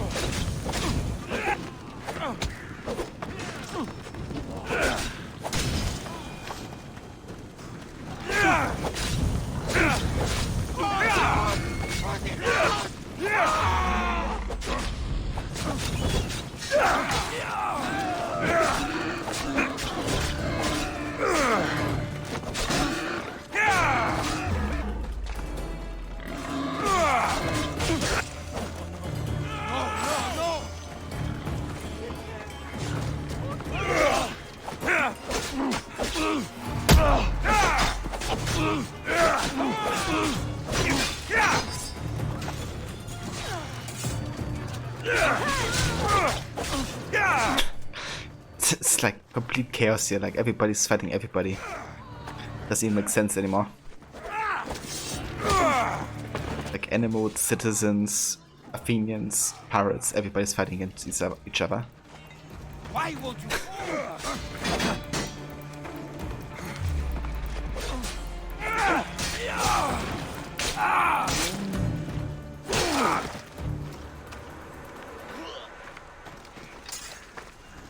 Just, you know, happens. Now we're paying 17k to a woman who lets all of this happen. And who we even get to romance as well, if we want to.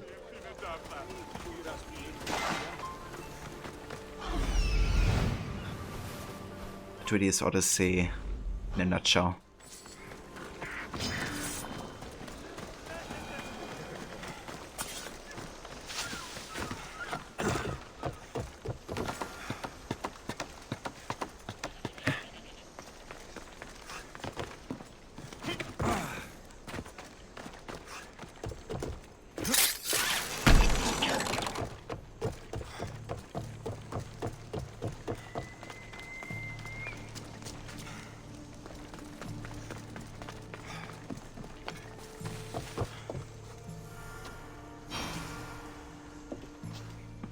The mighty not Spartan returns.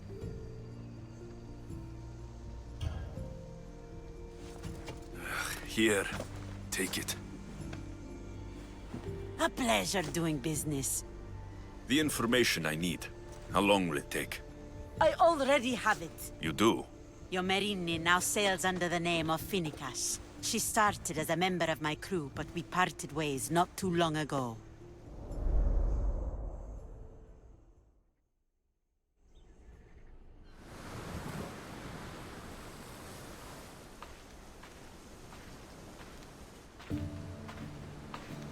I'm leaving soon. Chaos is your home. But this isn't my true calling. My purpose. You might never find what you're looking for, Phoenicas. I can't stop until I do. You are a great pirate. And you are an even greater friend. Don't forget me.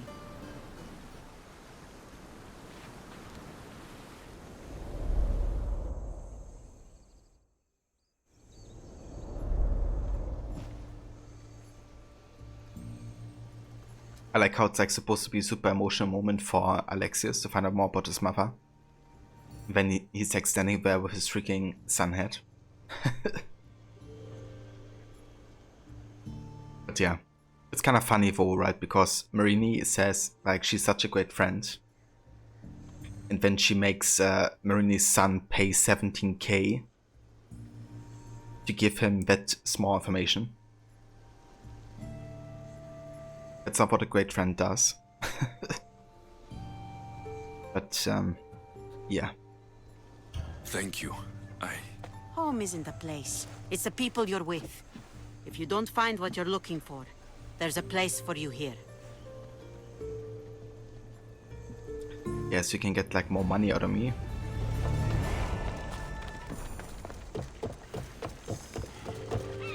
You know, and that's like the whole main story on Chaos, basically. You grind 17k, you pay her, you get that small flashback, and that's it.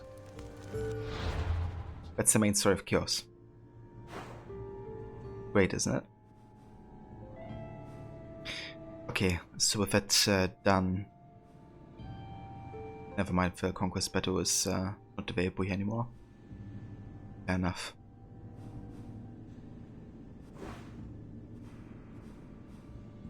We could try to kill the leader now, because we actually have to kill leaders for the passive quests, and I would definitely love to do that.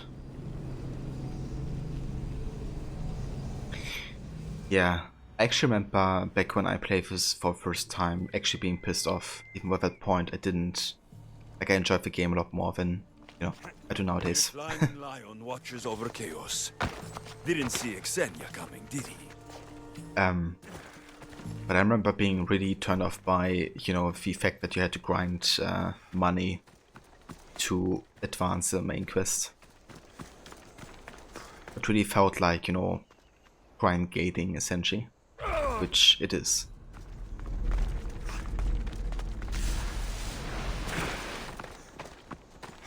Stand aside, all of you.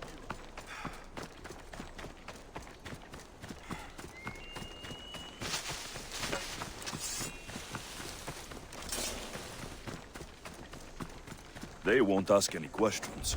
Best keep out of sight.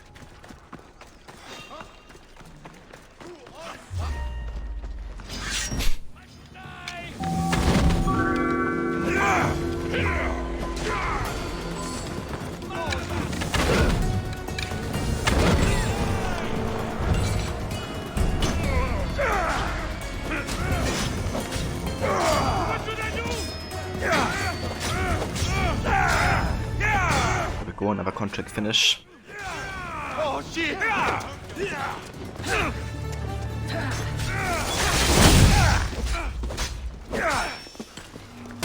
Oh shit, we just finished 2 contracts at the same time. Let's go. At 19.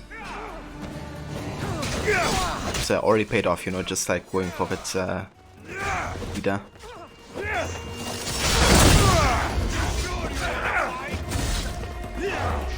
Also, hey Sancho, thank you for the follow there. What are you doing?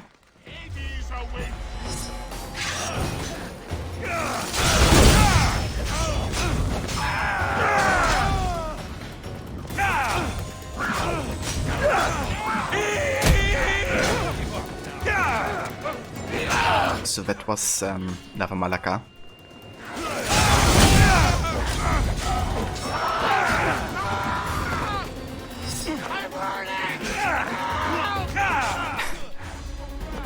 Let's fight, well.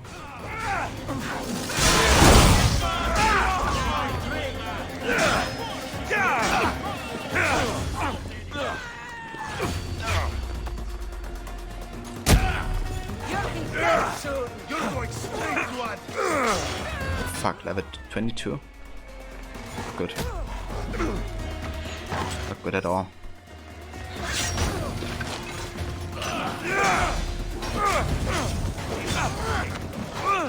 Fuck.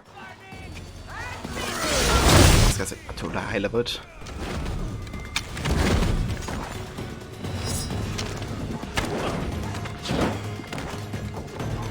I hate when like in the middle of a fight and then there's just super high level guys appearing out of nowhere.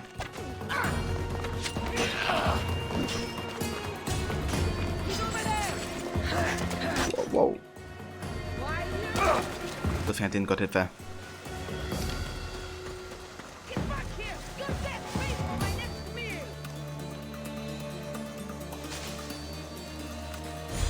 Thank you for checking that Malaka rod. Oh boy, what a fight though. So I think I actually want to make sure to go out of this area for just a second so the game can save. I don't want to, you know, suddenly die and then lose the progress. I think I can do it here already. Quick save. So if I would go back in now and fight these level 22 mercenaries, and we die, we don't lose level and all that.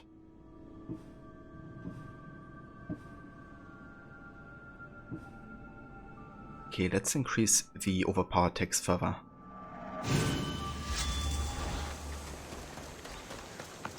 Let's do that.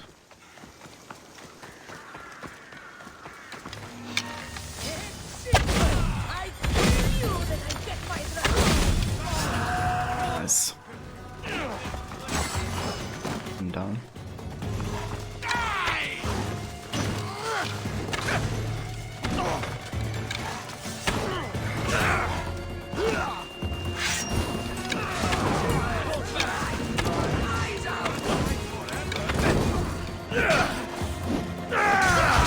What the fuck was that? I'm gonna make this.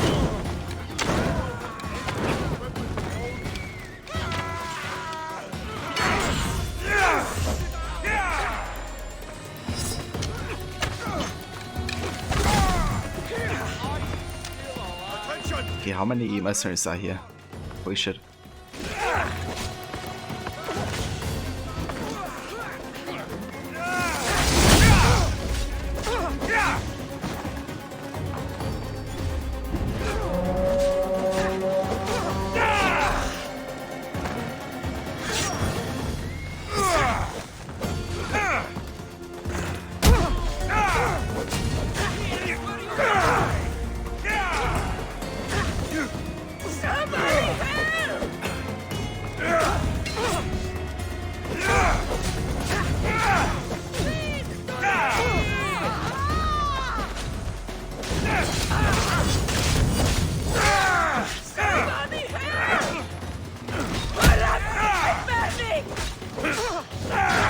Malaka.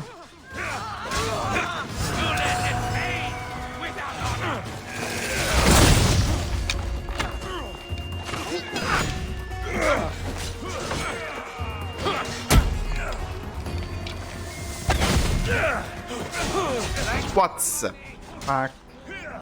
The damage. Ah, Jesus Christ. This game is just so imbalanced. Like you're fighting, you know, for ages. There was like one overleveled guy who's basically like, you know, doing one attack which stun knocks you and kills you in one combo. But you have to spend like, you know, 5 minutes hitting one dude to take down.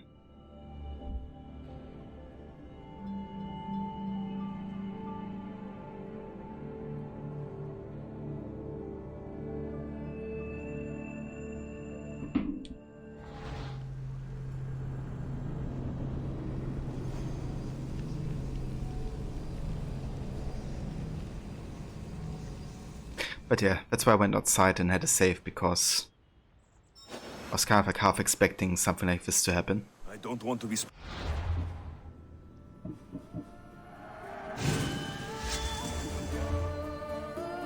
I'm gonna go back inside here. What we can do, however, is we can do this naval battle, the Conquest Battle.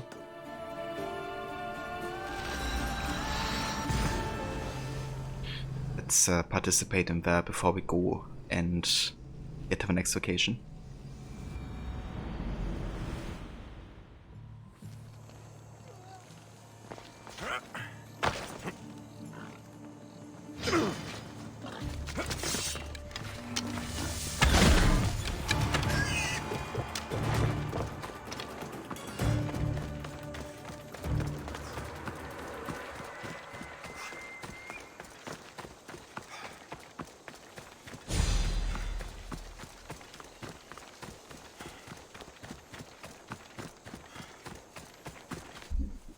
So before I forget it, that's also another death.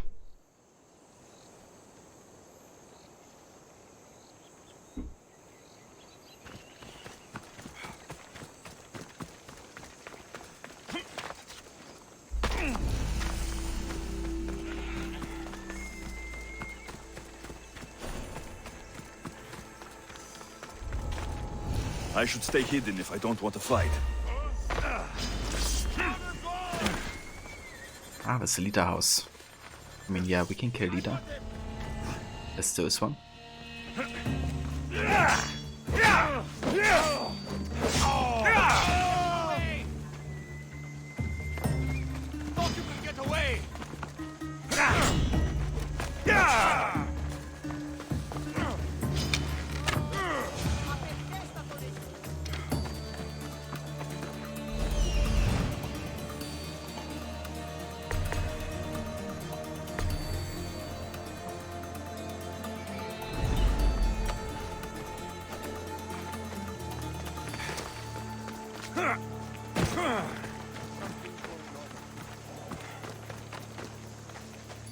Hey there, Clutch Boy.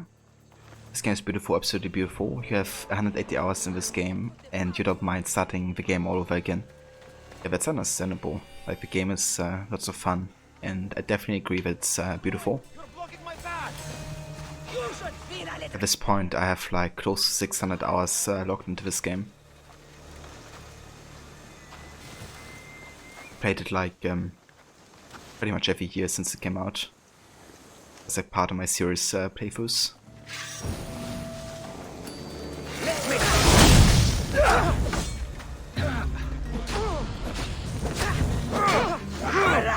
I'm burning!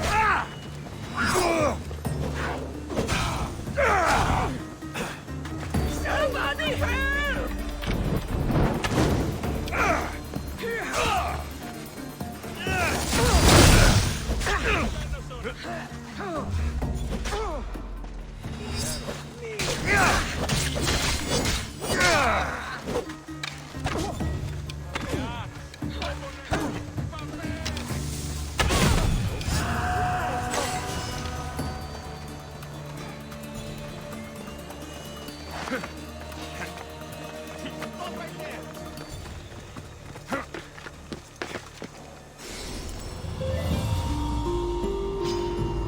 Cheers, Rod. Thank you for checking that. Also, I'm getting attacked while I'm synchronizing here. Don't tell me I'm dying. This is almost boring. Okay, I didn't take damage. That's good. Imagine dying by synchronizing, though.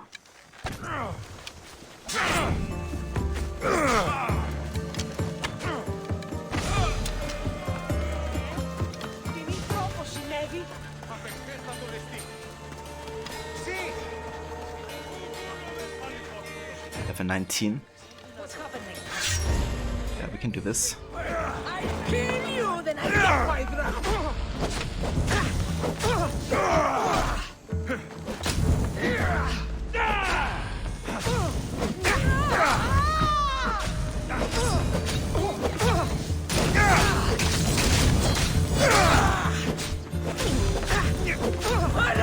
I'm burning! Lava Malaka. I tell you, the fire damage is really bring out the Malakas here.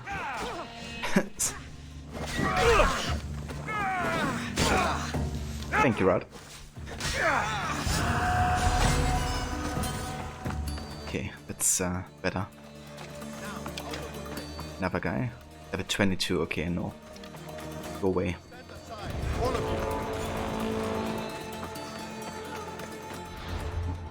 I'm just gonna check if I can get any upgrade for the ship.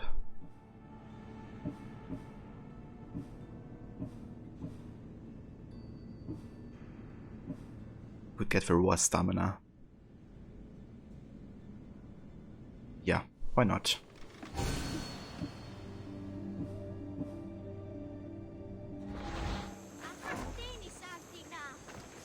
Here, mercenary. If you've got a battle-ready boat nearby, my Spartan forces are looking to make an offensive push on the Athenian navy. Surely even Sparta knows Athens has the superior navy. Sounds like I'd be signing up my ship to be destroyed. With enough boats for hire, we'd have the numbers to turn the tide. What do you say? Ready to sail to victory? And hey Begeskra, how are you doing? Sparta has my ship and my crew. Let's show those filthy Athenians the wrath of Poseidon.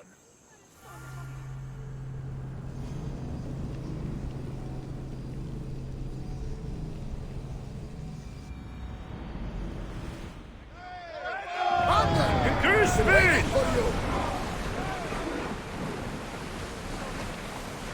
Arrows at the ready! Let's see how they like the flame! Throw!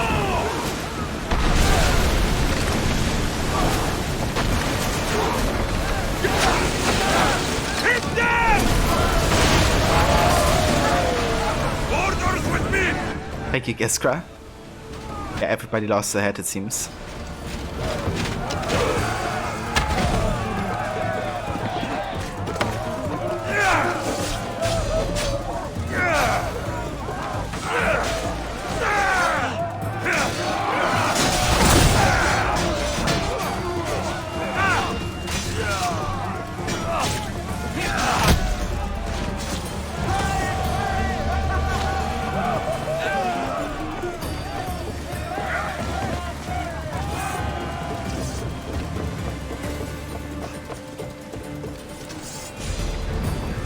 Ready your bows!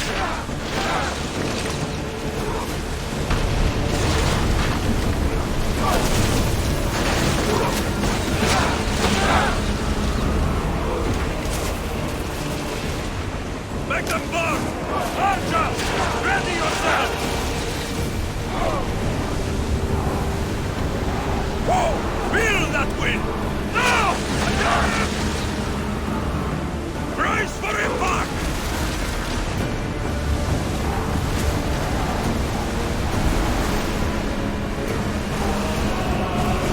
Archer! Forward!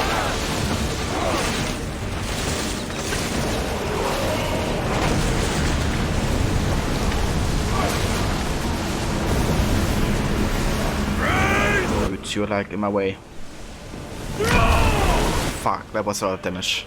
I just took. Brace yourselves for impact! Ready, arrow! Now! Everyone, brace yourselves! Come on! We board!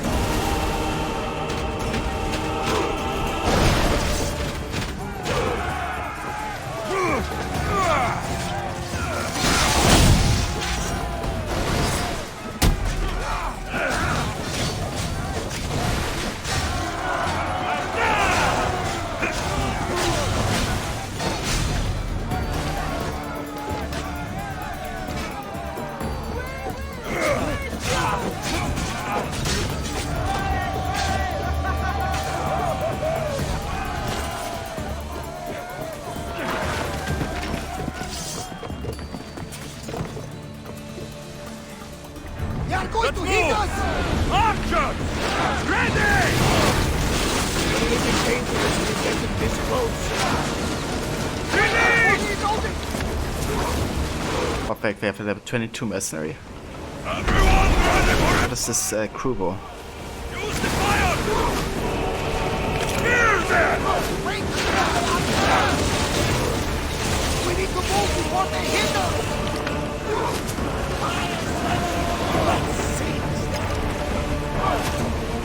Ready to shoot! Attack! Now! Steady your aim! Get the fire! Archer! Get Prepare to bomb! I'm not leaving the combat area. Stop saying that. The freaking ships are like on the same area that I am. I'm not leaving combat.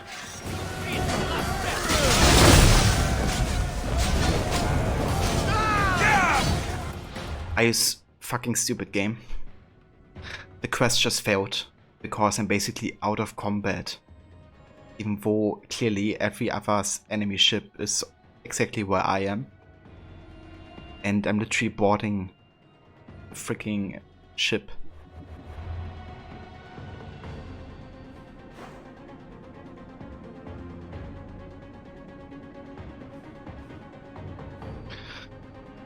Ah man, this game.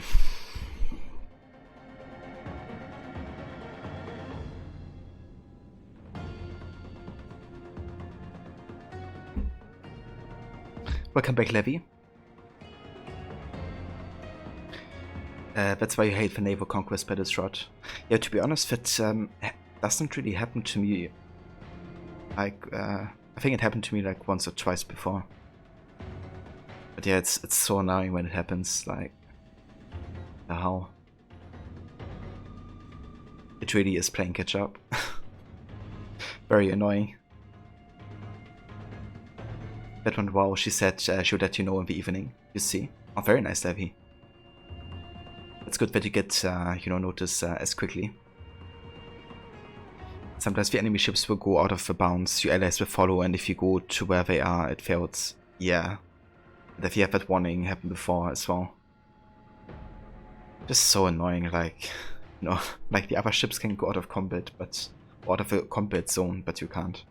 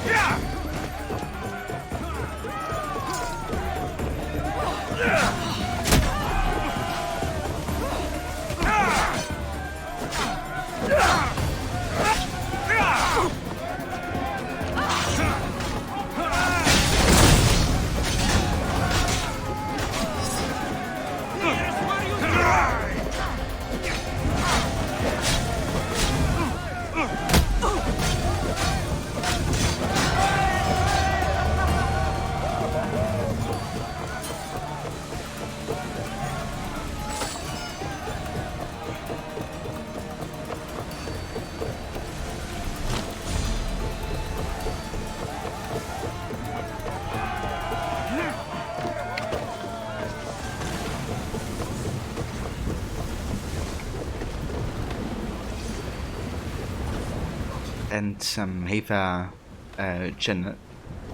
Genenemt. How's it going? They're speeding up for a hit, Commander! Reinforcements to the deck! Get ready! Drop the sail! Yeah, I'm getting out of here. Help up here! Come on!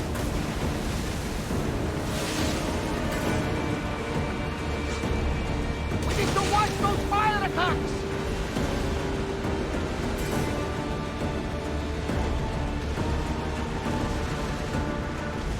Yeah, thank you, Levy. So basically, chat in English, unless it's like a connection to, like, you know, the German channel point report that I have, so everybody can understand what you are saying.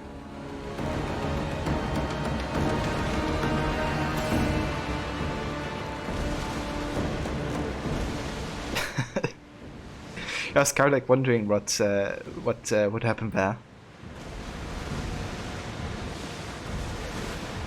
Like a few guys kind of like knew each other or something, but that was like an inside joke or whatever. But okay, that explains it.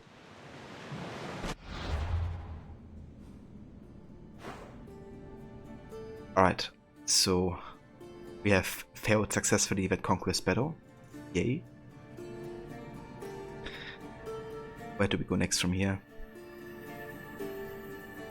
Probably to Acropolis, because it's slightly lower level than Corinthia.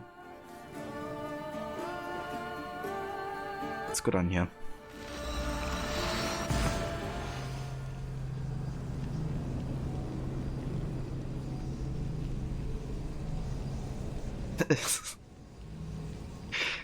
Copy and paste mix-ups, yeah.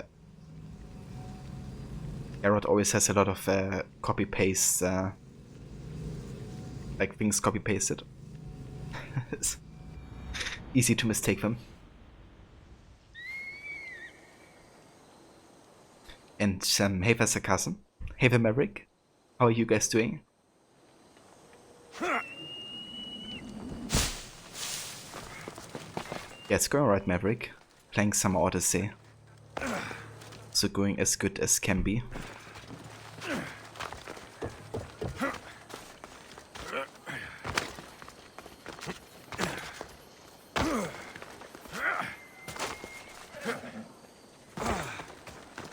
Nice, that's good. That's good to hear, Maverick. Have you been playing more Ghost of Tsushima?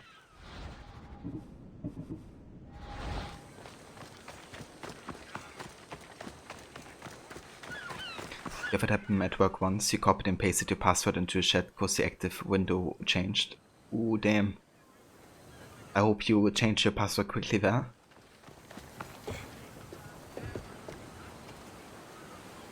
Yeah. But what happens to me rather often is, I mean not that often, but sometimes, is that I write a message in the wrong chat that I intended to write for one chat. Or maybe like even to a wrong person on Discord. Like for example, this one time I was like searching, I think, a guide for Levy when she was playing the early AC games.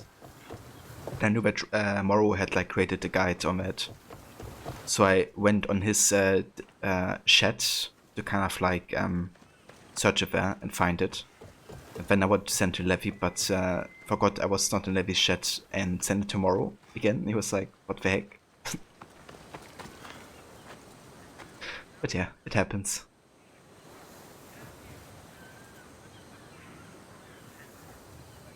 It's awesome. You finally played a few missions and removed the overlay so you could see the subtitles. Oh, I gotcha. Yeah, it can be a bit tricky sometimes to line the overlay properly with, you know, what the game kind of has like as an UI, I guess. You were at the LAN party and had a look on your screensaver. Someone messaged you right as you were unlocking. Lucky you didn't hit enter. Oh, damn. You gotta be careful sometimes.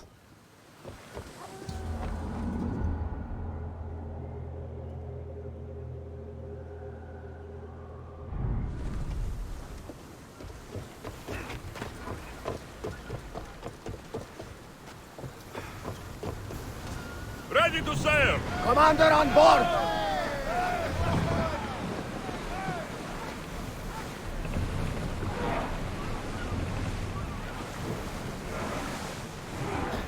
Yeah, a good joke can be repeated, Levy, I would say. So you shall be forgiven for any repetition.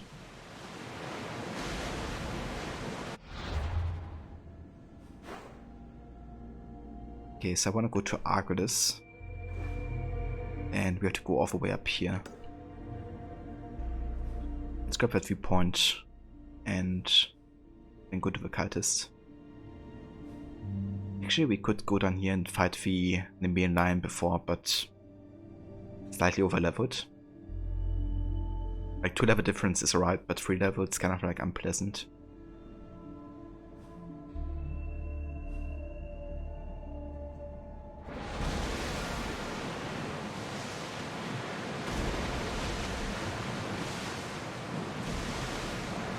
Yeah, I played God of War.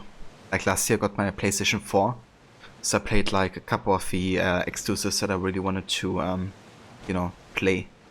That included God of War, then Spider-Man, the reboot 2018, and also Ghost of Tsushima. I still have to play Uncharted, which is another series I want to play.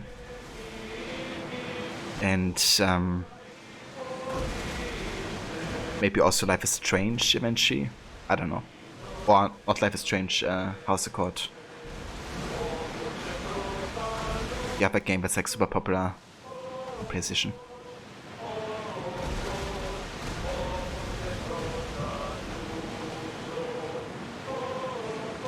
The Last of Us, yeah, that's it. Thank you. Oars down! Think of getting this. Have you played AC before, Sarcasm? I was raging over Valkyries, well, almost. Yeah, I mean, definitely. Best speed now! You should have seen me when I done the main Queen Valkyrie. Like, I didn't do that on stream even. I just did that like off stream when I went for the Platinum. Like, holy shit, like that fight got the best of me. Would have been some proper rage on stream if I, you know, would have streamed it. But yeah, the starting Valkyries were also very tricky, finding out like the pattern and dealing with the damage and stuff.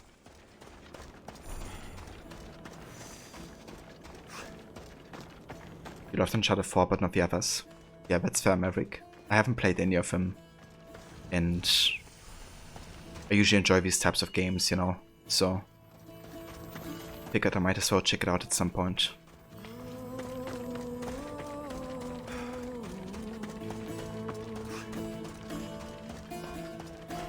But yeah, God of War is fantastic. Like, I can really recommend that game. Oh. It's a bit difficult at times, but it's a great one.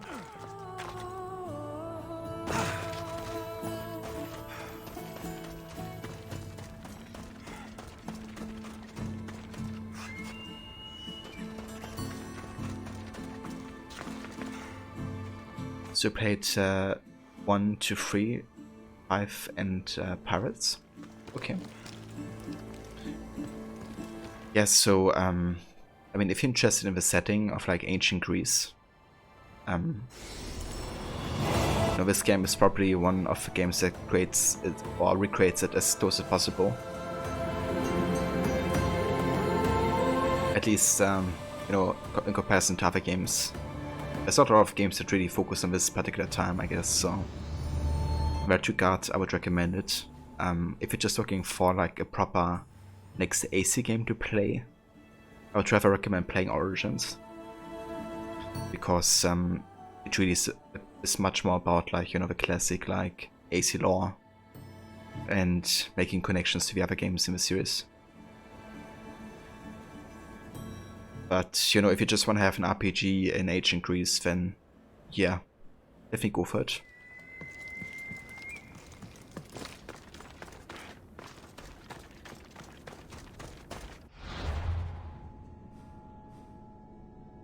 Alright, so I wanna go to this coast.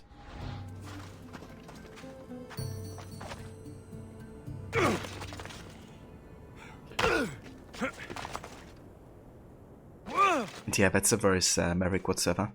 I definitely get it. I'm not good at multitasking either.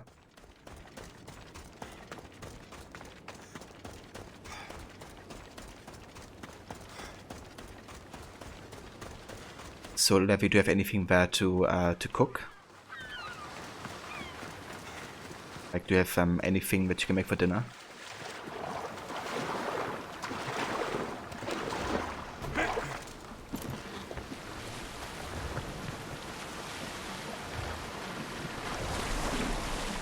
I'd better turn around before I capsize. Ah, I got you, Levi. Enough.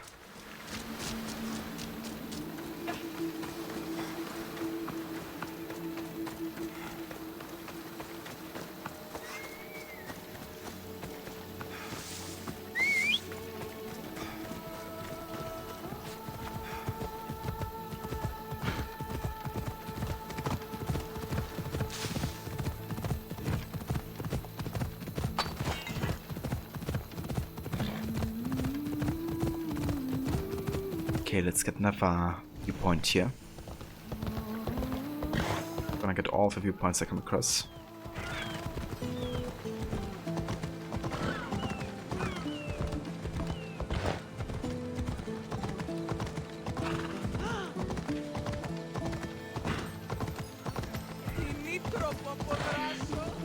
Yeah, I would say with dude Maverick, like, you know, to me gender doesn't matter. I just say dude to lots of people. Come on. Come on.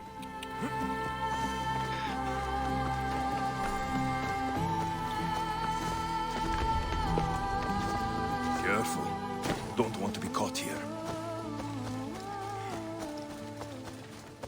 Do you, Levi? I don't know, I like to be caught, sis. Yeah, not really. So I get it.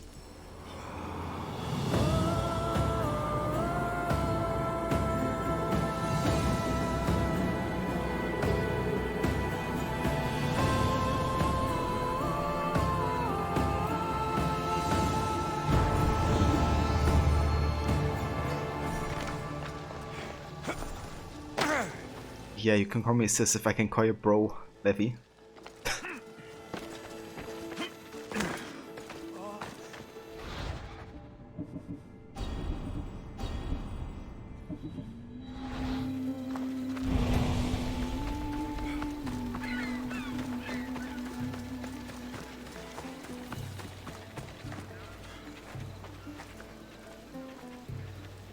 When someone calls you bra, you give him a lot. I mean, that's fair. It sounds like a, you know, reasonable reaction.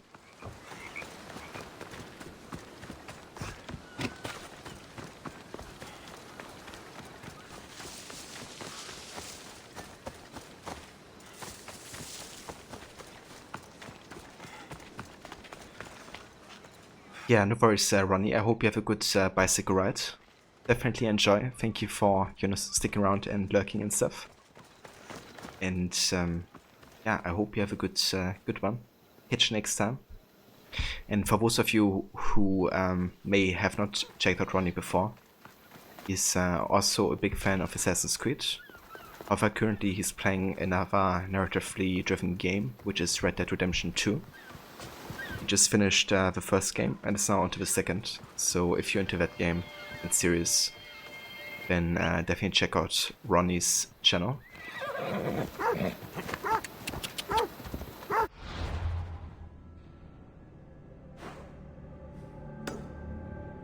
Ella.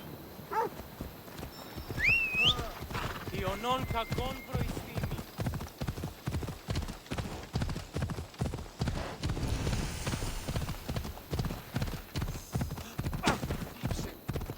Sorry. Like how to travel just makes you rumble into like everybody. Off we go now.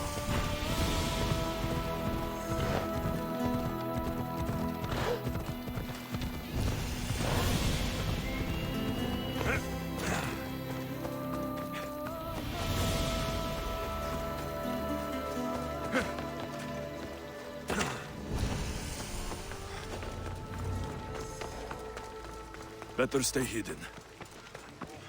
Ah, I don't stay hidden.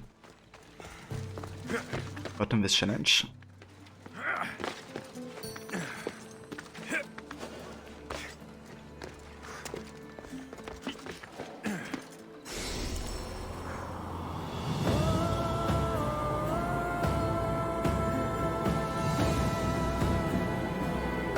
Indeed. Except if you jump into a haystack. If only you could actually stay in a haystack, you know, which you can't in this game. Like, there's literally no option other than to jump into it and then being automatically thrown out of haystacks. Like, you know, I can jump down there and just do nothing, and the game is still gonna get me out of there. Like, you can't hide in it.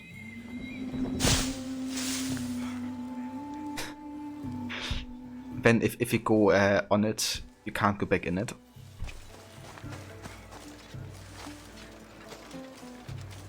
It's like Ubisoft Quebec's way of saying, this ain't your typical AC game. Can't hide in, like, you know, these flower beds or like haystacks or whatever.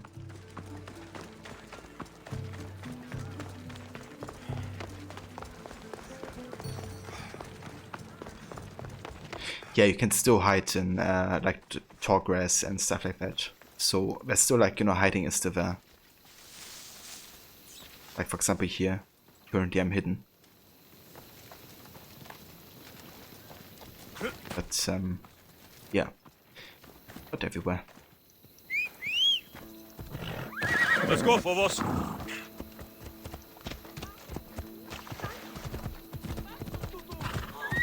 Easy. Yeah, no worries, Maverick. Best of success with that. Thank you for lurking, dude. I appreciate it.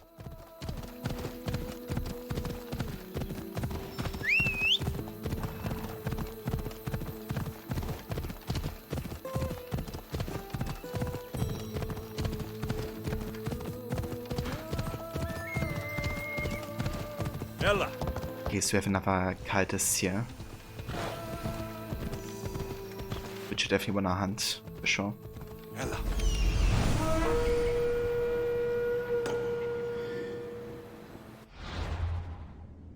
Let's have a look who that is. Midas. The cult sought out what was owed, looting tombs and ruins like petty grave robbers. Few knew what they were looking for. With the looting done, they tasked Midas of Argos with destroying all traces of these ancient sites from history. By day, he was known simply as a wealthy, if ruthless banker. By night, everything Midas touched turned to fire.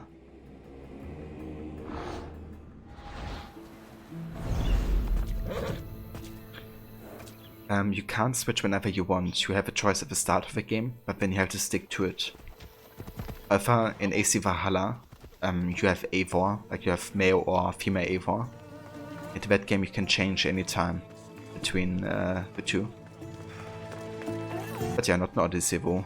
Odyssey, it's either Cassandra or Alexius for the entire game. That's Hippocrates' clinic.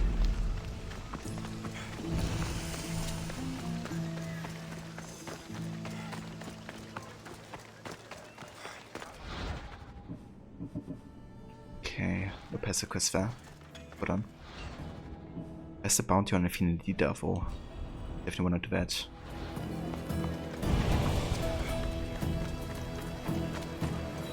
Yeah, it's the exact same story, only that Cassandra and Alexius are reversed basically. Step along. Stay behind.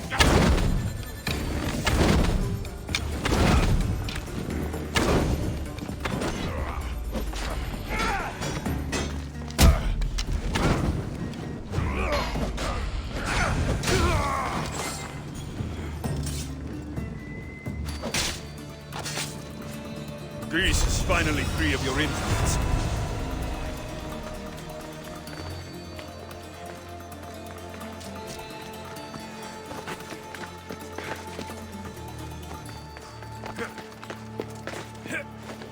Yeah, so it's like the same story, only that, you know, like one time you're Cassandra and the other time you're Alexius. But, yeah, it's it's not really like changing how the story proceeds or something.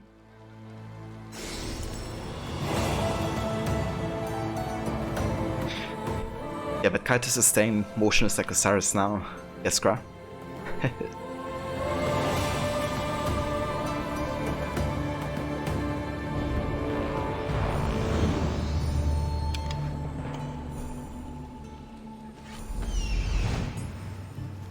Okay, 11, 19.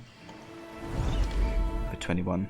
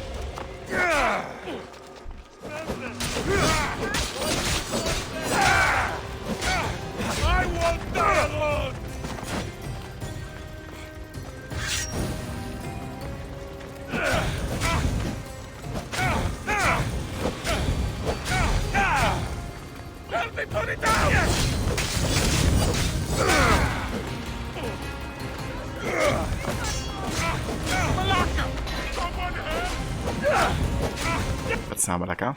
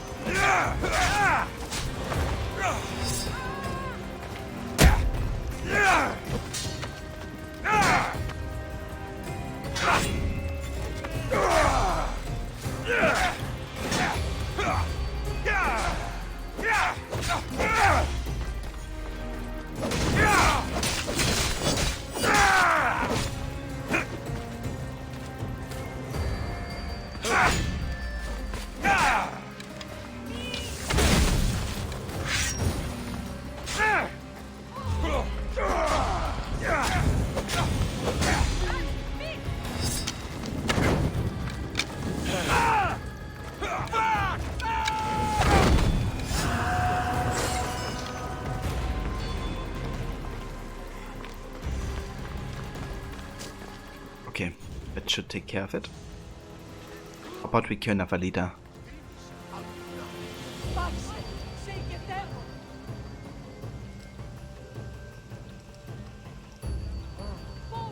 Yeah, Shadow of Mortar is lots of fun.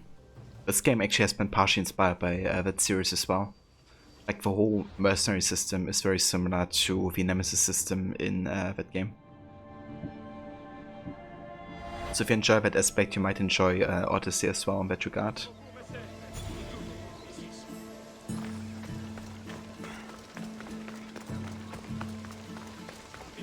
And thank you for taking track of that Malaka there, Levi. Yeah, I wanna kill this leader here for a bounty. They'll be on high alert here. But these guys are very high level.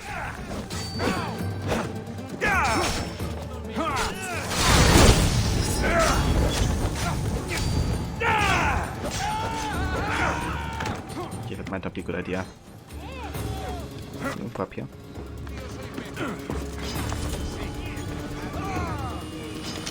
Yeah, 4 levels above me though. Oh, thank you.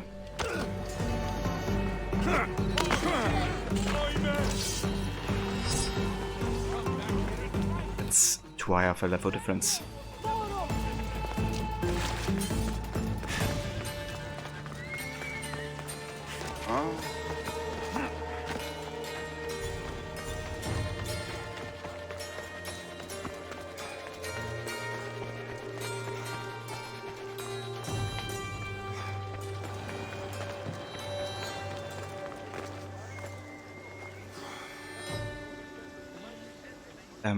You're going to buy something to eat now and then lie down for a bit. Your back hurts so much, it's not great. No worries whatsoever. levy. Enjoy your food and your rest as well. And yeah, I talk to you later.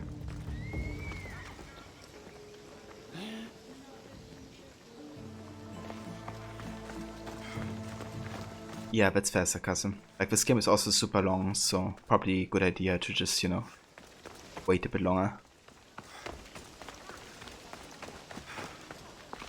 Brought you up to the part where Deimos appears on Andros, and the two dialogue options. You've never fought Nicholas, you killed Nicholas, you chose not to kill him. Both options are lying, even though only the second option is specified as a lie by the icon next to it. But if you killed him, then the second option isn't lying, but it still has your icon. Yeah, that's really Hannibal in general, like the whole how Nicholas is, you know, referred to.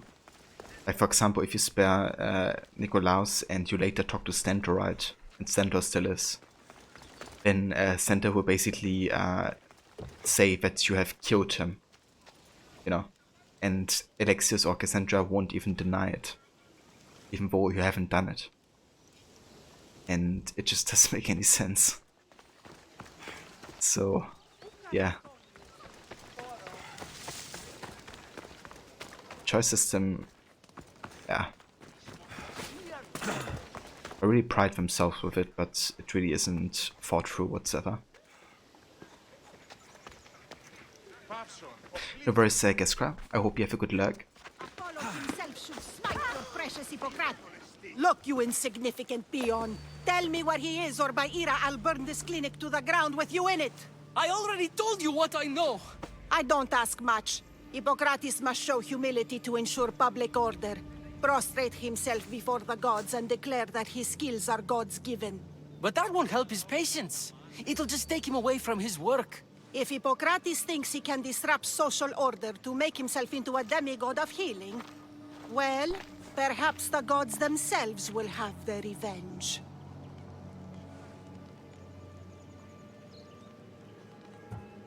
Back away from the boy, slowly.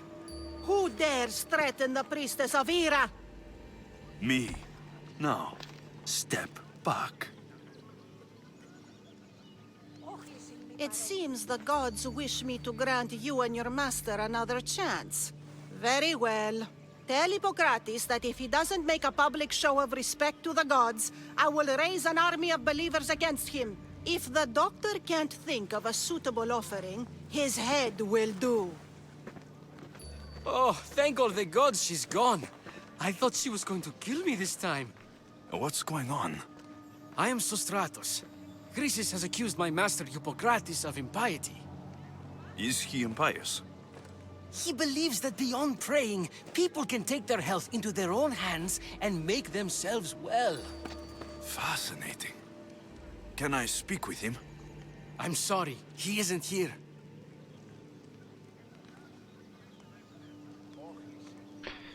Rot, exactly, not one bit of sense. Did they even... Oh, hold on. I just listened to a voice message, so my phone was a bit louder. Did they even go over the dialogue tree to make sure all threads matched? Yeah, I mean, they clearly didn't do it for everything, right? Like, there's some choices in some quests which seem to have, like, you know, a clear structure. But a lot of the parts are really badly connected, you know? And I think it might also be the way they developed the writing in this game.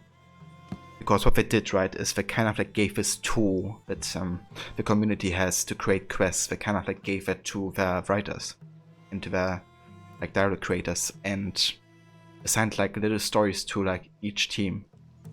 Now I would assume that you know, the team that worked on like the writing team that worked on the whole Nicholas story kept on working for like future storylines featuring him, but I wouldn't know, you know.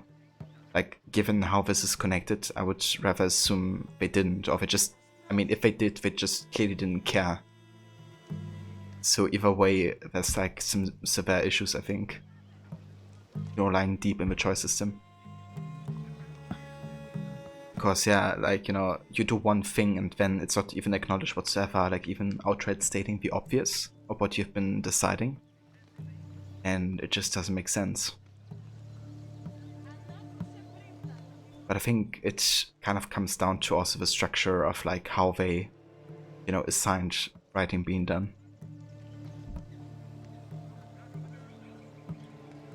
But like you just can't see Alexios being intimidating with that head. Yeah, that's the thing, you know, like people think, oh yeah, this guy looks friendly, then they come closer, and then I'm in range to strike. It's a tactic. But yeah, I hope you're doing well, Blue Tick.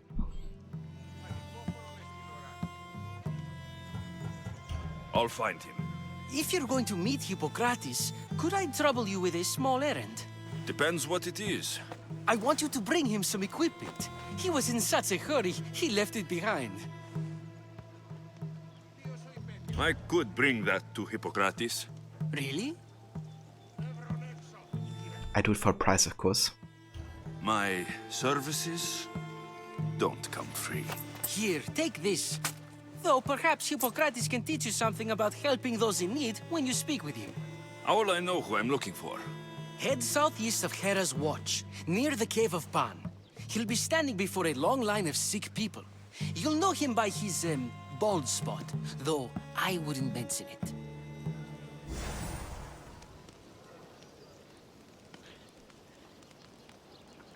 I mean, not like you have the most beautiful haircut ever.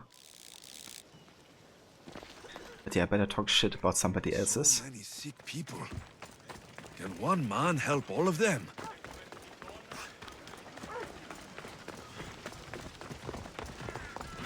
Move along. Let the experienced people. How come they are just Greek and you are just like a 17th century farmer?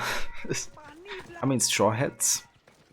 Now, I have no idea about the history of straw hats, but I would assume they're definitely part of ancient culture and clothing. But yeah, the reason we look like a farmer for is that it kind of like stands well for the psychopath run that we're doing. You know, nobody expects somebody with a straw hat to murder tons of people like that. Time for a ride.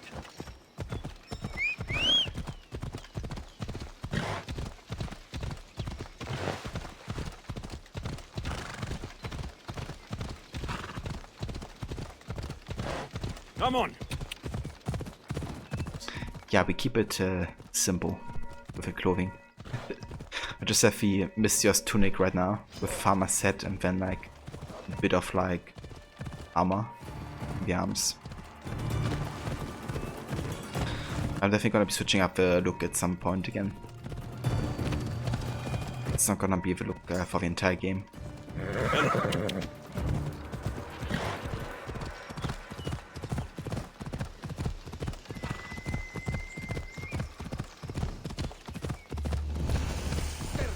I thought they were exaggerating when they said people from all around came to see Hippocrates. But your ideal version of Cassandra doesn't lie only to her enemies, so since Deimos is against his real family, we should compromise and consider him an enemy, even though at this point Cassandra is trying to get through to him. So I think you have to choose you've never found Nikolaos, because even though it's still lying, it's more in line with the fact you didn't kill him.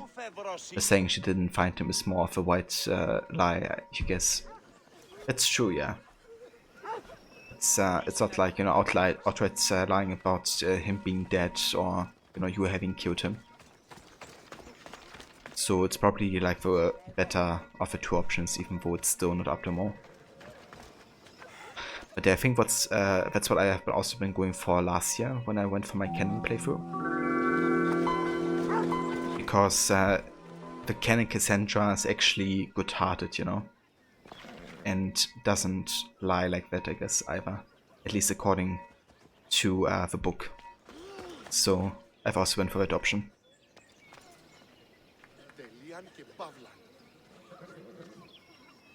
And yeah, no worries whatsoever, sarcasm. Thank you for, you know, coming by and saying hello. Thanks also for follow. And I hope you have a good day. Catch you next time. So, what has caused this man's condition? An excess of phlegm, Doctor. In the immediate sense, yes. But more importantly, he suffers from neglect. Neglect? Good food, warm clothing, so much could have helped. But since other caretakers assumed his condition was a punishment from the gods, they neglected him. Challenging tradition. Huh. You must be Hippocrates. Yes, I'm also very busy. Don't tell me you're busy.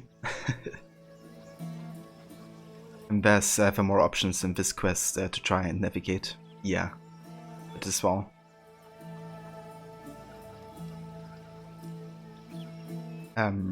Religion, you tried playing Shadow of Mordor with only the execution skill upgrade. The playthrough fell through halfway through the game. Ah, dude, I can imagine. Like with only the execution skill, it's quite a challenge. I probably wouldn't get through that game with that. This is important. Where are all these people coming from anyway? Patience, mercenary. They come from everywhere, but this is mostly overflow from the sanctuary of Asclepios. It's been crowded there since the war began. And with crowding comes sickness. I've come from your clinic in Argos. So Stratos asked me to give you this. I knew I forgot some things. So Stratos is a good physician, but a better apprentice there is none. Did you ask him to pay you for this delivery? Of course I did. I'm a Misthios. Ungenerous, but honest at least. What can I call you, Misthios? Alexios of Sparta. What did you come here for, Alexios of Sparta?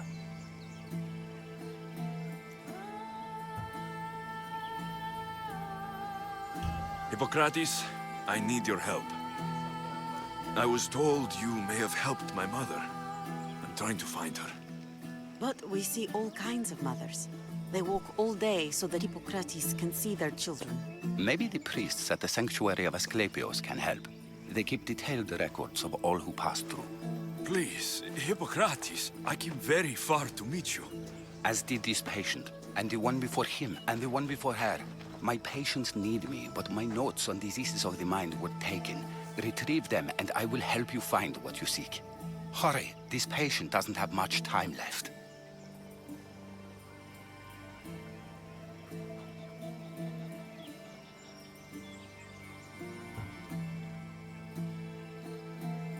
I'll do my best with what you've told me. Good luck. We're depending on you.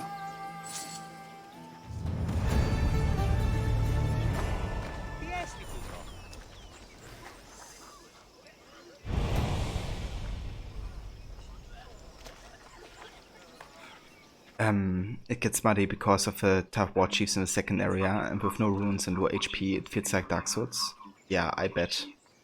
And I mean, even in Dark Souls, you have like ways to make combat a whole lot of easier, right? And like to increase your damage. So that would be quite the challenge to undertake.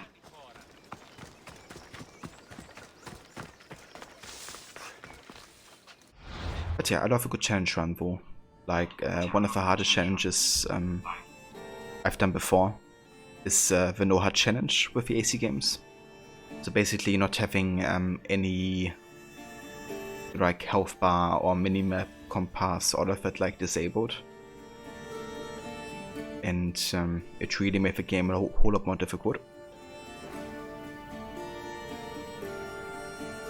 Maybe that could also be interesting for the Shadow of Mordor series actually.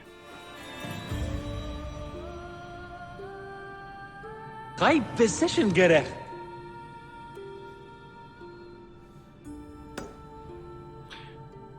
And hey Vator, welcome dude, how's it going?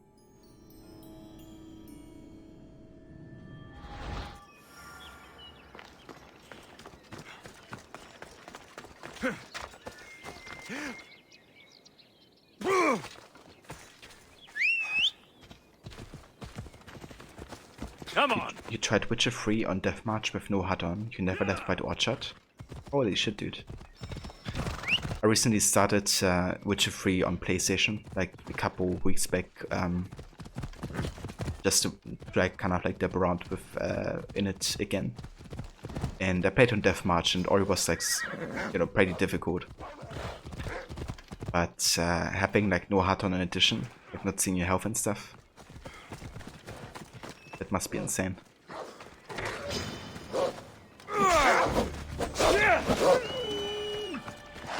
Yeah, I haven't really played past White Orchard 4, just like the introduction. I plan on eventually replaying the game on stream again. Then I do like a proper deathmatch full completionist run, I think. However, I will play with the HUD on. Because it's for another time, I think. But I don't want to go for completionist.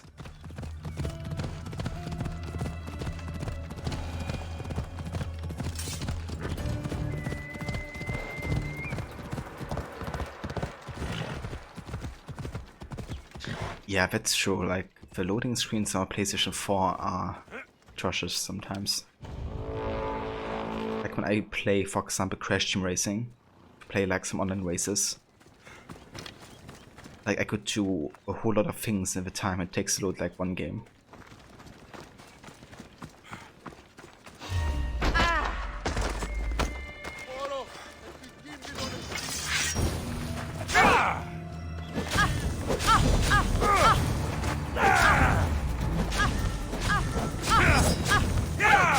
What do I do?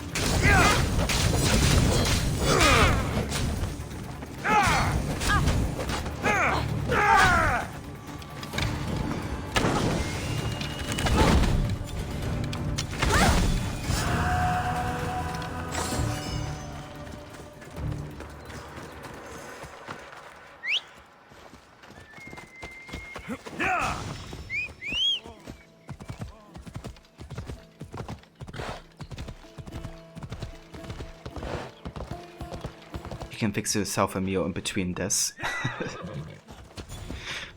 Yeah. Yeah, especially like once you get kind of like used to an SSD, like since like almost a year now I have an SSD drive on my PC. And it's just incredibly like how much faster the loading times have gotten since then. Going back to a PS4 then to play like, you know, something like that, it's just such a difference. It's insane. But I guess more and more console players are noticing the same now with the new like console generation. Since PS5s and Xbox Series X also have SSDs.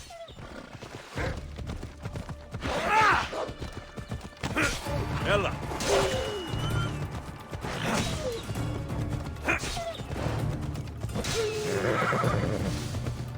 Yeah! Hippocrates' notes are well guarded. Why?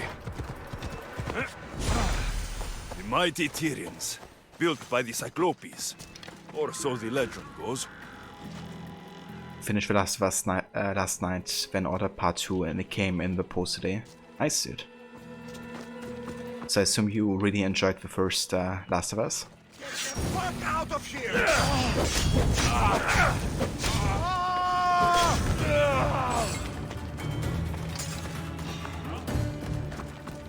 Wanna fight? You can fight. I just got some stuff here.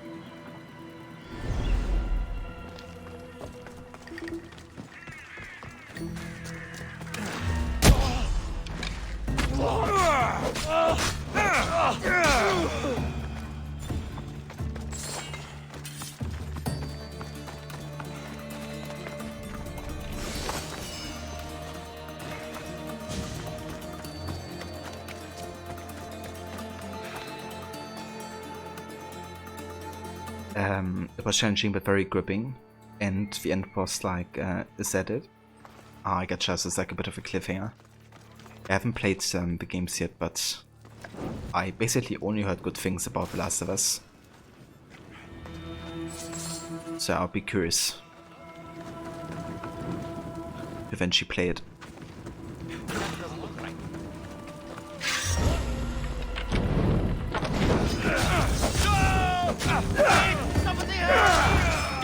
be running.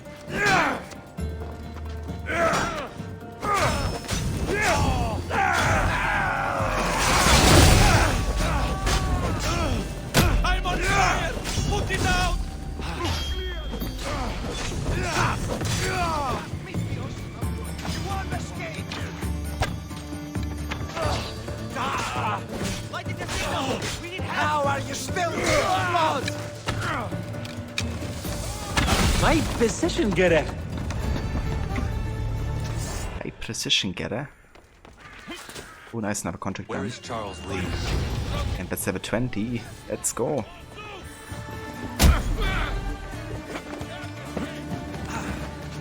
Let's sabotage the alarm here because I don't wanna have random mercenaries join here.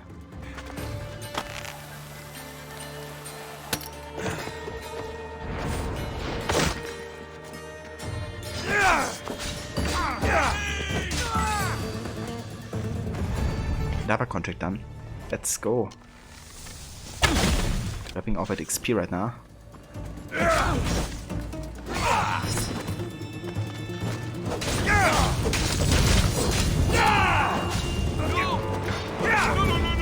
And the mercenaries are still coming even though the alarm is off.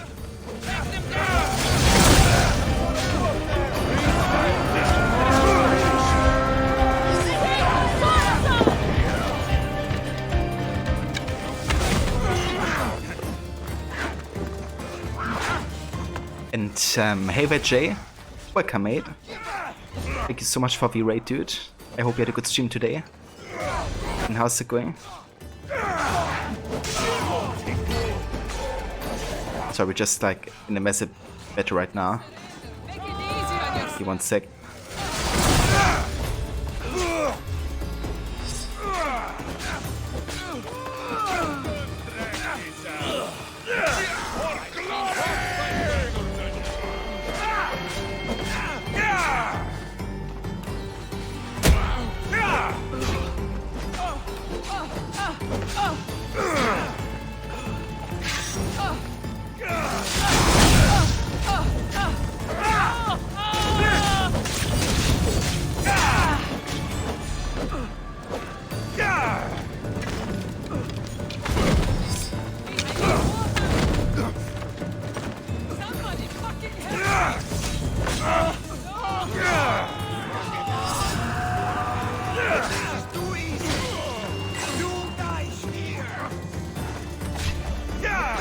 Oh, enough of mercenary.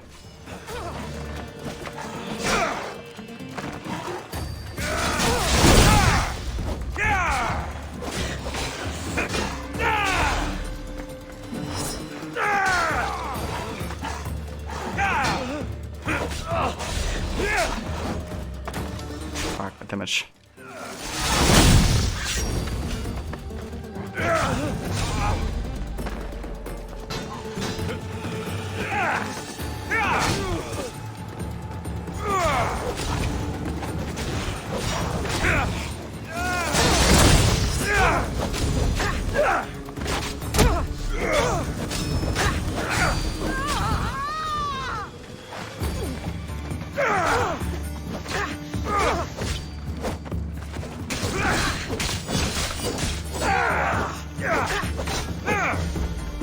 I think we have it here in a sec. You'll die before me!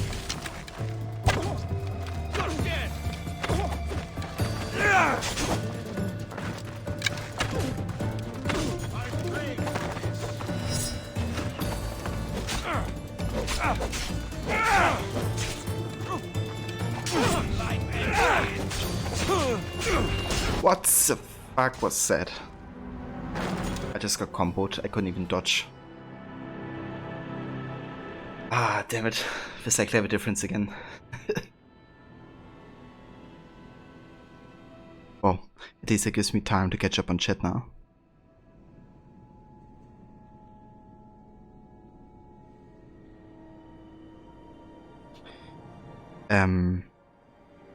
It was fun, Jay. You did more story, took out more druids. Then right as you were prepping to stop the shoulder button froze on your Xbox controller. Or broke.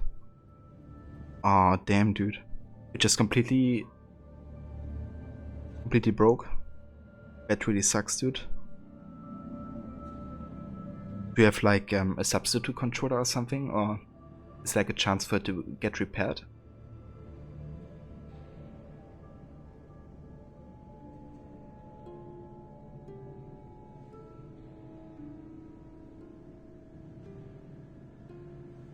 Yeah, sounds good, Jay.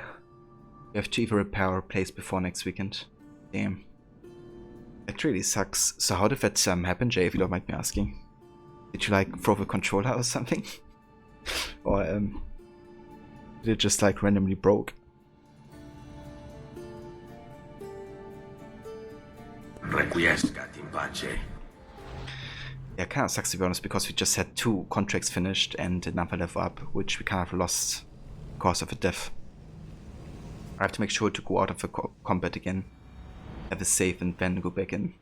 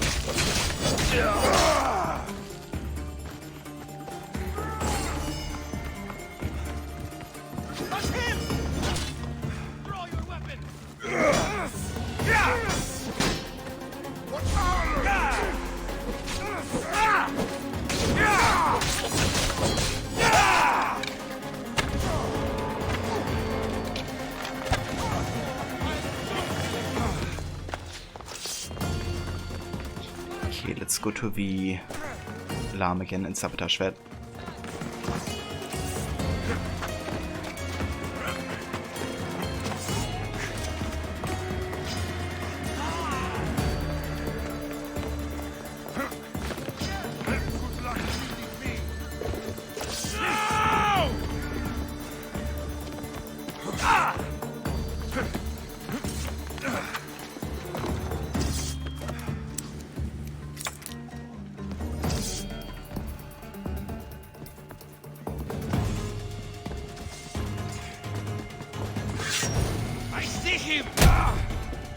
I'll get the brazier.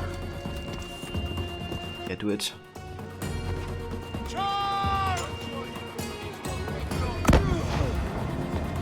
Good job.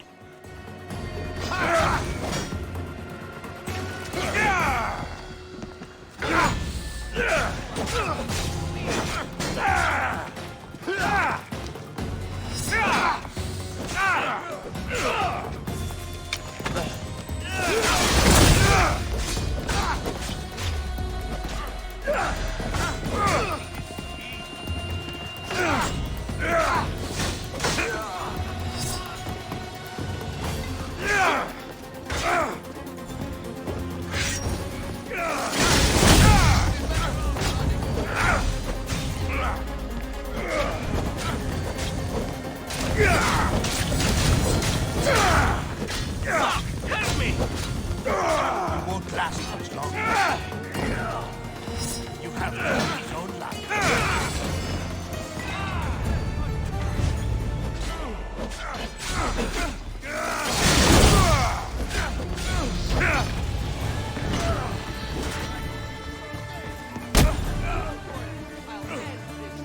What's sake?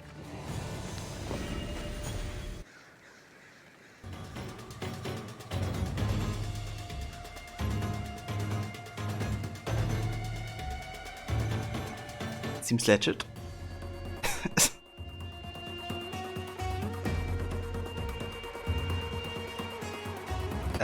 You don't know, the button started feeling odd when it wiggled and fell out. Ah, I see.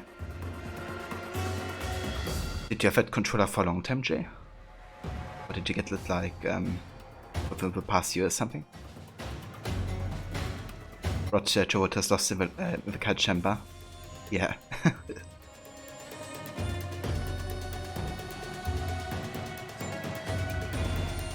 You've had it for years, I see.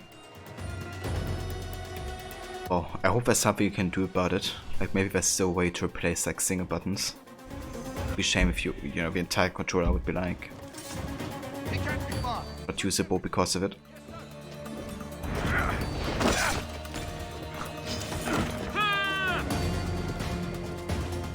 What's he doing?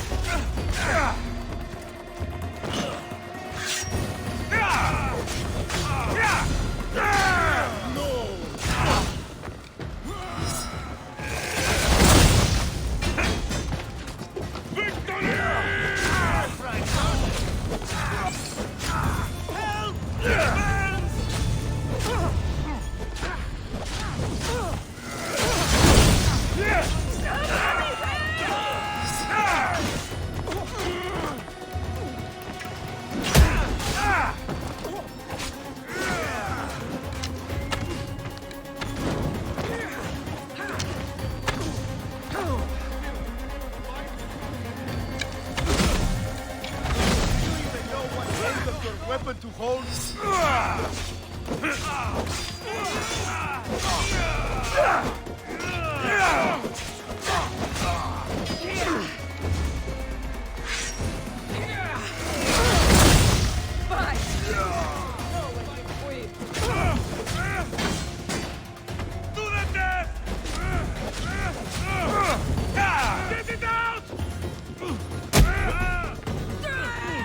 What? What is that? Did you see that?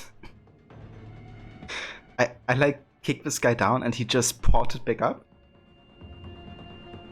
It's like the second Sparta kick back in like 2 minutes or something.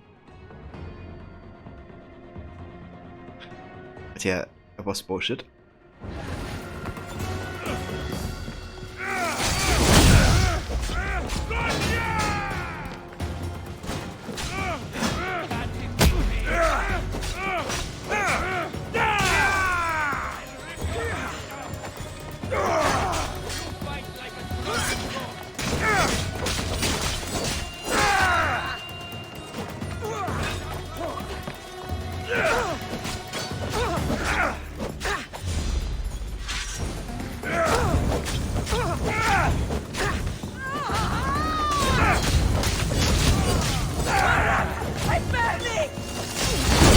Mal acá.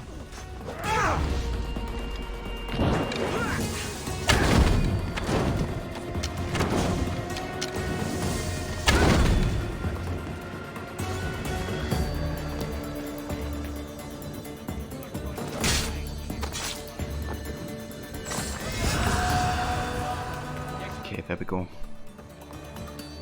That's the one who killed me before. Better this time. And we got also the bounties as well. Okay, I'm gonna go ahead and quickly go out of V4 just to get the save done, because I don't want to have to redo all of this again. And I believe we also unlocked some abilities now that we are level 20. Is that correct?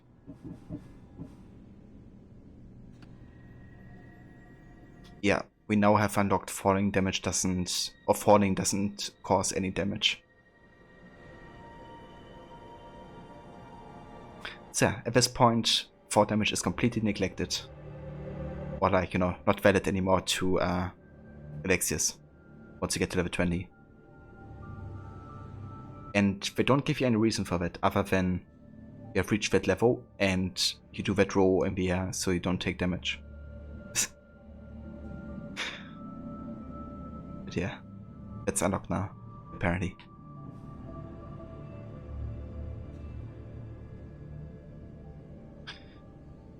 Alright, so we have another skill point available. Where do we invest it? I think Fire Mastery might be what we should go for, because I utilize fire a lot.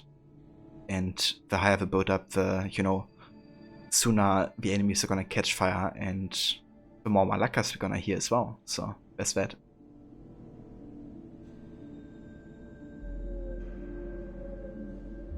It really does better, Jin. You know, it completely gets rid of one of the factor that made AC, you know, kind of like interesting, you know, with like the verticality. Like AC was one of the first, I guess, open world games that really worked with height, I guess, like that, and being able to climb everywhere, right? Like with the liberty of climbing everywhere. The Prince of Persia has something similar, but it's much more linear, I guess. But getting rid of like 4 damage completely just completely gets rid of the consequence of climbing up high. Right, like that's why it's so thrilling to go up to heights, because there's like the chance of, you know, dying any second, really.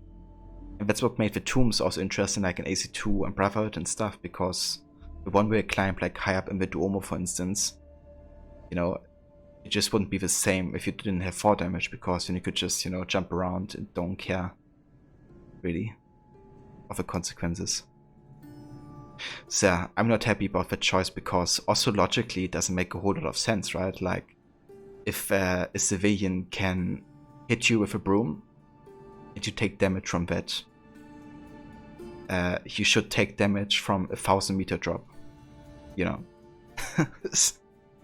Like, even though it's not even comparable force-wise, like, you know, like, the broom would be a fraction of the damage that a 1,000-meter fall would do. But, yeah.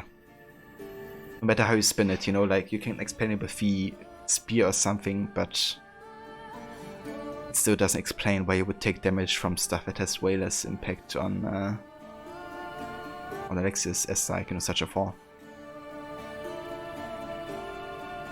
Now, granted, AC has never been the most logical about 4 damage. I will admit that, you know, with like the leap of faith and haystacks and stuff, but, you know, at least that was still like the requirement, right? Like, not having a haystack anymore just makes it ridiculous on another level, I guess. Also, thank you for clipping the Sparta kick glitch, Rod. It really was weird, like the way he just, you know, ported back up.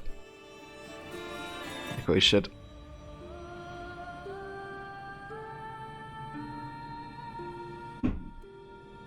How long are the days where you jumped from a cathedral in AC1? Long gone are the days, yeah. Yeah, that's the thing, right? Like, with the early parkour system, like, people jump to their death accidentally, and it happened to me as well, but there's definitely a point where you can, you know, control the parkour system in a way where that doesn't happen 99% of the time. And yeah, I rather have like the consequence and, you know,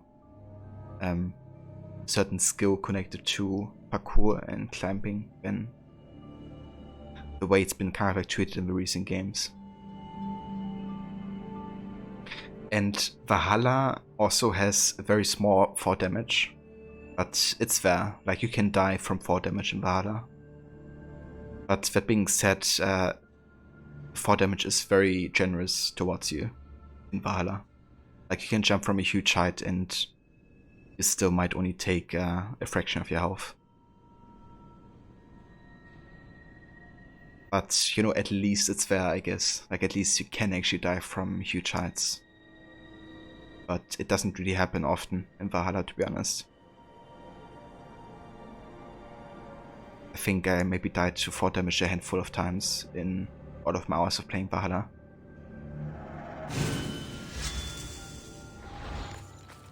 Origins is what's like much more noticeable, to be honest. Like, in Origins you could,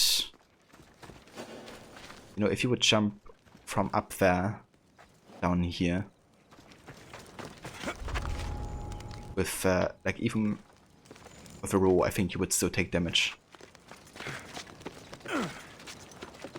Like, Origins actually has quite severe 4 damage in comparison. Like, this would really hurt Bike, but without a roll, he would probably take way more than half damage.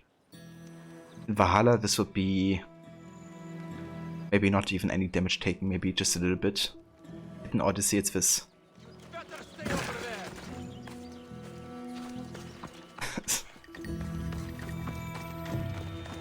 So I would say Origins is probably the most realistic in terms of like how fast you take damage. But I think a compromise between Origins and Valhalla would be the best. Because that would be basically the 4 damage that AC2 has. I could still jump from like rooftops, but I wouldn't, you know, stand in the way of like, you know, having fun with the Baku system. And still being somewhat realistic.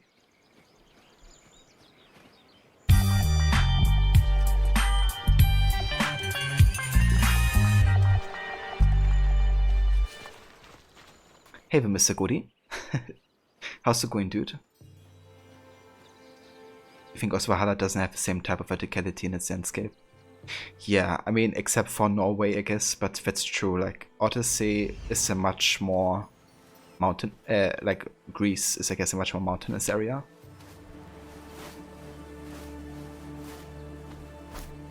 So, yeah, verticality is definitely more of a thing in this game. And then, of course, as I said, with like the Fate of Atlantis DLC as well.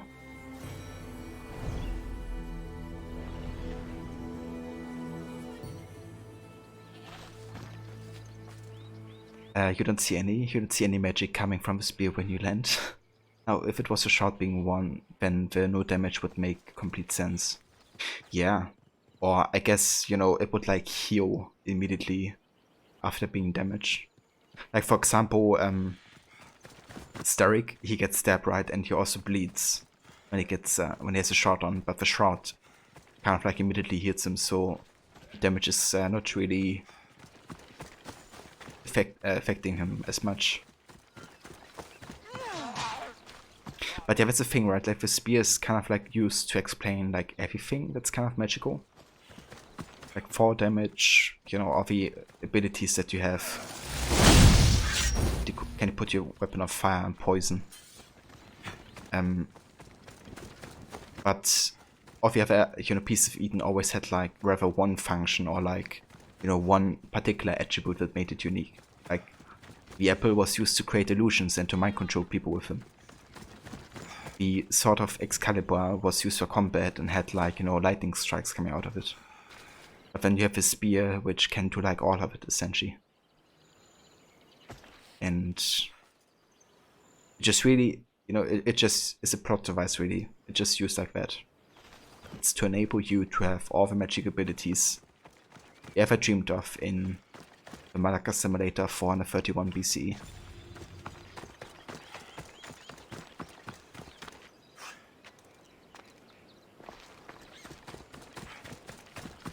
Drusha says that makes you teleport straight to each enemy. Exactly, yeah. It's like instant.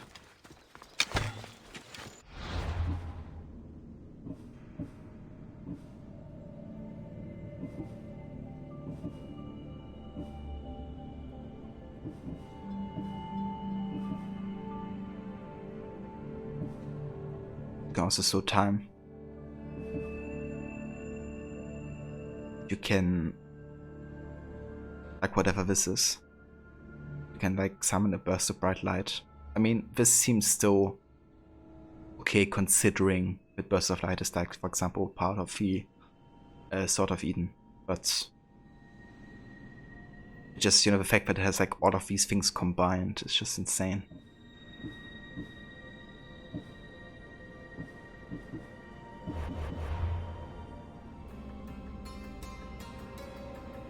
Yeah, but as well, Belladrin, you know, that's another thing with this game. It really takes a lot of inspiration from a couple games, like you know, the whole mercenary system. We talked about this earlier, but it's very much inspired by the Nemesis system, of course, in Shadow of War. Then you have like certain skills, like the Rush Assassination. Then also you have, you know, Witcher 3, which was a huge inspiration for this game, with a choice system and also with the type of character the protagonist is, right? It's like, you're kind of like somebody who works contracts and works for hire, which is, if you think about it, very similar to what Garrett does. Obviously the line of work is a bit different, but you know, kind of like the ways quests work and are structured can work very similar because of it. And yeah, it just really tries to bring a whole lot of games together, it seems, and still throw in like AC in all of it mix. Now granted, I really don't have anything against using the same mechanic that other games do, which is the fact that Odyssey has very little of themselves to give, it seems. Like, a lot of things are just kind of like taken from somewhere, So it doesn't really seem like Odyssey has like a proper own identity. I don't know. So, yeah. Gameplay-wise, these abilities are fun to use, but lore-wise, the spear doesn't cover every ability as an explanation as to why it's possible. Yeah, exactly. It isn't really fully explained. 50-hour mark, you started to hate the Nemesis system on Odyssey. Yeah. I think it's kind of like, it's nice sometimes, like, I have fun playing with it, but there's still moments where it kind of gets very unbalanced, right? For example, if you have like a higher level enemy being thrown at you and they just one-shot you in like one combo, like what happened earlier, it doesn't really seem fair. So I would rather have like a more balanced like leveling experience as well connected to it.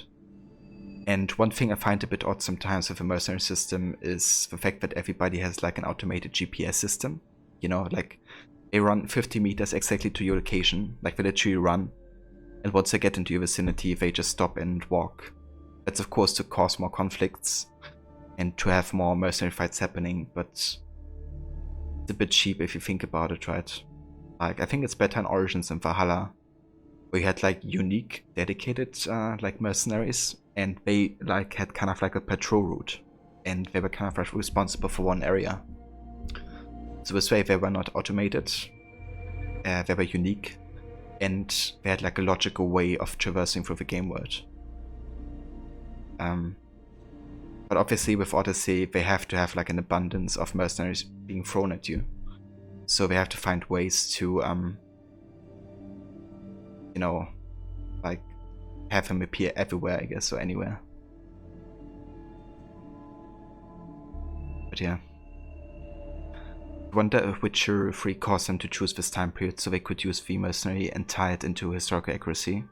Mercenaries having a strong presence is historically accurate during this period in Greece. It definitely is, Jay. Yeah, I mean, that definitely is true for lots of wars, right? Like, technically, playing a mercenary would also be historically accurate in AC2, for instance, or Brotherhood. Since the wars being fought to unite Italy were hugely fought by mercenaries as well. But yeah, I think, having like an older setting, I guess, and this war, also being hugely about that, was probably a big reason to go that route. But I think another reason is also that, they really wanted to go this fantasy route. Like, it's something they established long ago already in AC3, Tyranny of King Washington. That, user Quebec just really is into superpowers. Like, they just really are. And, you also notice it by listening and reading their development statements, that they try to find a setting that would just work to enable, having like superpowers and more like a fantasy magical setting. And they kind of like said that, when you think of ancient Greece, you think of like minotaurs and, demigods and all that type of stuff, so they want to create exactly that game. But yeah, then you have to ask yourself again, how much has that to do with historical accuracy again? Like, being a mercenary is fine, and playing one. Like, I don't mind playing people who aren't assassins. Like, I love playing Eivor, and I love him as a character, despite him never becoming an assassin. But for me, it's really that the world building has to be right, and according to AC. And in Valhalla, they nailed it to me, personally. Like, the world building is strong and it's logical. and I don't mind playing somebody who's not an assassin. That's the case. But Odyssey just takes it, you know, like far away from that, in my opinion.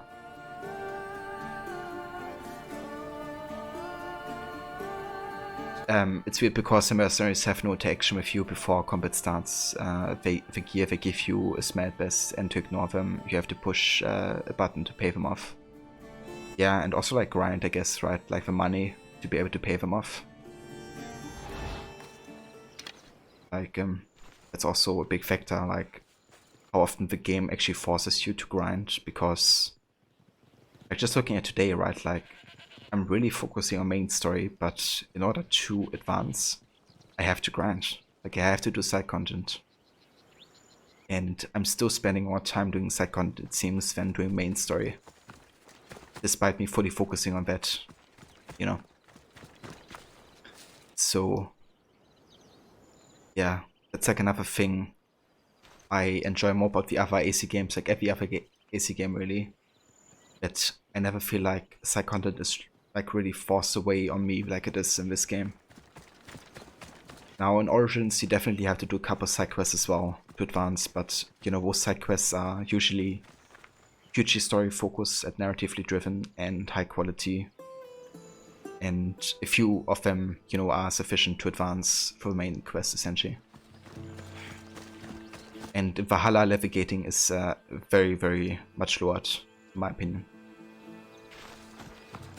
In Odyssey, you just have to do like so many contracts and accept them just to get that, like, you know, XP flow and the Conquest Battles.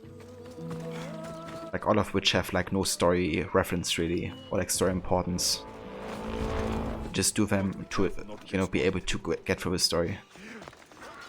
And that's that. Just really is a very much gameplay focused game. And the gameplay is fun, like don't get me wrong. Like Odyssey is a solid RPG. But it really isn't what I'm looking for in an AC game. But yeah, that's basically, you know, why I just don't really try to see it as an AC game like that anymore. And, you know, why I do like a meme run essentially. Because this way I just don't, you know, take the game too serious. Because it just doesn't try to be either.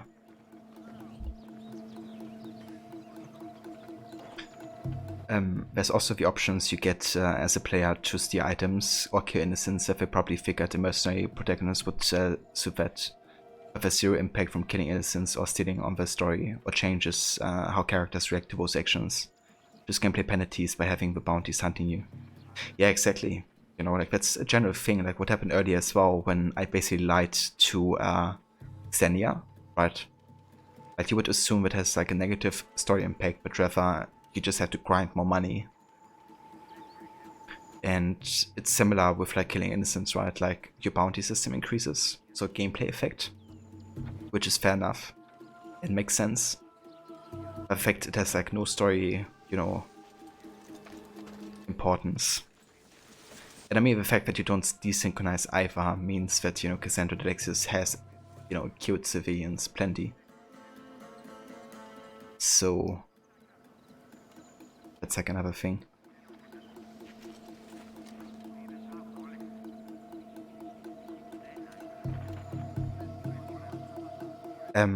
Yeah, you can spoiler actually Melodin. Like this is like a spoiler playthrough, so it's tagged, and yeah, we can talk about like, you know, what's happened in endgame and stuff. Like earlier I talked about Aspasia and her role in the cult, and that's of course like a very late game type of like story. The problem with killing innocents was tied to the creed, wasn't it? Anyone who is an assassin would not be bound to that. It's true that you know, like the creed of course bounds them, and the creed wasn't a thing here yet. But I mean, you don't really need a creed to not kill innocents, right? Like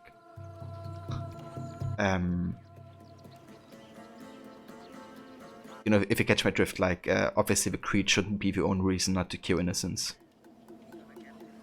And the question is, you know, why would you kill innocents either?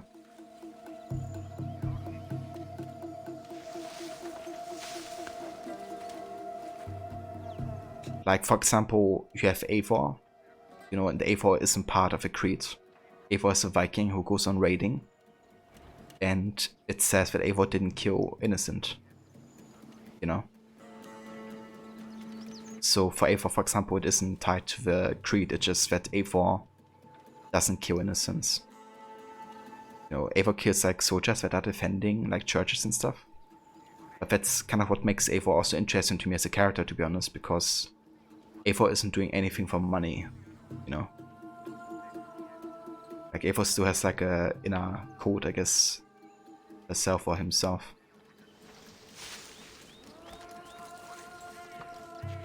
But yeah, I would still say, you know, that the creed is definitely the explanation for a whole lot of other characters.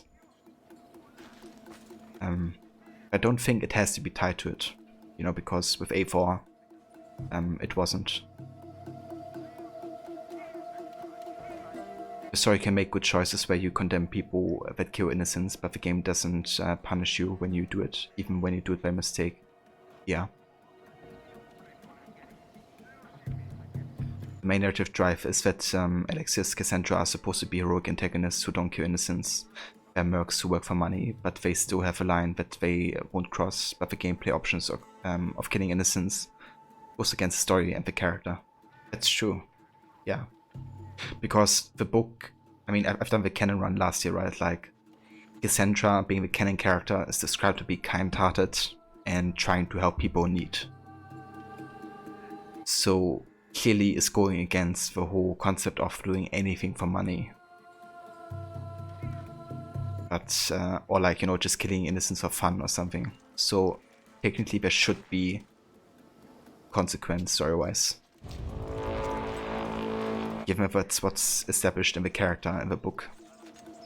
But that's the whole thing I noticed last year, right? When I did my canon playthrough, like, I tried so damn hard to do it exactly like the book. And, I mean, I did it to a certain degree. But it still doesn't allow you to do it, you know, like in that order, or some people just can't, for example, die the way they've been described in the book. Cassandra also acts differently at times. Like, it just really showcases that the book and the game are in fact disconnected in lots of ways. And it's just a shame, you know, because if you have like a choice system, you kind of want to figure out, okay, what's like canonically happening and how I can potentially recreate it if I care about it, you know. Like, at least having the choice to recreate a canon playthrough would be nice, you know, because then I could just go for it every time. I would be like, okay, yeah, this is how it actually happened. But it's like not even an option. So yeah. No gacha when you kill NPCs. Yeah, they do. Like, the bounty increases and also other NPCs will take you. So there's like a gameplay consequence. But the issue, I guess what Rod and I talk about, is kind of like that there's no story consequence, right? Because if it's established that Alexios and Cassandra didn't kill innocents, why would the game allow you to, right? So it feels very disconnected from who Alexios Cassandra is supposed to be, I guess.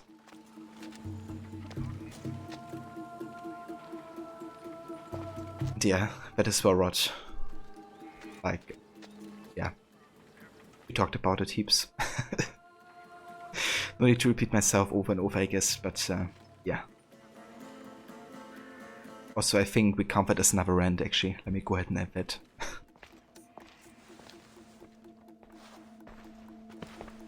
What are you doing here? Hippocrates sent me. Your commander stole his notes, and I think you have them. The ones written by the great Hippocrates himself. I'm sorry. They were burned in the last attack. What? You heard me. The medical tent was burned. At least I memorized the notes before we lost them. I'll transcribe them when I have time, or when the war subsides. Then you'll have to come with me. A patient Hippocrates is treating will die without your help. I have a patient right here who needs my help. Can't someone else take care of this one? I'm the only doctor here. Now let me work. You're coming with me right now. We're just gonna knock him out cold. You know that feeling, right? Yeah. Yeah, sometimes you just have to let it out. Forever rant. Yeah, I mean, probably won't ever stop ranting about it. But yeah, I figured, you know, this time we might as well count it. I tried to copy The Witcher here with being a mercenary, but at least with Geralt, it's established that he doesn't care that much about people. Yeah, and I think also with the choice that you have as Geralt, you know, even if they kind of like positive or negative orientated, they still in both ways kind of resemble his character, I feel, you know, like sometimes there's just multiple ways you can react to a situation, but they don't have to be exactly polar of each other, right? They can just be more like leaning towards one or more like leaning towards the other and still be representative of a character without being exactly the opposite. And that's kind of what gives Witcher 3 the grey shades that it has in the story, I think. You know, like not all choices are like completely positive, completely negative. And that's something that Odyssey rather embraces. You know, like really being like either choices have no impact whatsoever, or it's like, you know, death or live essentially scenario. But yeah, it really needed a bit more nuance, I would say. There isn't enough time. I need you at Hippocrates' camp. Now.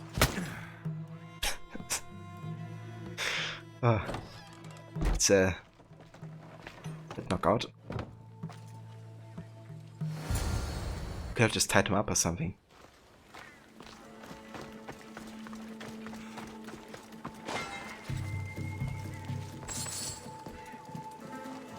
Malaka. Okay, which level are you? 18.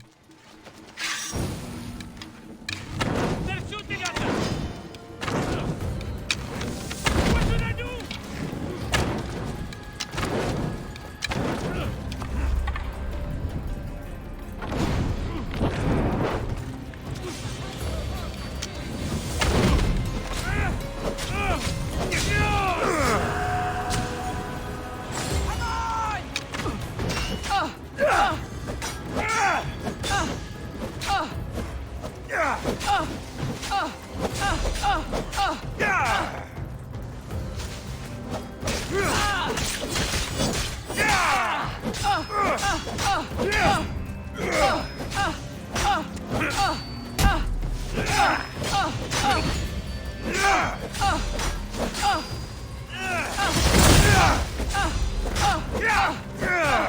Those sound effects, so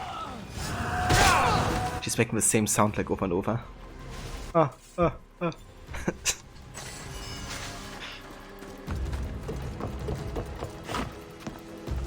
Kinda funny.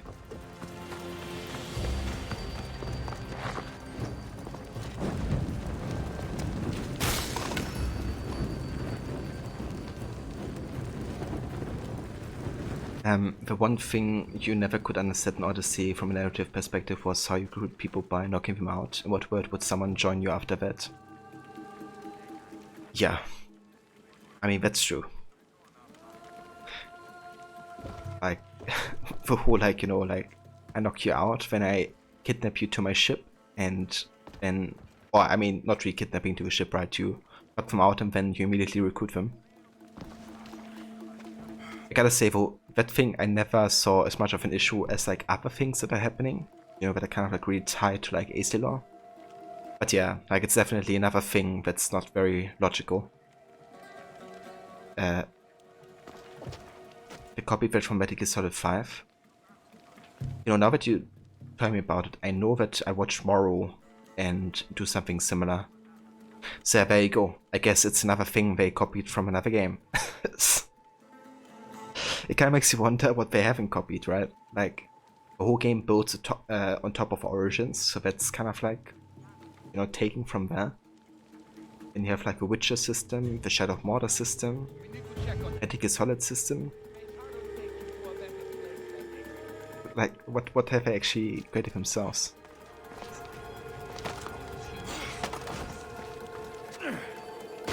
How, you know, those systems work. Like, as I said before, it's a fun game, and you know, I have fun playing this still, for the most part. But it really feels so super uninspired. I don't know.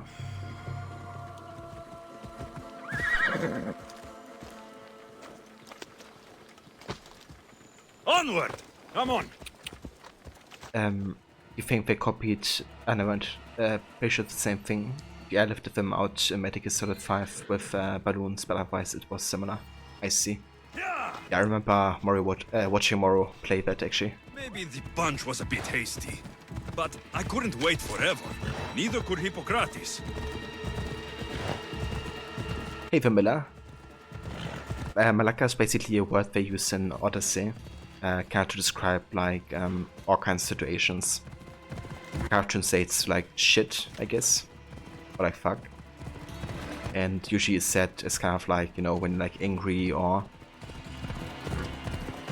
confused or whatever. It's like used a lot in this game, so we kind of like trick it whenever it happens.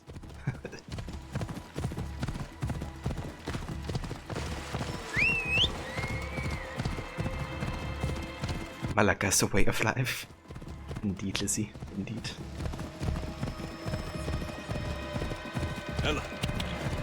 Hey guys, I'm muted for a sec while we have this dialogue happening because I have to listen to another voice message.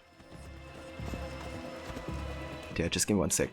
I really need those notes. How is he, Hippocrates? Poor, but there's still a chance. Did you find my notes? Not quite. Will this do? Who is this? Hippocrates! I'm sorry, your notes were destroyed, but I have them all in my head. Then it is your duty to help me save this man's life.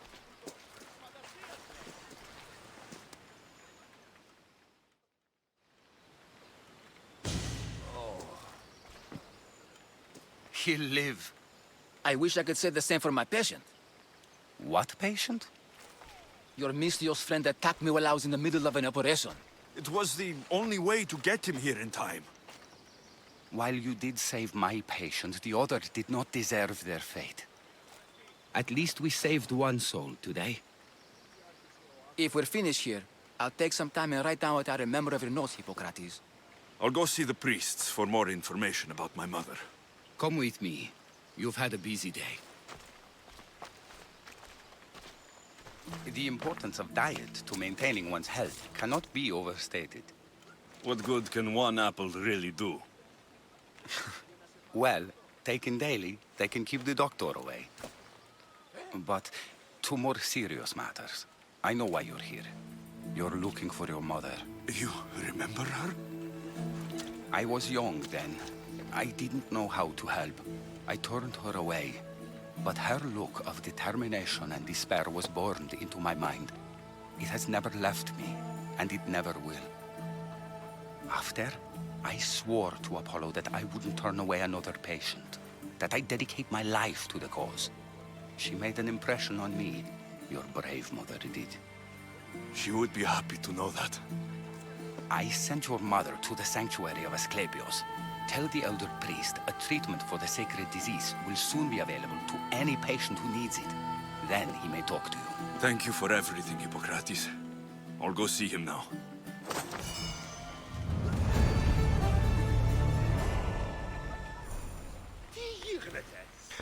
So basically, Marini inspired Hippocrates to become a proper doctor.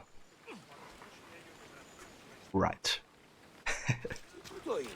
But yeah, fair enough. I mean, that happens before a couple times, right? That like the protagonist interact with like famous people and make them like aware of certain inventions and stuff. But it's kind of still interesting, you know, that just seeing Marini and her despair was enough for Hippocrates to dedicate his entire life to healing people. And you know, it's like not anybody's freaking Hippocrates. The only thing that somewhat originally was the mission structure of the old games and the parkour, but they got to the parkour and it's not an enjoyable thing in and of itself. Yeah, the parkour is very, very basic and streamlined, I guess, in Origins and upwards. Now, I discovered recently some advanced parkour moves in Origins, and that made parkour a bit more interesting to me personally. But it's still not comparable to any other system before. Like, yeah. We should really have more focus on it, and it's just a shame, right? Because we go from like one like super inter-system like Unity and Syndicate, especially Unity, to Origins with very, very limited parkour opportunities. Yeah, that's true, Basut. Ezio did indeed create the cafe latte. Or at least it was one of the first ones to suggest, you know, mixing coffee with some milk and sugar. I love that moment, actually. It's that's a great one.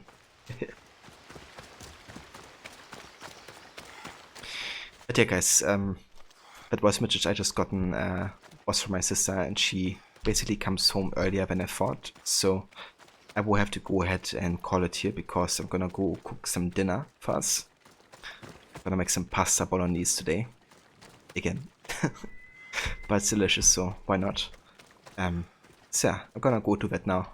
So let me go ahead and have a save here.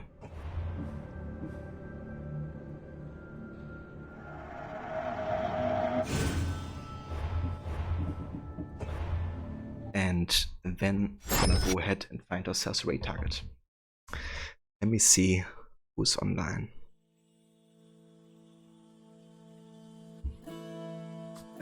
The game is winking at you during the cutscene. Oh yeah, for sure. I also love my coffee with a little bit of milk and maybe a slight amount of sugar. I also love cinnamon in my coffee.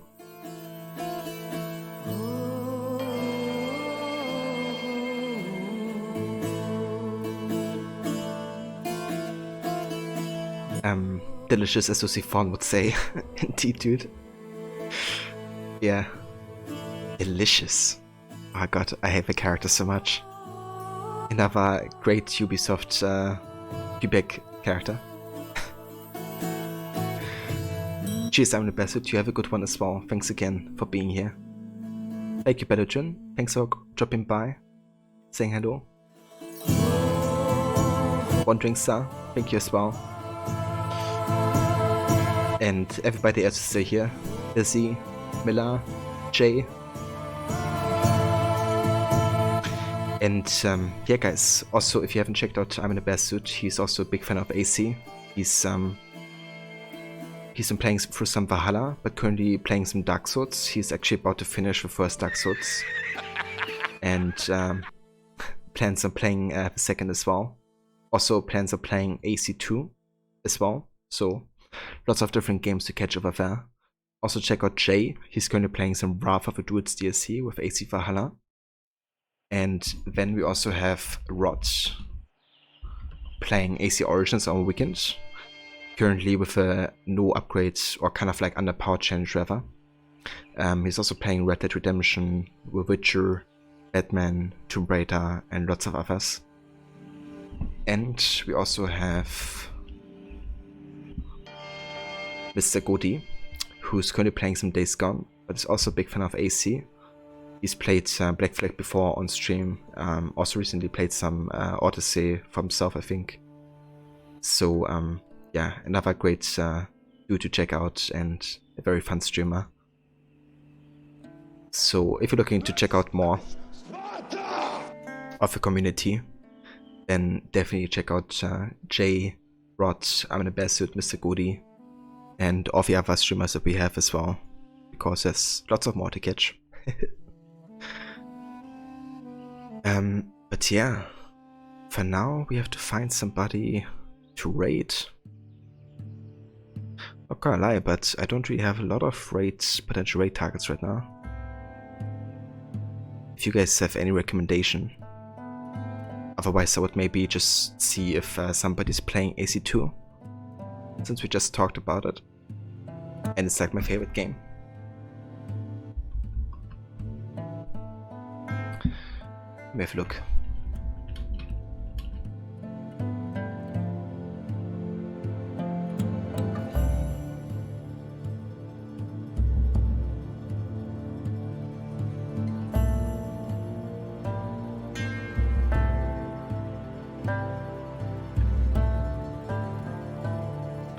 We can always raid rot offline. We could, yeah. Okay, so I see somebody called Jemmy Bean, who's just starting Assassin's Creed 2 right now. Apparently a streamer from the Southeast UK. Never checked out their channel before, but I would say we're just gonna go ahead and say hi. See how they're enjoying the start of that wonderful game.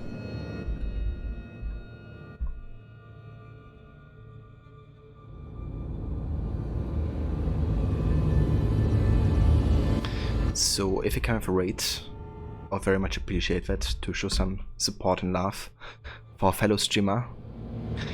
Feel free to use these raid emotes that I put in chat.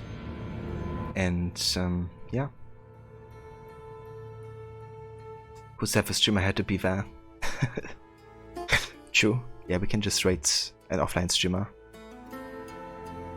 No worries.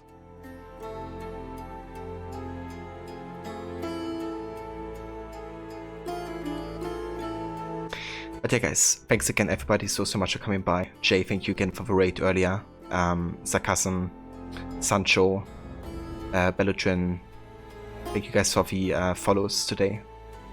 Pancatcher, thank you for the resub with 30 months. Rod, thank you for the raid. And Blamey, thank you also for the resub as well with 9 months. But yeah, that's it for me for today. I'll catch you next time for some multiplayer Mondays. And have a good one.